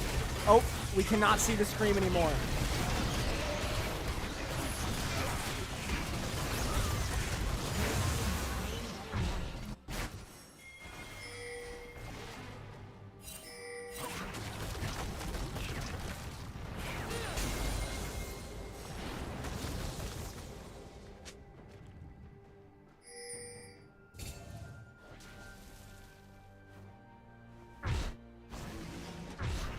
All right, looks like we've caught up to the live. Not quite sure what happened there at the end, but if I were to postulate, I'd say they got Baron and just ended the game.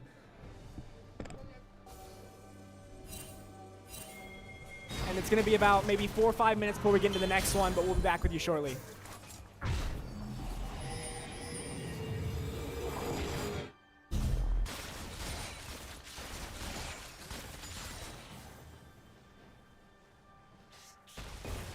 Alrighty, so 1-1, but we're going to go back to a different game now. I lied. We're going to finish up the series.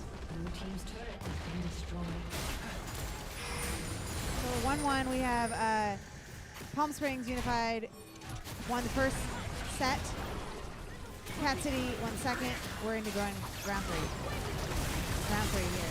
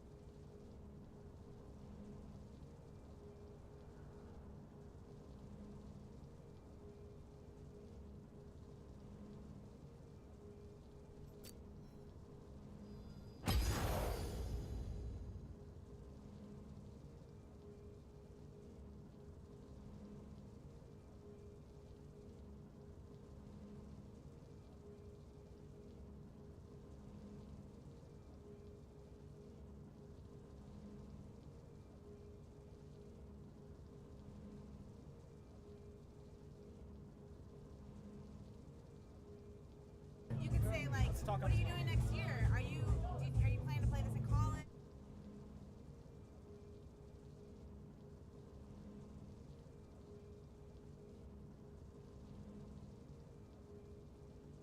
You want to start? Yeah, you can go. All right, so we've been told to kind of rush into the next round, but it looks like we're just waiting for them to make the lobby right now. What do you think about that last game, Kalisto? I thought it was a really interesting kind of turn of events. We saw a small gold lead slowly grow. There was a little bit of a fluctuation in the lead that the CC maintained, but it obviously held through and grew to the point where they were able to get Baron and win. It is interesting as seeing Hui is a difficult champion to play with over 10 abilities. Crazy combinations, that it's crazy to see how he was the leading person in the damage for the CC team. Yeah, it would have really been nice to see the end of that one. I'm not quite sure what happened, but I mean, we'll see what happens in the last game. We're currently 1-1 on both teams, and we're going to go into the series-ending game right now. Also looking forward to seeing whether the mid laner runs it back for a third time on the way. He's played it the last 2 games, and it'll be interesting to see if Palm Springs lets it through the pick ban phase. However, we don't know what else they banned. I mean, he does have a scary champ pool. Maybe that's the only thing they want to let him play. Terror. Speaking of scary champs, yeah. I mean, I think it would definitely be a nightmare if they caught him on Vlad or Zed or some kind of hyper carry champion. They can definitely localize it a bit more on Hui. Yeah, I know. I'm aware.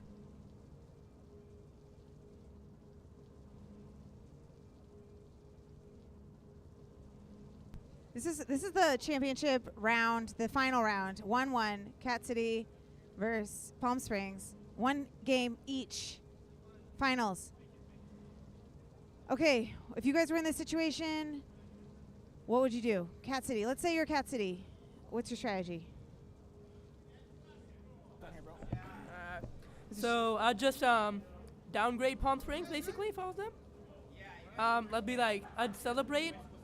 And then, yeah, that's a good thing. Like, Cat City has a good advantage. And then I'll hand it off to Zach, I guess.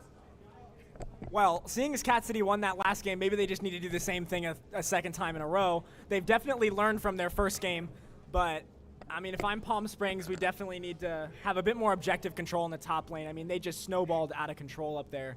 They got all 4 back-to-back the moment they spawned. You can jump in on your own mic, too. Just make sure you're turning it on and off each time.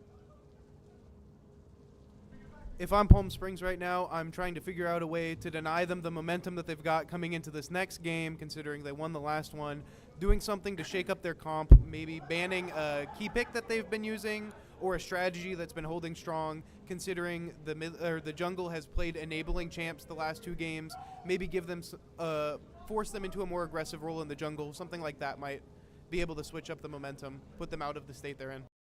I mean, honestly, it looks like a good dive comp would be a good play. I mean, the issue was they let him play on Hui, a nice long-range artillery mage, but then we're seeing picks like Annie and Talia. Neither of these champions can really get in there and get to him and one-shot him. Yeah, I mean, they could one-shot him, but I mean, they've got that big meat shield and set. I mean, he's not going to let that happen. So, I mean, you've got a strong top lane set, 2 champions that just can't even do damage to the main carry, and you really just start to wonder how they'd really carry that through. Yeah. And then we'll definitely see that in the ban phase probably next time.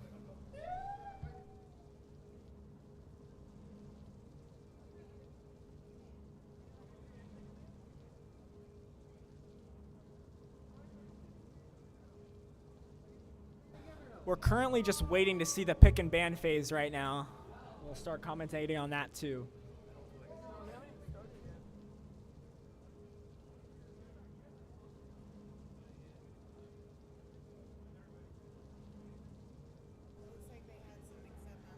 It looks like we're having some mechanical difficulties over on CC's side, but the invites are going out now, and we're going to start filling up these lobbies.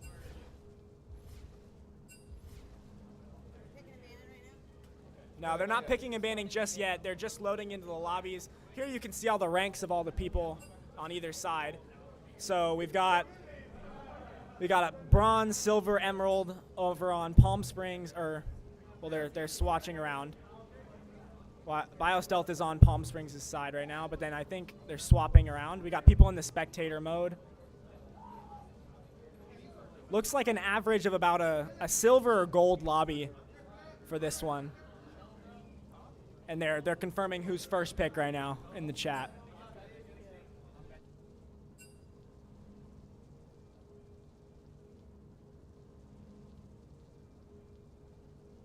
They're taking so long to get in here because they're not quite sure who's first pick, and then they're organizing onto that team.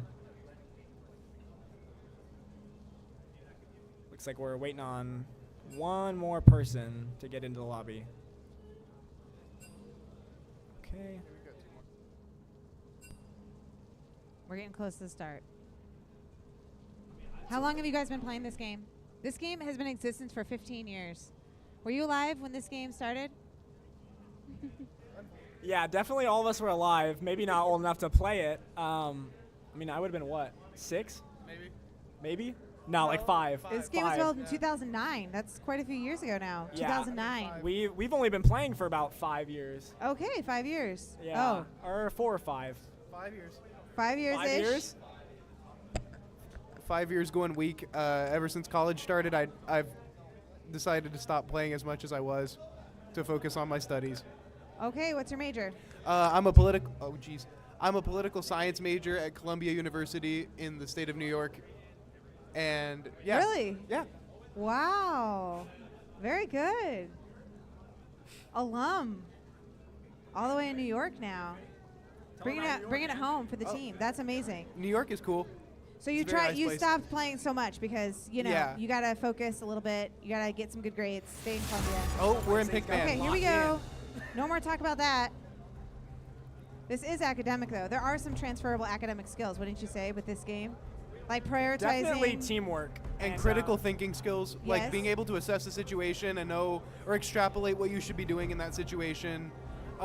Understanding map rotations is similar to kind of understanding the ebb and flow of life. The weak fear we see a Kane ban off the bat from CC. We see an Azir ban. That's really interesting. I wasn't expecting to see Azir played at all. Definitely expected the Kane, though. Definitely expected the Kane ban. Just for all the audience members out there, we have a Kane main and a Zed main on either team.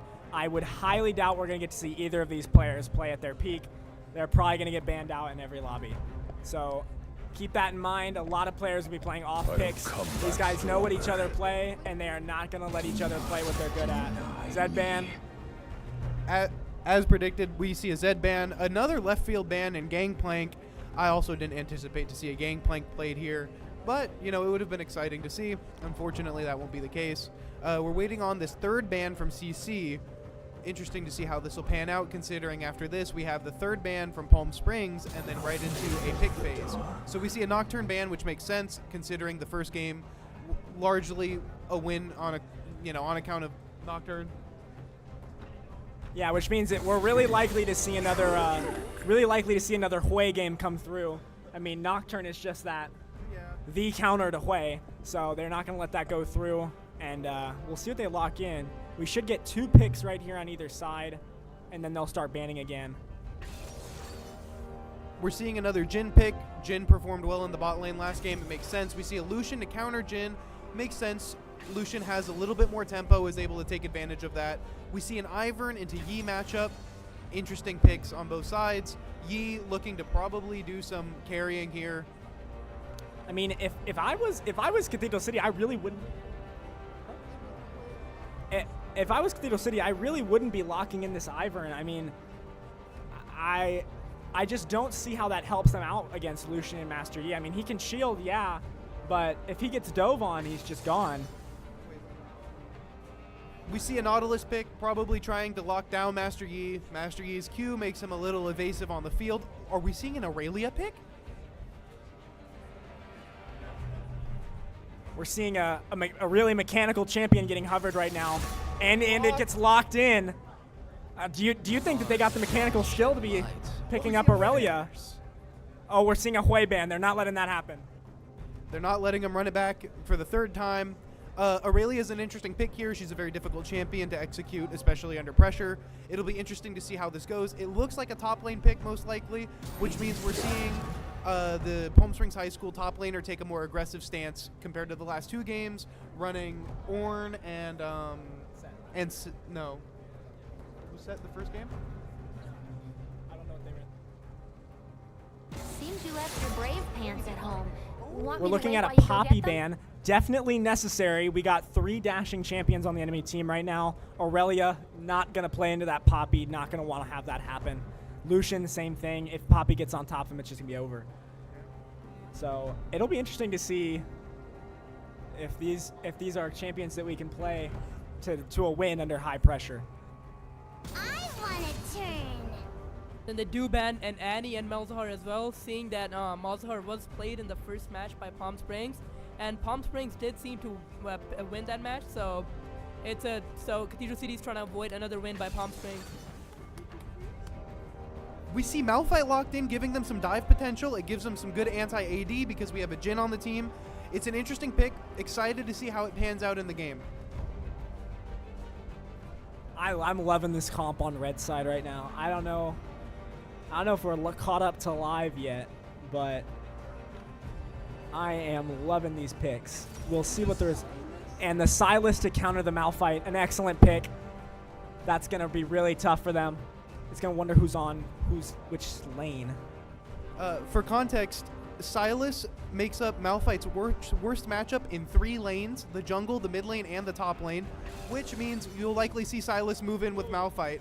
Oh, we're seeing a set pick and a Blitzcrank. We don't want Blitzcrank this game. Blitzcrank's an interesting pick this game, considering we have so much dive already. Blitzcrank is typically seen to pull people, not go in. We'll see how this pans out. I am hating this Blitzcrank pick.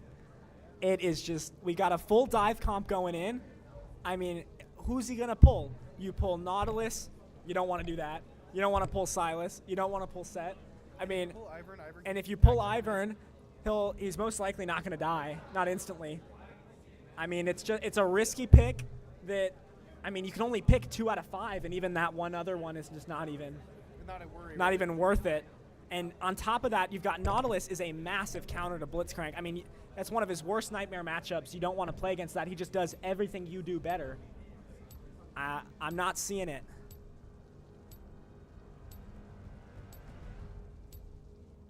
We're going to start loading into the game right now. Okay, before we announce that, we have some royalty in the house. Did you know? We have the superintendent of school districts, Dr. Signoret, here in the house. Thank you so much. He deserves a round of applause because he's the one who makes this all possible. We can get out of class. We can play some games. Yeah?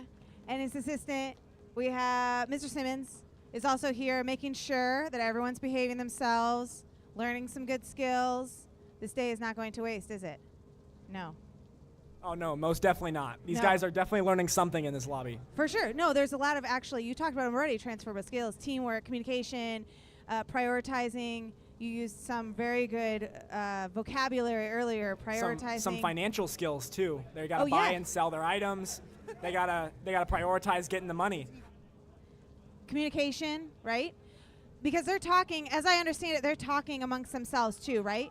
So we're hearing some of that talking right now already. Yeah, sometimes loudly. So that communication. And then when I was chatting with some other players earlier, they were saying also coordination or teamwork in not getting upset with your teammate if they do something kind of silly or whatever. Talk about that. You guys have had that happen before? It's definitely an interpersonal game. You've got to learn how to balance a lot of different personality types. We have, I've been friends with people who like to take the lead. You have to learn how to take a backseat to that kind of behavior and let people do what they want to do, but also be able to give constructive criticism. That's a big skill that one learns when playing video games with their friends. And take constructive criticism, right? Absolutely. Not to get offended or upset or sad, but try to learn from your Definitely a big issue in League because your teammates directly impact your performance in many ways. It's very, very, very easy to get frustrated when people are not performing because a lot of time that means that you're not able to perform either. Right. So in the oh yeah. And I was just gonna say, seeing that League is a team game, leadership is also an important skill to learn. Seeing that you got to know how to like manage your team, like if they're doing bad, rather than like hating them, like give them advice on what to do right and what to do wrong, and seeing like not like just like not and like being mad at them. You gotta be like you gotta be nice to them. You gotta tell them like how to fix this. Like you gotta tell them how to fix their mistakes rather than like hating them or like just generally like downgrading them. Criticism, yeah, criticizing them, basically. right. Right, and so managing those different personality types, you know, you have somebody on your team who likes a lot of, you know, pats on the back and you're doing a good job, and then somebody else who's maybe a little quieter. So also, and that's in the real world too, right? We have to, when we're working in teams in class, on projects, or even with your professors or your teachers at school, knowing which teacher you can joke around with a little more and which teacher you need to toe the line. So, you know, I think that those skills in gaming can really come into play in our real world too, yeah. Yeah, definitely. I mean, League is definitely a game that helps you learn how to deal with people who can be unreasonable. I mean, especially when you're playing like by yourself with random people. I mean, there's definitely times when you're dealing with people who want more from you than you can give, and it's definitely a good anger management game. Setting Learning boundaries. how to deal with it. Yeah, setting boundaries. Yeah.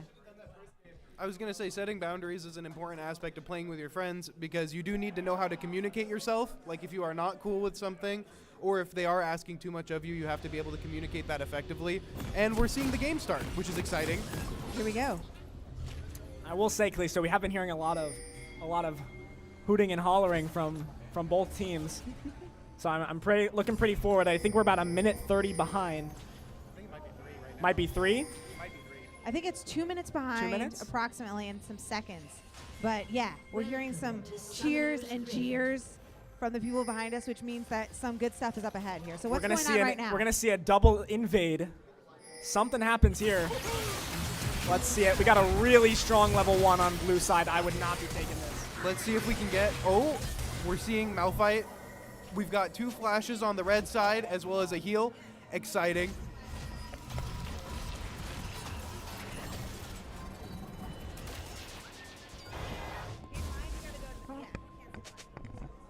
We have somebody joining us. We have Andreas, a top lane player. I'm sure he's got something to say about the picks in the top lane right now. No, I don't. You, black imagination. What is so special about the top lane? Like, explain the differences between the 3 lanes. Top, middle, yeah. I got this.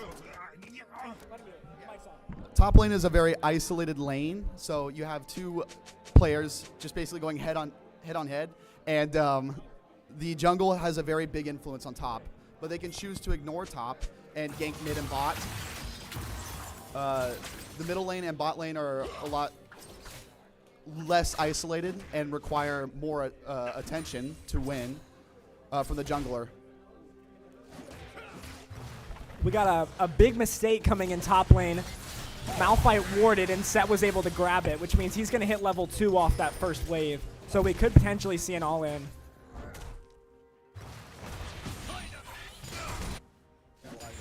Could we see the... Oh, we're seeing that level 2 right now. Could we see the leaderboard? Let's see what items they bought.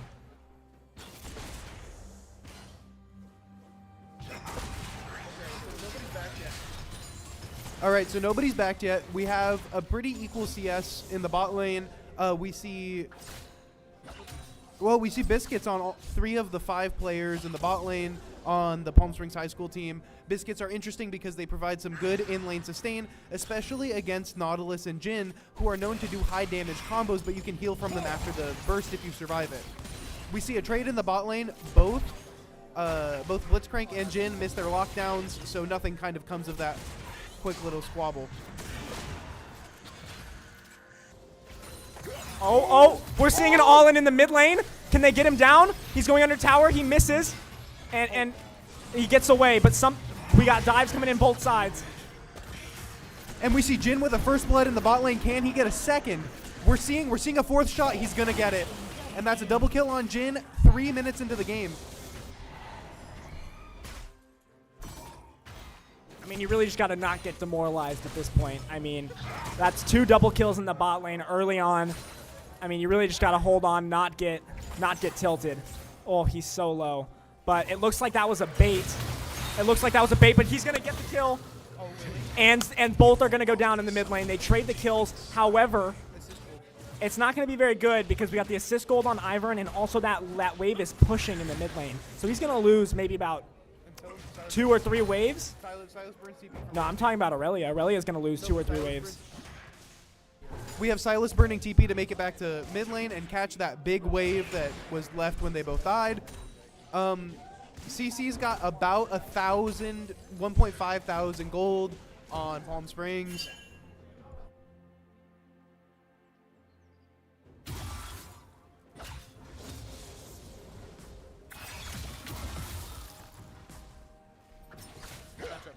So what do you think about that set Malphite matchup, Andreas?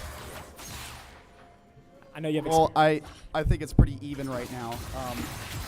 We're not seeing much gameplay. We're seeing the middle right now, mid lane fight. Silas versus Aurelia, and the Silas is gonna take the Aurelia down. And I really think we're gonna start to see this Silas just start to steamroll through this matchup. It's a very mechanical matchup for Aurelia. There's a lot to lose, but there's a lot to gain. But she's doing a little more losing than gaining right now.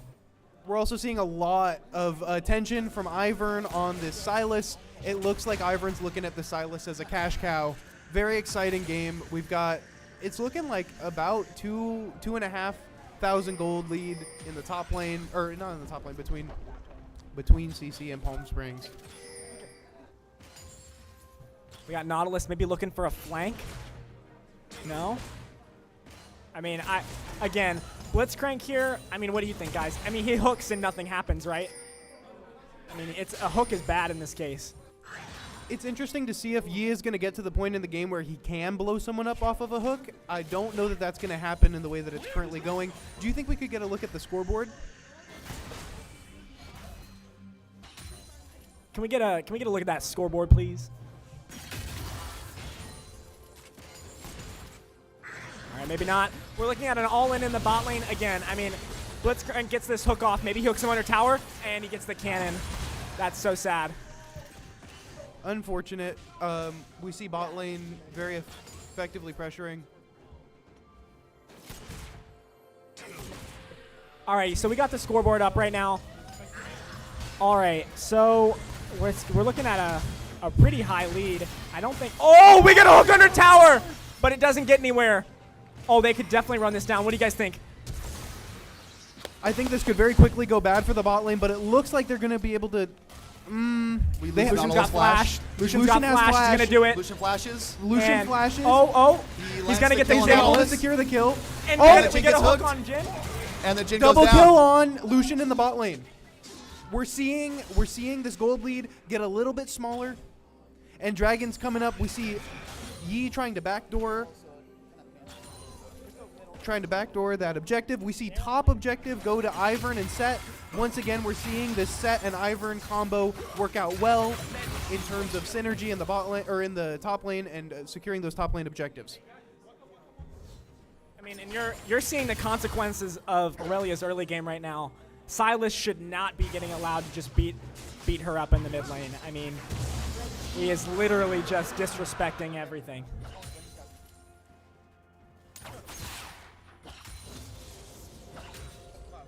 Palm Springs was able to obtain the Cloud Drake.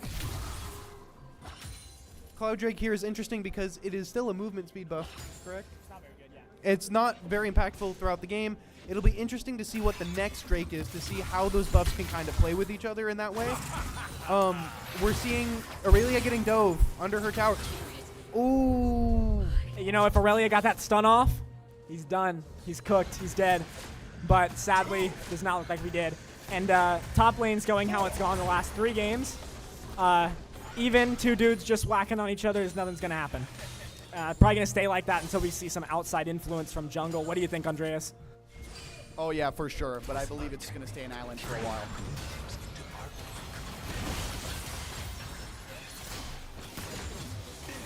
We've got a couple trades coming in here in the bot lane.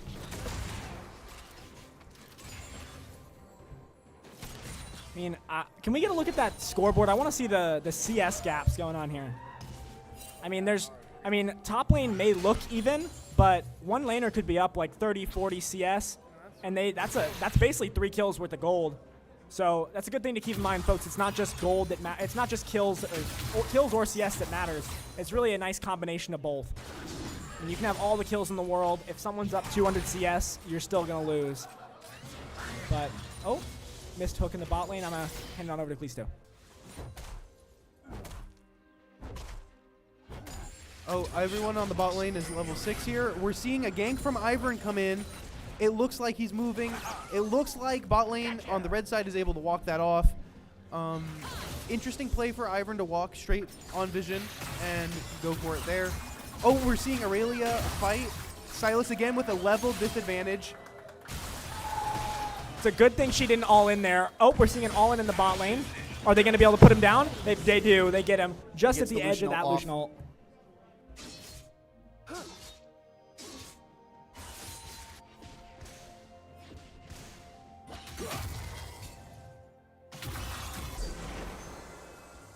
Lucian ult is impactful in that situation, but many other situations because of the high damage and the amount of damage that it puts out in a wide array of area on one target. Good thing to note, for any parents or siblings that are watching that really just don't know how the game works, each champion is going to have 3 basic abilities that they can use. Sometimes they'll be a bit more impactful than others. Not all are made equal, but then every champion's going to have a really strong ultimate ability. Ivern, I'm sure you've seen it. He's got that big tree-looking thing that walks around with him. Lucian shoots his ultimate. Aurelia, she shoots out that big metal cage. And Sylas, who you may have seen before, why did he use the same ultimate as Aurelia? That's because he just steals the ultimate that the enemy has. We see the Master Yi and Blitzcrank engaging on the Nautilus, and the Nautilus will go down. This is a good pick. And we see Yi smite for that kill on the Nautilus, trying to secure himself some gold. Makes sense because Yi is a hyper carry champion looking to get that gold and carry the game late game. I mean, you're really just looking at, this Ivern, I think he might grab a tent pretty soon. He is just constantly mid lane. I don't think he's left mid lane all game.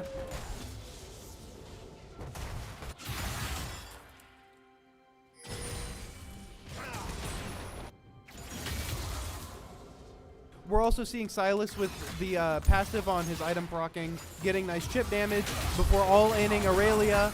And Aurelia is likely to go down here. Aurelia going back in and falling. Yeah, Sylas will be able to get killed herself. turret plates here, which provide gold to him.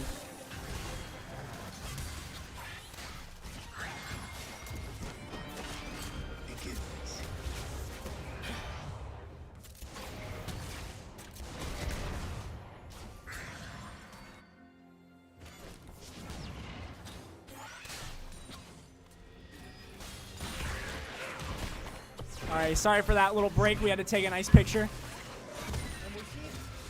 We're seeing Blue get another set of Void Grubs, making it the 3rd game in a row where they've had prominent top lane control and top objective control. Void Grubs, they give you bonuses while attacking the tower, as well as what else? Damage buff? I mean, they give you. So, a good way to understand Void Grubs is that. Oh. Seeing a trade in the mid lane again. I mean, this Sylas is just going to walk her down the rest of the game, unfortunately. She's too far behind to do much. I'd really recommend building some MR if she could get some, but, I mean, she might be too poor. We're going to see a gank from Master Yi come in the top lane. Let's see what can happen here. Good multi-R. Oh, good Sylas teleport, and Sylas is able to clean up the top lane fight. And we see Master Yi burn a flash to no avail. Sylas is really making a difference in this game. Able to save Set from a gank and turn it around into a double kill. You see that it's now a 3,000 gold lead on the CC side.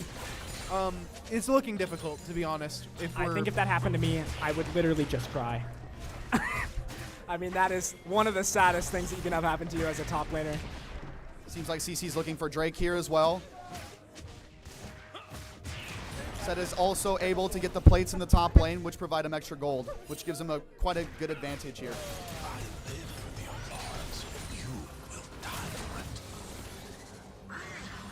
And remember, tower plates give 120 gold, which is roughly a half of a kill's worth of gold, putting you at a very substantial gold benefit. And we see CC taking Drake under the nose of red team. Sylas is moving into Yi's Forest. Will there be an altercation here? Probably, considering Nautilus is able to hit that hook, and Jin is able to hit the W. No hook coming from, and you see the hook on Daisy. Seeing a huge fight here in the bot lane. Blitzcrank unfortunately dies here. They are completely unable to trade it with anyone from the CC team. And you have Silas going into the jungle and dominating again. She does get hooked here. And will die.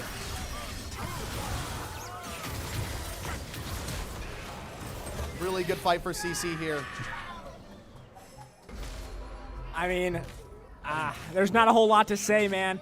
It looks like Red is getting really pummeled. I mean, we talked about this game being a nice learning experience to work with others who may not be on the same page as you. That last fight was a perfect example. I mean, you've got Blitzcrank just not hooking any of the important targets.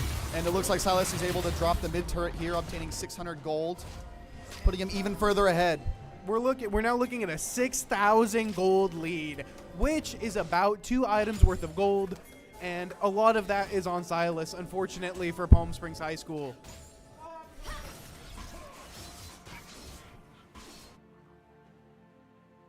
I mean, we're really just sitting here waiting for stuff to happen right now. We are seeing a massive level gap. Set drops the top turret, which opens up top. Yeah, if I'm Red Team, I'm really starting to think we got to look at how to win this one.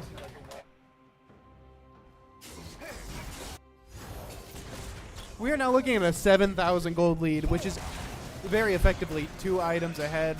We're seeing objective leads galore on the CC side. We got a hook coming out from Nautilus. It lands. Leads to nothing.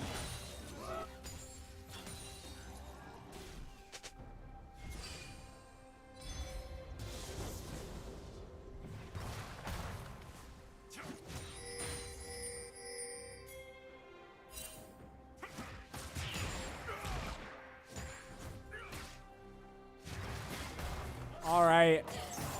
We're seeing another all-in in the mid lane. At this point, Silas is just going to start one-shotting her. We see a burned ignite. Will Yi be able to turn it around? No. Silas is just dominant in this game, especially with the lead that he has. We're seeing Set run up on Malphite. Malphite uses his ult to escape. We have CC exerting top control in the jungle on both sides, and they're going for that Rift Herald. Considering they already have 2 towers on the Palm Springs High School team, a Rift Herald will be devastating. This Rift Herald could be the end of the game if they're able to obtain it. Yeah, I mean, with this gold lead, a Rift Herald like this is pretty dangerous. We've already lost a turret mid lane. They very might just be able to walk them right down. We're seeing a fight out in the bot lane, maybe positive. They're not able to get anything for it.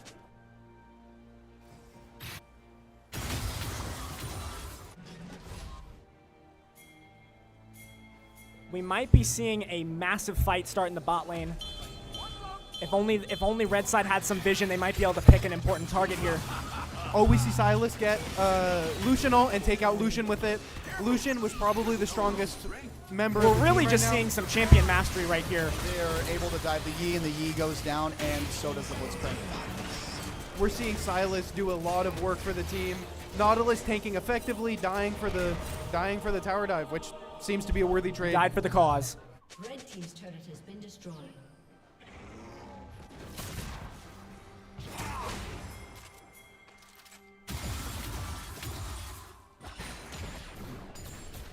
And it looks like they're summoning the Rift Herald mid lane. They're going to run it down mid. They'll be able to end the game off this. We're also seeing about a 10,000 gold lead here, which is about 3 items worth of gold. A rather devastating lead, to be honest. The Malphite ult go here, and it's just not enough. I mean, the game's effectively over. Once you start seeing 7,000 gold leads, yeah, and you're watching it right here, folks. I mean, the stat difference is just disrespectful. We're also seeing a level gap in that the bot lane ADC is the same level as their mid laner, putting the mid laner at a considerable disadvantage. You see Rift Herald get the charge off on the tower, and an inhibitor is going to go down. Look at those void grubs. And they FF. There we go. All right. That was a well-fought game. Well-fought game. Opposing gold lead. Give it up for our shoutcasters. Thank you so much, guys. You ran that That was awesome.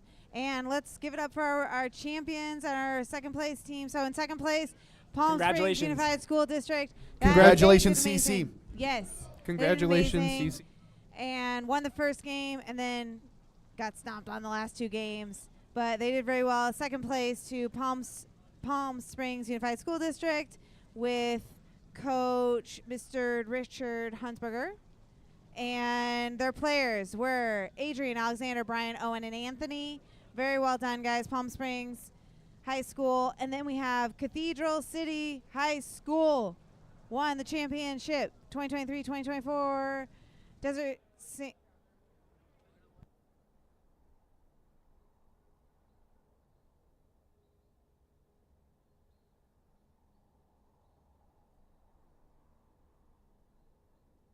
Cathedral City High School are the champions for the League of Legends 2023-2024. Well done, guys. Those players, Richard, Donovan, Dylan, Natalie, Nayeli. This has I'm been saying that wrong. Callisto Herrera. And Brandon. Well done. This is Andreas. Very well done. And our want to say a final goodbye and a final thank you to our shoutcasters for that event. Thank you so much. Thank you all. Have a wonderful day.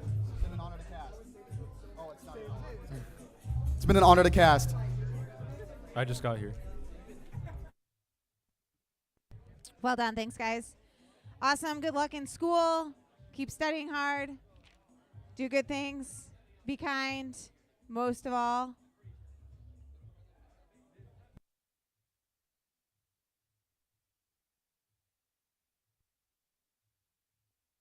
All right, now we're moving into the next game as a part of our series.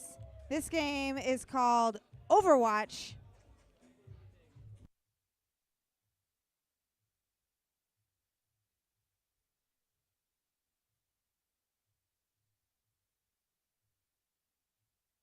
Overwatch is an FPS game, and we also play 5 versus 5, 5 players versus 5 players. Today, our Overwatch teams are Ranch Mirage High School versus Cathedral City High School.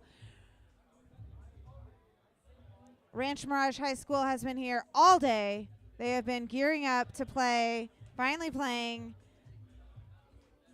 Cathedral City has represented in all 3 of our tournament types: Smash, League of Legends, and Overwatch. We're about to start Overwatch. For Overwatch at Rancho Mirage High School, we have players Michael, Jeremy, Brises, Ashton, Isaiah, Luis, and Jaime, or Jamie, he might say.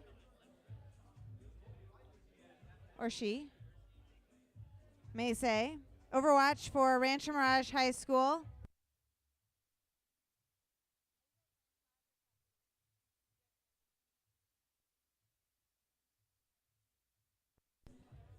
For Cathedral City High School, taking on the Rancho Mirage team, we have Cody, Diego, Luis, Javier, Xavier, I think. Ulysses, 2 Luises on the team. Ulysses, and Miguel.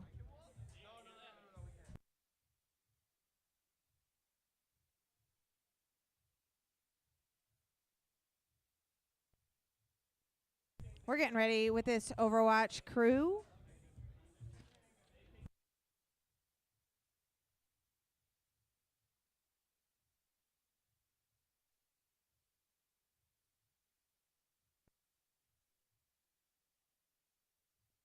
A little fun fact about the Overwatch. Overwatch is played in multiple levels. In fact, even at the collegiate level, players play Overwatch. I'm sure the other types of games too. First place in the collegiate champs this year was my alma mater, Illinois State University. They won. Who knew they had a gaming team? Not me. I do now, though, playing Overwatch.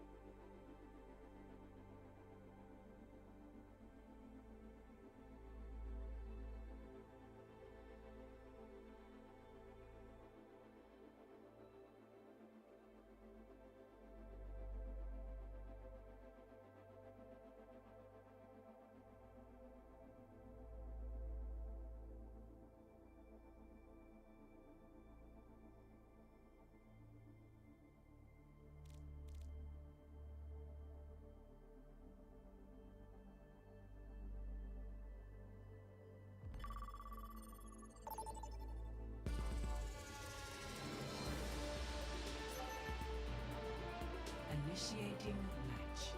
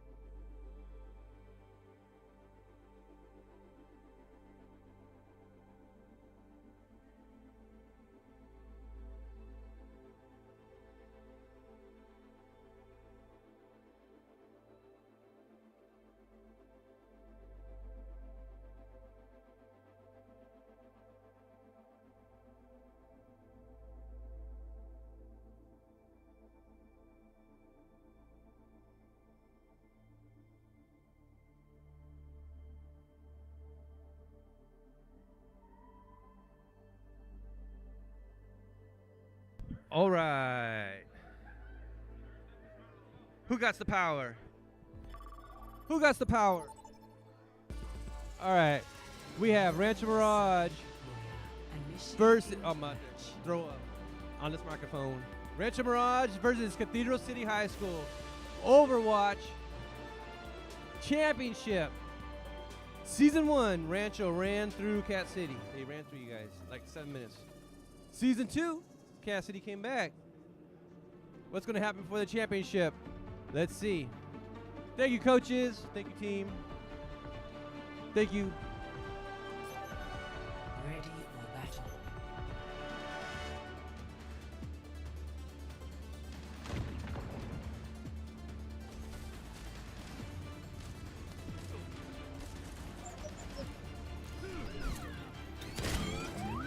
Come to think of it, I suppose we aren't so different. They say you're a good shot. Hope you don't mind that I'm better. I know more than anyone that a head that big is an easy target.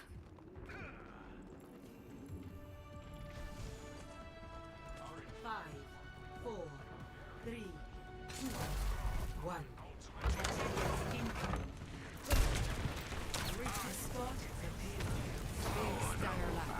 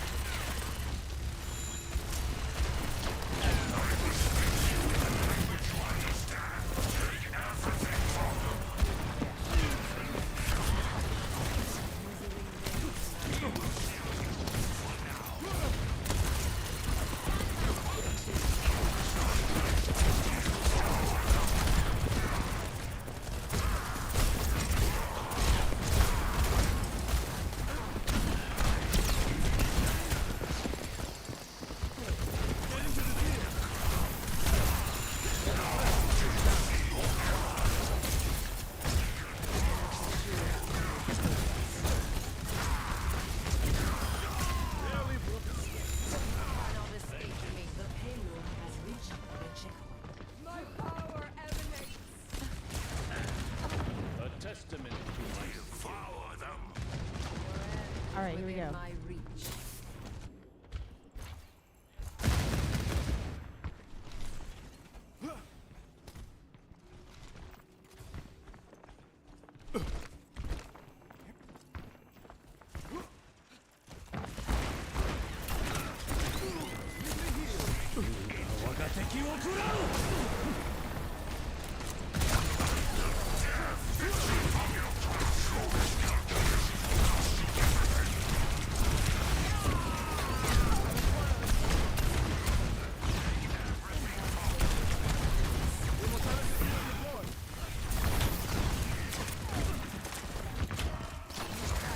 This game is moving very quickly.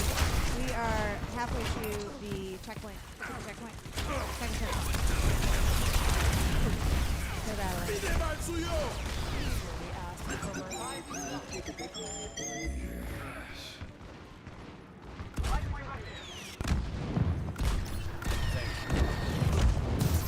Unassailable.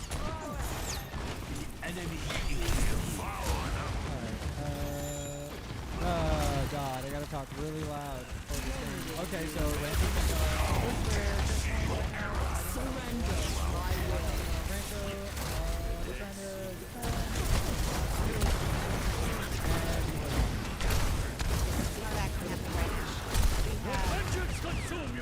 Oh, big power. Teleported. They're teleported. Huge ult.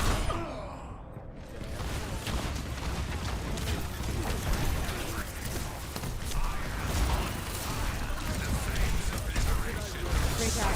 Great job. Ranch Mirage is almost to the second halo.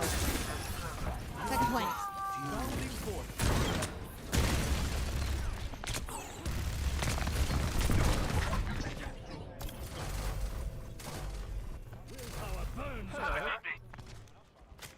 Reaper.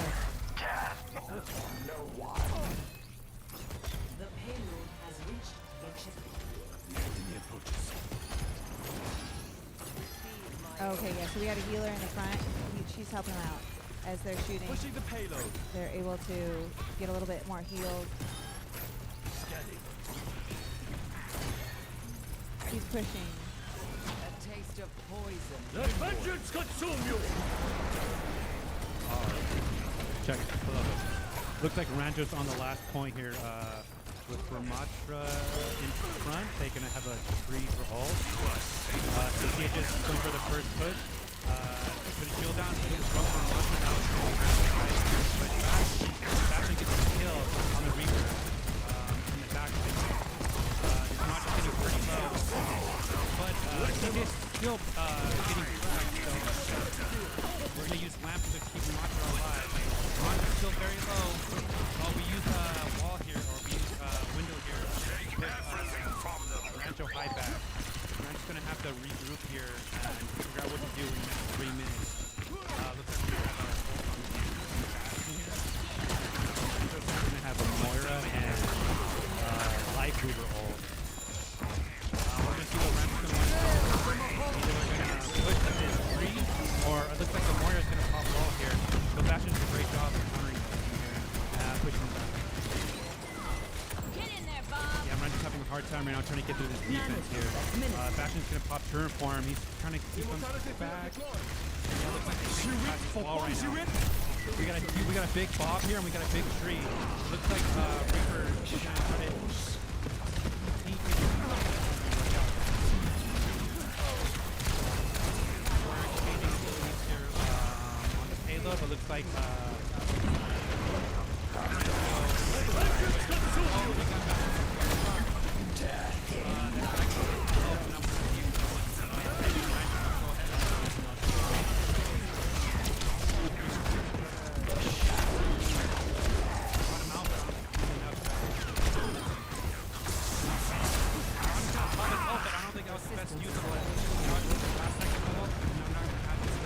go ahead and counter.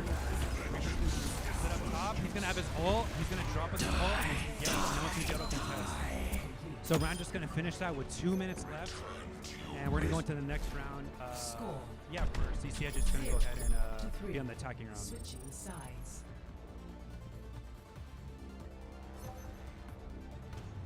Initiating match.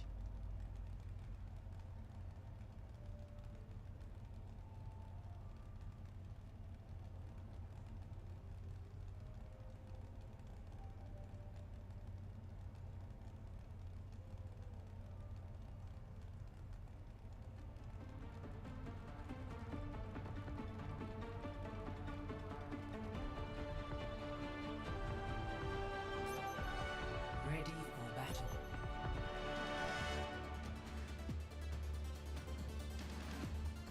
Okay, very good. So Rancho's going to now have really good defense to stop the Pizza City from completing this challenge, from pushing through this challenge. And so far, Busier than you, I'd assume. I missed you too. You look great, by the way. Same saccharine tongue. Same empty head. teams are talking to one I'm another, here. getting the strategy of Hey there. picking the hero and making sure that Hello there. you know they're ready to go. 5, 4, hello. 3, 2, 1. Attackers incoming. Actuating the barrier. Escort the payload. Payload progresses.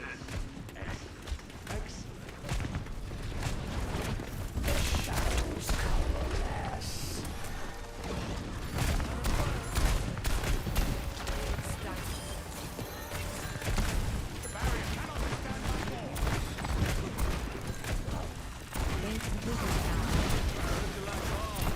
Rancho did it in 2 minutes and 8 seconds. So it's 13, we're going to try and do it even faster than that. But first goal is to complete the challenge. You got to get the car all the way to Heroes, all the way to the end. Final checkpoint, third checkpoint. And ooh, big hit. Wow, that was a big hit. Okay.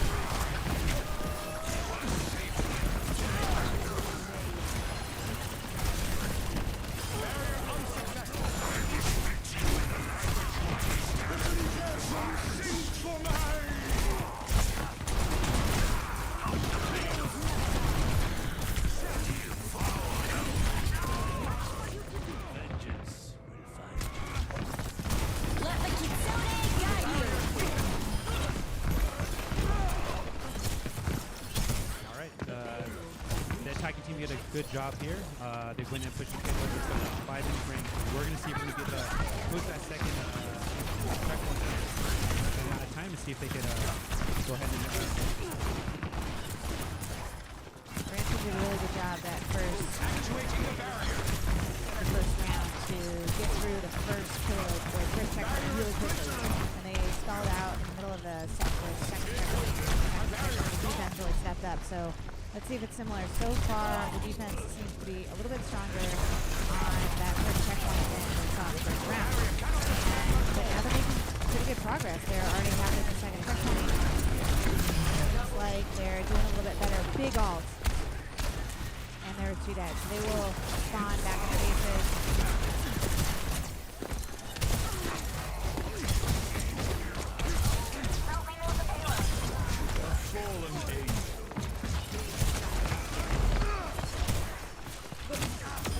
Looks like they're working together to try to eliminate just the one person. Being good teamwork, good teamwork. And they're talking, you can hear them in the background.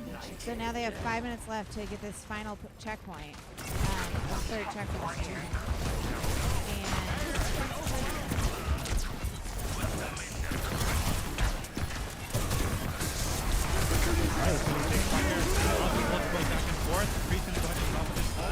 Huge ult by the McCree, gets free from that Sigma Flux. So we're gonna want to they're gonna want to have 300 push the payload a little faster here. So a lot of ult exchange. Now what we're left with is CCS is gonna have Kiri ult and Moira ult, and Ranch is gonna have Mercy ult. Only left. So the differential is gonna have to be used. Kiri ult close out the game here. Alright, so pushing in, both engaging. This is going to be the last fight. Huge exchange. They're getting everything fast to win this game, but if they don't close out here, like they did it now it doesn't look good. Here he goes. Who used Kiri ult? They're trying to keep everyone alive. I don't think it's going to be enough. This Mercy's trying to kill everyone. It looks like it's not working. They're delaying it a little bit, but it looks like it's not going to be 11. Looks like it's not going to be enough. Huge. They're going to get that last checkpoint with almost 4 minutes remaining, so almost double the time there. Score 3-3. Switching sides.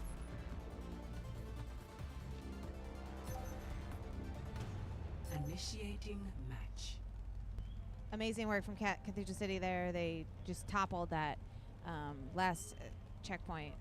Their offense was amazing at the end there. You could see, and they were working really well together. And you could hear in the background from the Rancho Mirage team that they realized there between the second and third checkpoints that they were being dominated by Cat City. Just turn on the offense and finish that last checkpoint really quickly. Push your limits. Nothing breaks that I cannot mend. All right, so right now they are switching things up, taking their players.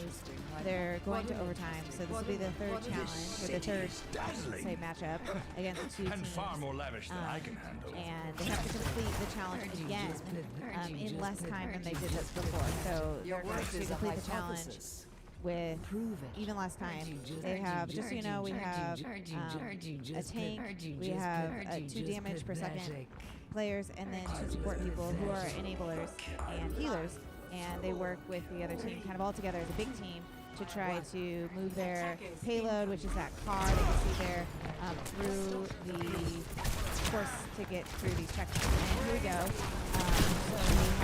So we're moving along. We're about just getting started.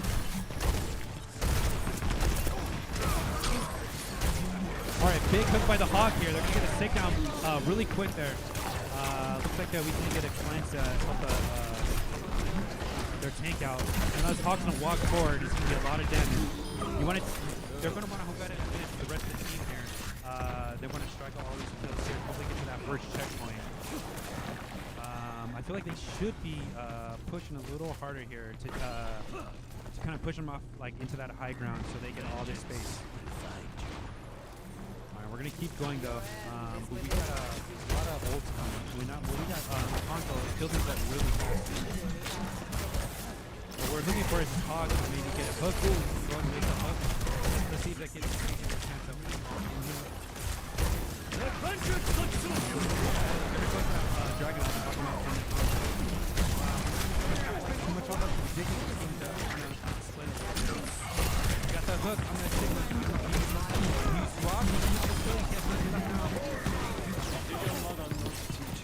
Rando's doing a great job of playing these kills. We're going to go ahead and get this first checkpoint with 30 seconds left now. So like I said, there's no, this time's going to keep ticking on.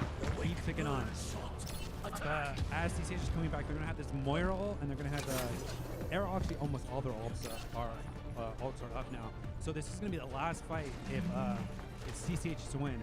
So they can kind of ult up here maybe and finish this fight, but we're going to go ahead and see what the play is going to be. Or maybe this Hog can go ahead and get another hook and huge play.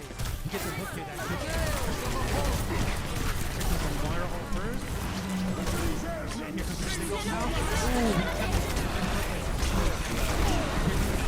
Here comes the ult jump. Looks like it's not going to do anything against that. But that was a great push by Rancho here. We got past the first checkpoint and halfway through that second checkpoint. So now we're going to go ahead and switch rounds, and CCHS is going to have 3 minutes and 49 seconds to go ahead on their offensive round. 4. Switching sides.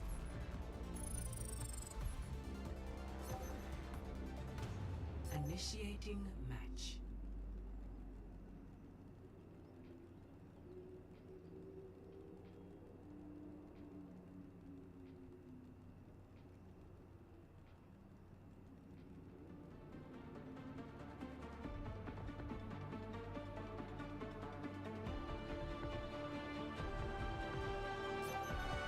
Ready for battle.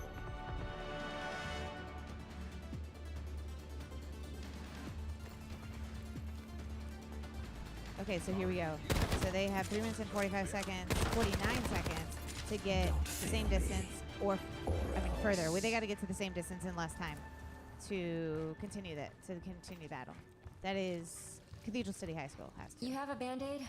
Okay, so Who here we exactly do you think I am? So they're picking their Someone who players. carries Band-Aids? They're getting ready to pick their players. Yes, and as a ma'am. reminder, there's different players. They have a front man who's called Tank. And then they have 2 damage per second players. These are the offensive players. And then they have 2 support players, a healer and an enabler who supports the offensive players, the main fighters in this game. Okay, so here we go. So time will not stop in this game. We will. Yeah. All right, they get that big pick at first, but now they're going to go ahead and switch it. But back to the turn point, we're going to have to wait for that to finish. They're taking a lot of damage here. We're going to see if we're going to be able to gain that back. But since back is out of its turn form now, we're going to be able to push. Maga uses shot, I believe, so we're going to go ahead and keep pushing all of this here. All free to push. Looks like I believe it's back in line for but that back is taking a lot of damage. Oh, Maga jumps in though. So the signal's getting really low. It's getting scary here. The shield's depleted here. He's going to use. Maga's going to jump in again and use his shout. After this, though, we're trading here. DPS for DPS. This is still a pretty even fight. We're going to look for a big play here. Not sure if anyone saw. All right, now they're going to see the Reaper teleport behind him. He has no help here, so it looks like he's taking a little bit for this point here. I don't know about that Kiri ult. I think that Kiri ult might have been a little too much. All that's left is this Maga. Yeah, they're going to go ahead and win that fight, but I think we should have saved that Kiri ult. They're going to get this first point for sure. Oh no. So now they're CCH is going to have a Sigil and a Moira ult to go ahead and see if they can close this out. And Reaper ult is also coming online. But Rancho does have ult counter too. Early punch from Rancho. Oh no. The Mercy's down. That was a big person, but they do have that Mercy. But now since they ulted, the Signal's going to go ahead and strike. Alright, let's see how big this cage is. Are we going to be able to help this Sigma? Oh no, we're not. We're going to go ahead and combo that Maga ult and the Bastion ult. Oh, this Maga's going to jump in. We still got this ult. Still has her ult. Huge missile. Are we going to be able to survive? If he does, I think he's going to go ahead and pop it. But he doesn't look like he's going to do it. So it looks like Rancho's going to go ahead and take that win here. With a minute and 30 left. Heightening your capabilities. We're gonna have a couple ult changes though. So we're gonna have CC's coming back with that Moira ult and that Soldier ult. Let's go get him. Not a lot going on for Rangel's ult besides the Mei. We're gonna go and see.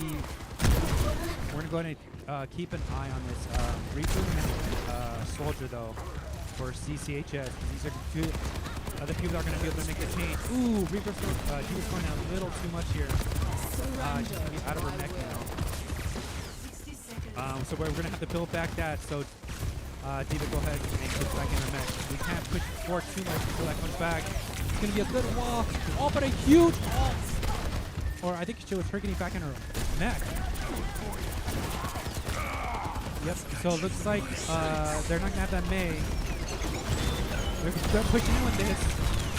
Oh no! I don't know if this. All right, big TP from the Reaper. Now we're gonna see if we're gonna be able to finish. They both gotta call. They gotta call the targets. TP and cleanse used by Kiri. Oh man, there's only 30 seconds left. I think it's only this Maga left now. But May's gonna come in with her ult. I don't think it's gonna be enough to flip the tide. It doesn't look like it's gonna be enough. It's just this Mercy in the Maga. And this Reaper's just gonna go ahead and clean up all these kills, I think. 10 seconds left. Kiri's ult, I think it's gonna finish, it's gonna do it to finish it. Look like that's gonna be it. Looks like it's gonna be CCHS that's gonna come out and win. Huge win by CCHS in overtime. That was a great game. That went the last second, last fight. If Francho ended up winning that fight, that would have been it. But that Reaper at the end, I think, did a lot for that, for CCHS. Good job on both teams.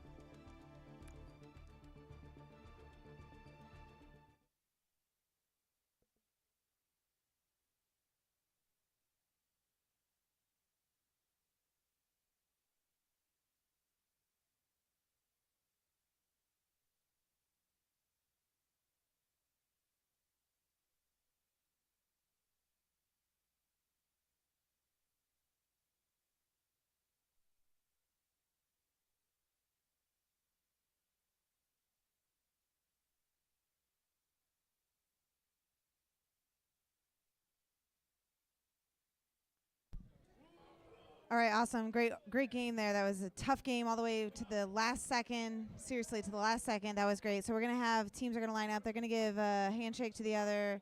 Congratulations and well done. Good sportsmanship and playing. That was very fun. As a reminder, we have the second place team. Amazing performance. Took it all the way down to the last second. It was Rancho Mirage High School by Coach Carmona.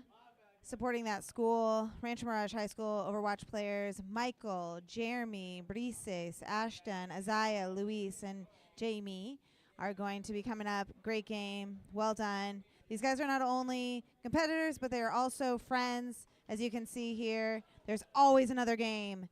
We also have Cathedral City High School, the champions. Cathedral City High School.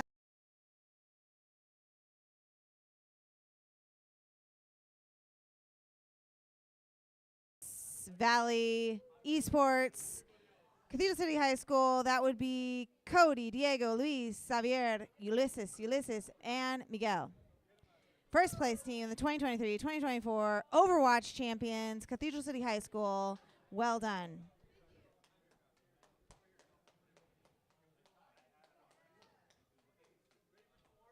That was Mr. Coach Flores at the Cathedral City High School with that squad. They're going to get their trophies. I think we want a photo with the trophies and the coaches, yes? Photo with the coaches and some trophies. Overwatch.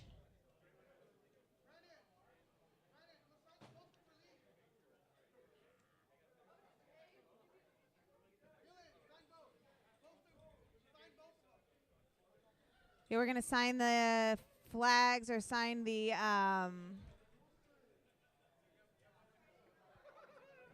what is that? I don't even know how to go back there.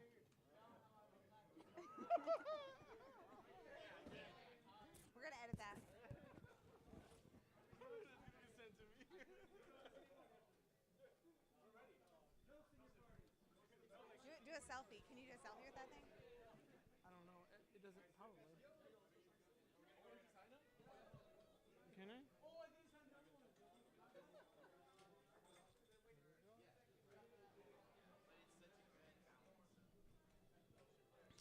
All right, well done, Cathedral City High School. Thank you so much. We have the awards. Yes, they're ready. We're ready. Overwatch. We're doing for Overwatch, the awards for Overwatch. So we want second place team up in the front, grabbing your trophy. Overwatch, that would be team from Rancho Mirage High School.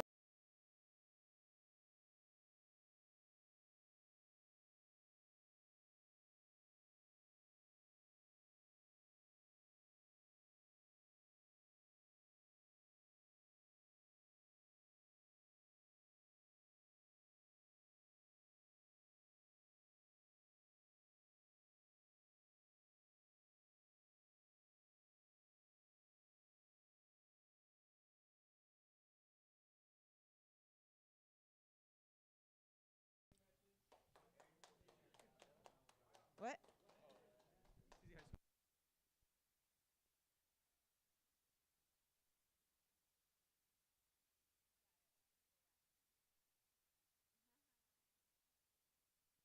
Well done, Rancho Mirage. Thank you so much. We'll be back next year. They're gonna come back next year to defeat this Cathedral City team, Cathedral City High School. Obviously, they've been practicing a lot. We've seen them before school, after school, not during school. Only today during school. Otherwise, they're focused on classwork like good students. But here we go. We have photo, Rancho Mirage team, Coach Cardamona. Awesome. Thank you so much. 1, 2, 3, cheese. Well done. That is the Overwatch team. 2, 3, payload.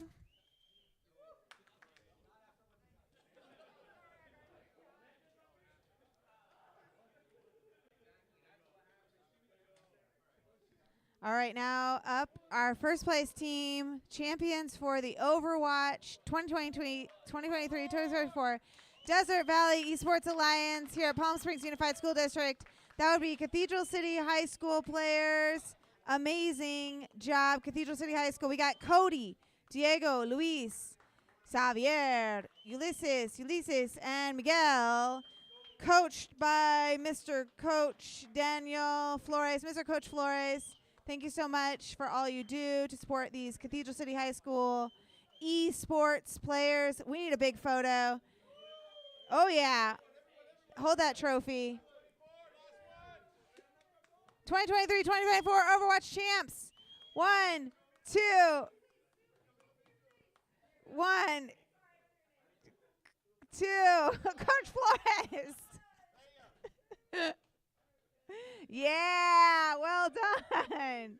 The hardest part of this game is getting posed for the photo. That's what they say. The hardest part of this game is the photo, I think.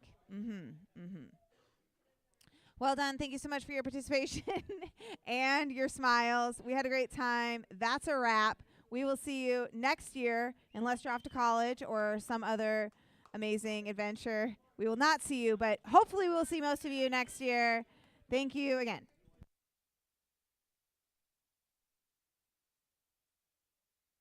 Okay, we want some League of Legends. Oh, we haven't done the championship for League of Legends yet. Oh, wow. Where was I? All right, League of Legends. We have the epic League of Legends. We have Palm Springs High School and Cathedral City High School. Again, Cathedral City. I'm getting tired of saying your name. Not really, but a little bit. First, we got Palm Springs High School. Now, interesting turn of events because they won the first match in that series and then lost the next two. And had we done a one match, we'd be crowning them as the champions. But there's always next year. Palm Springs High School. We have Coach Richard Hunsberger and players Adrian, Alexander, Brian, Owen, and Anthony. Well done, Palm Springs High School. Second place. League of Legends players. That is a very difficult game.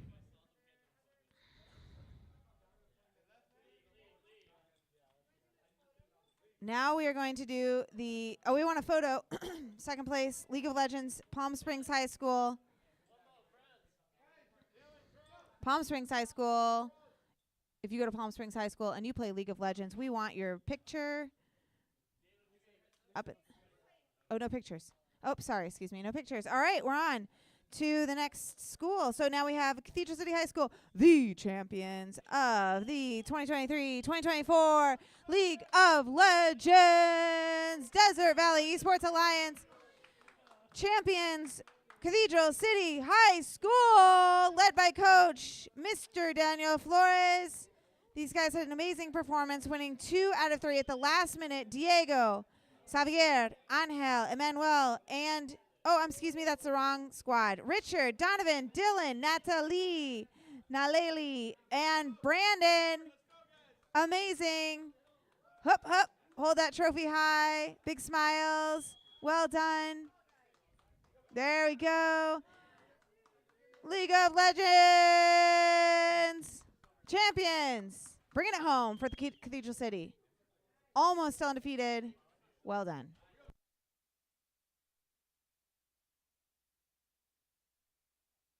All right, now we're going to announce the Smash second place champions. That was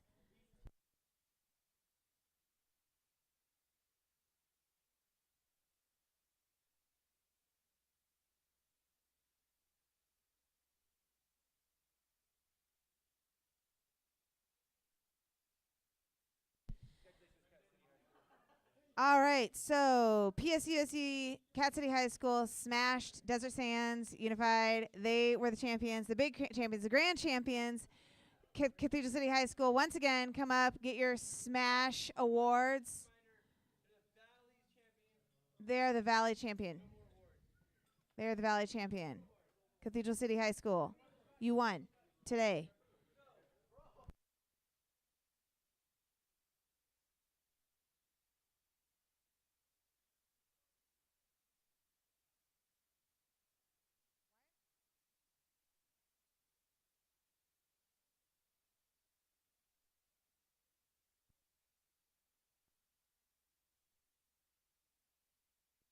Coach Awards. Are we still streaming?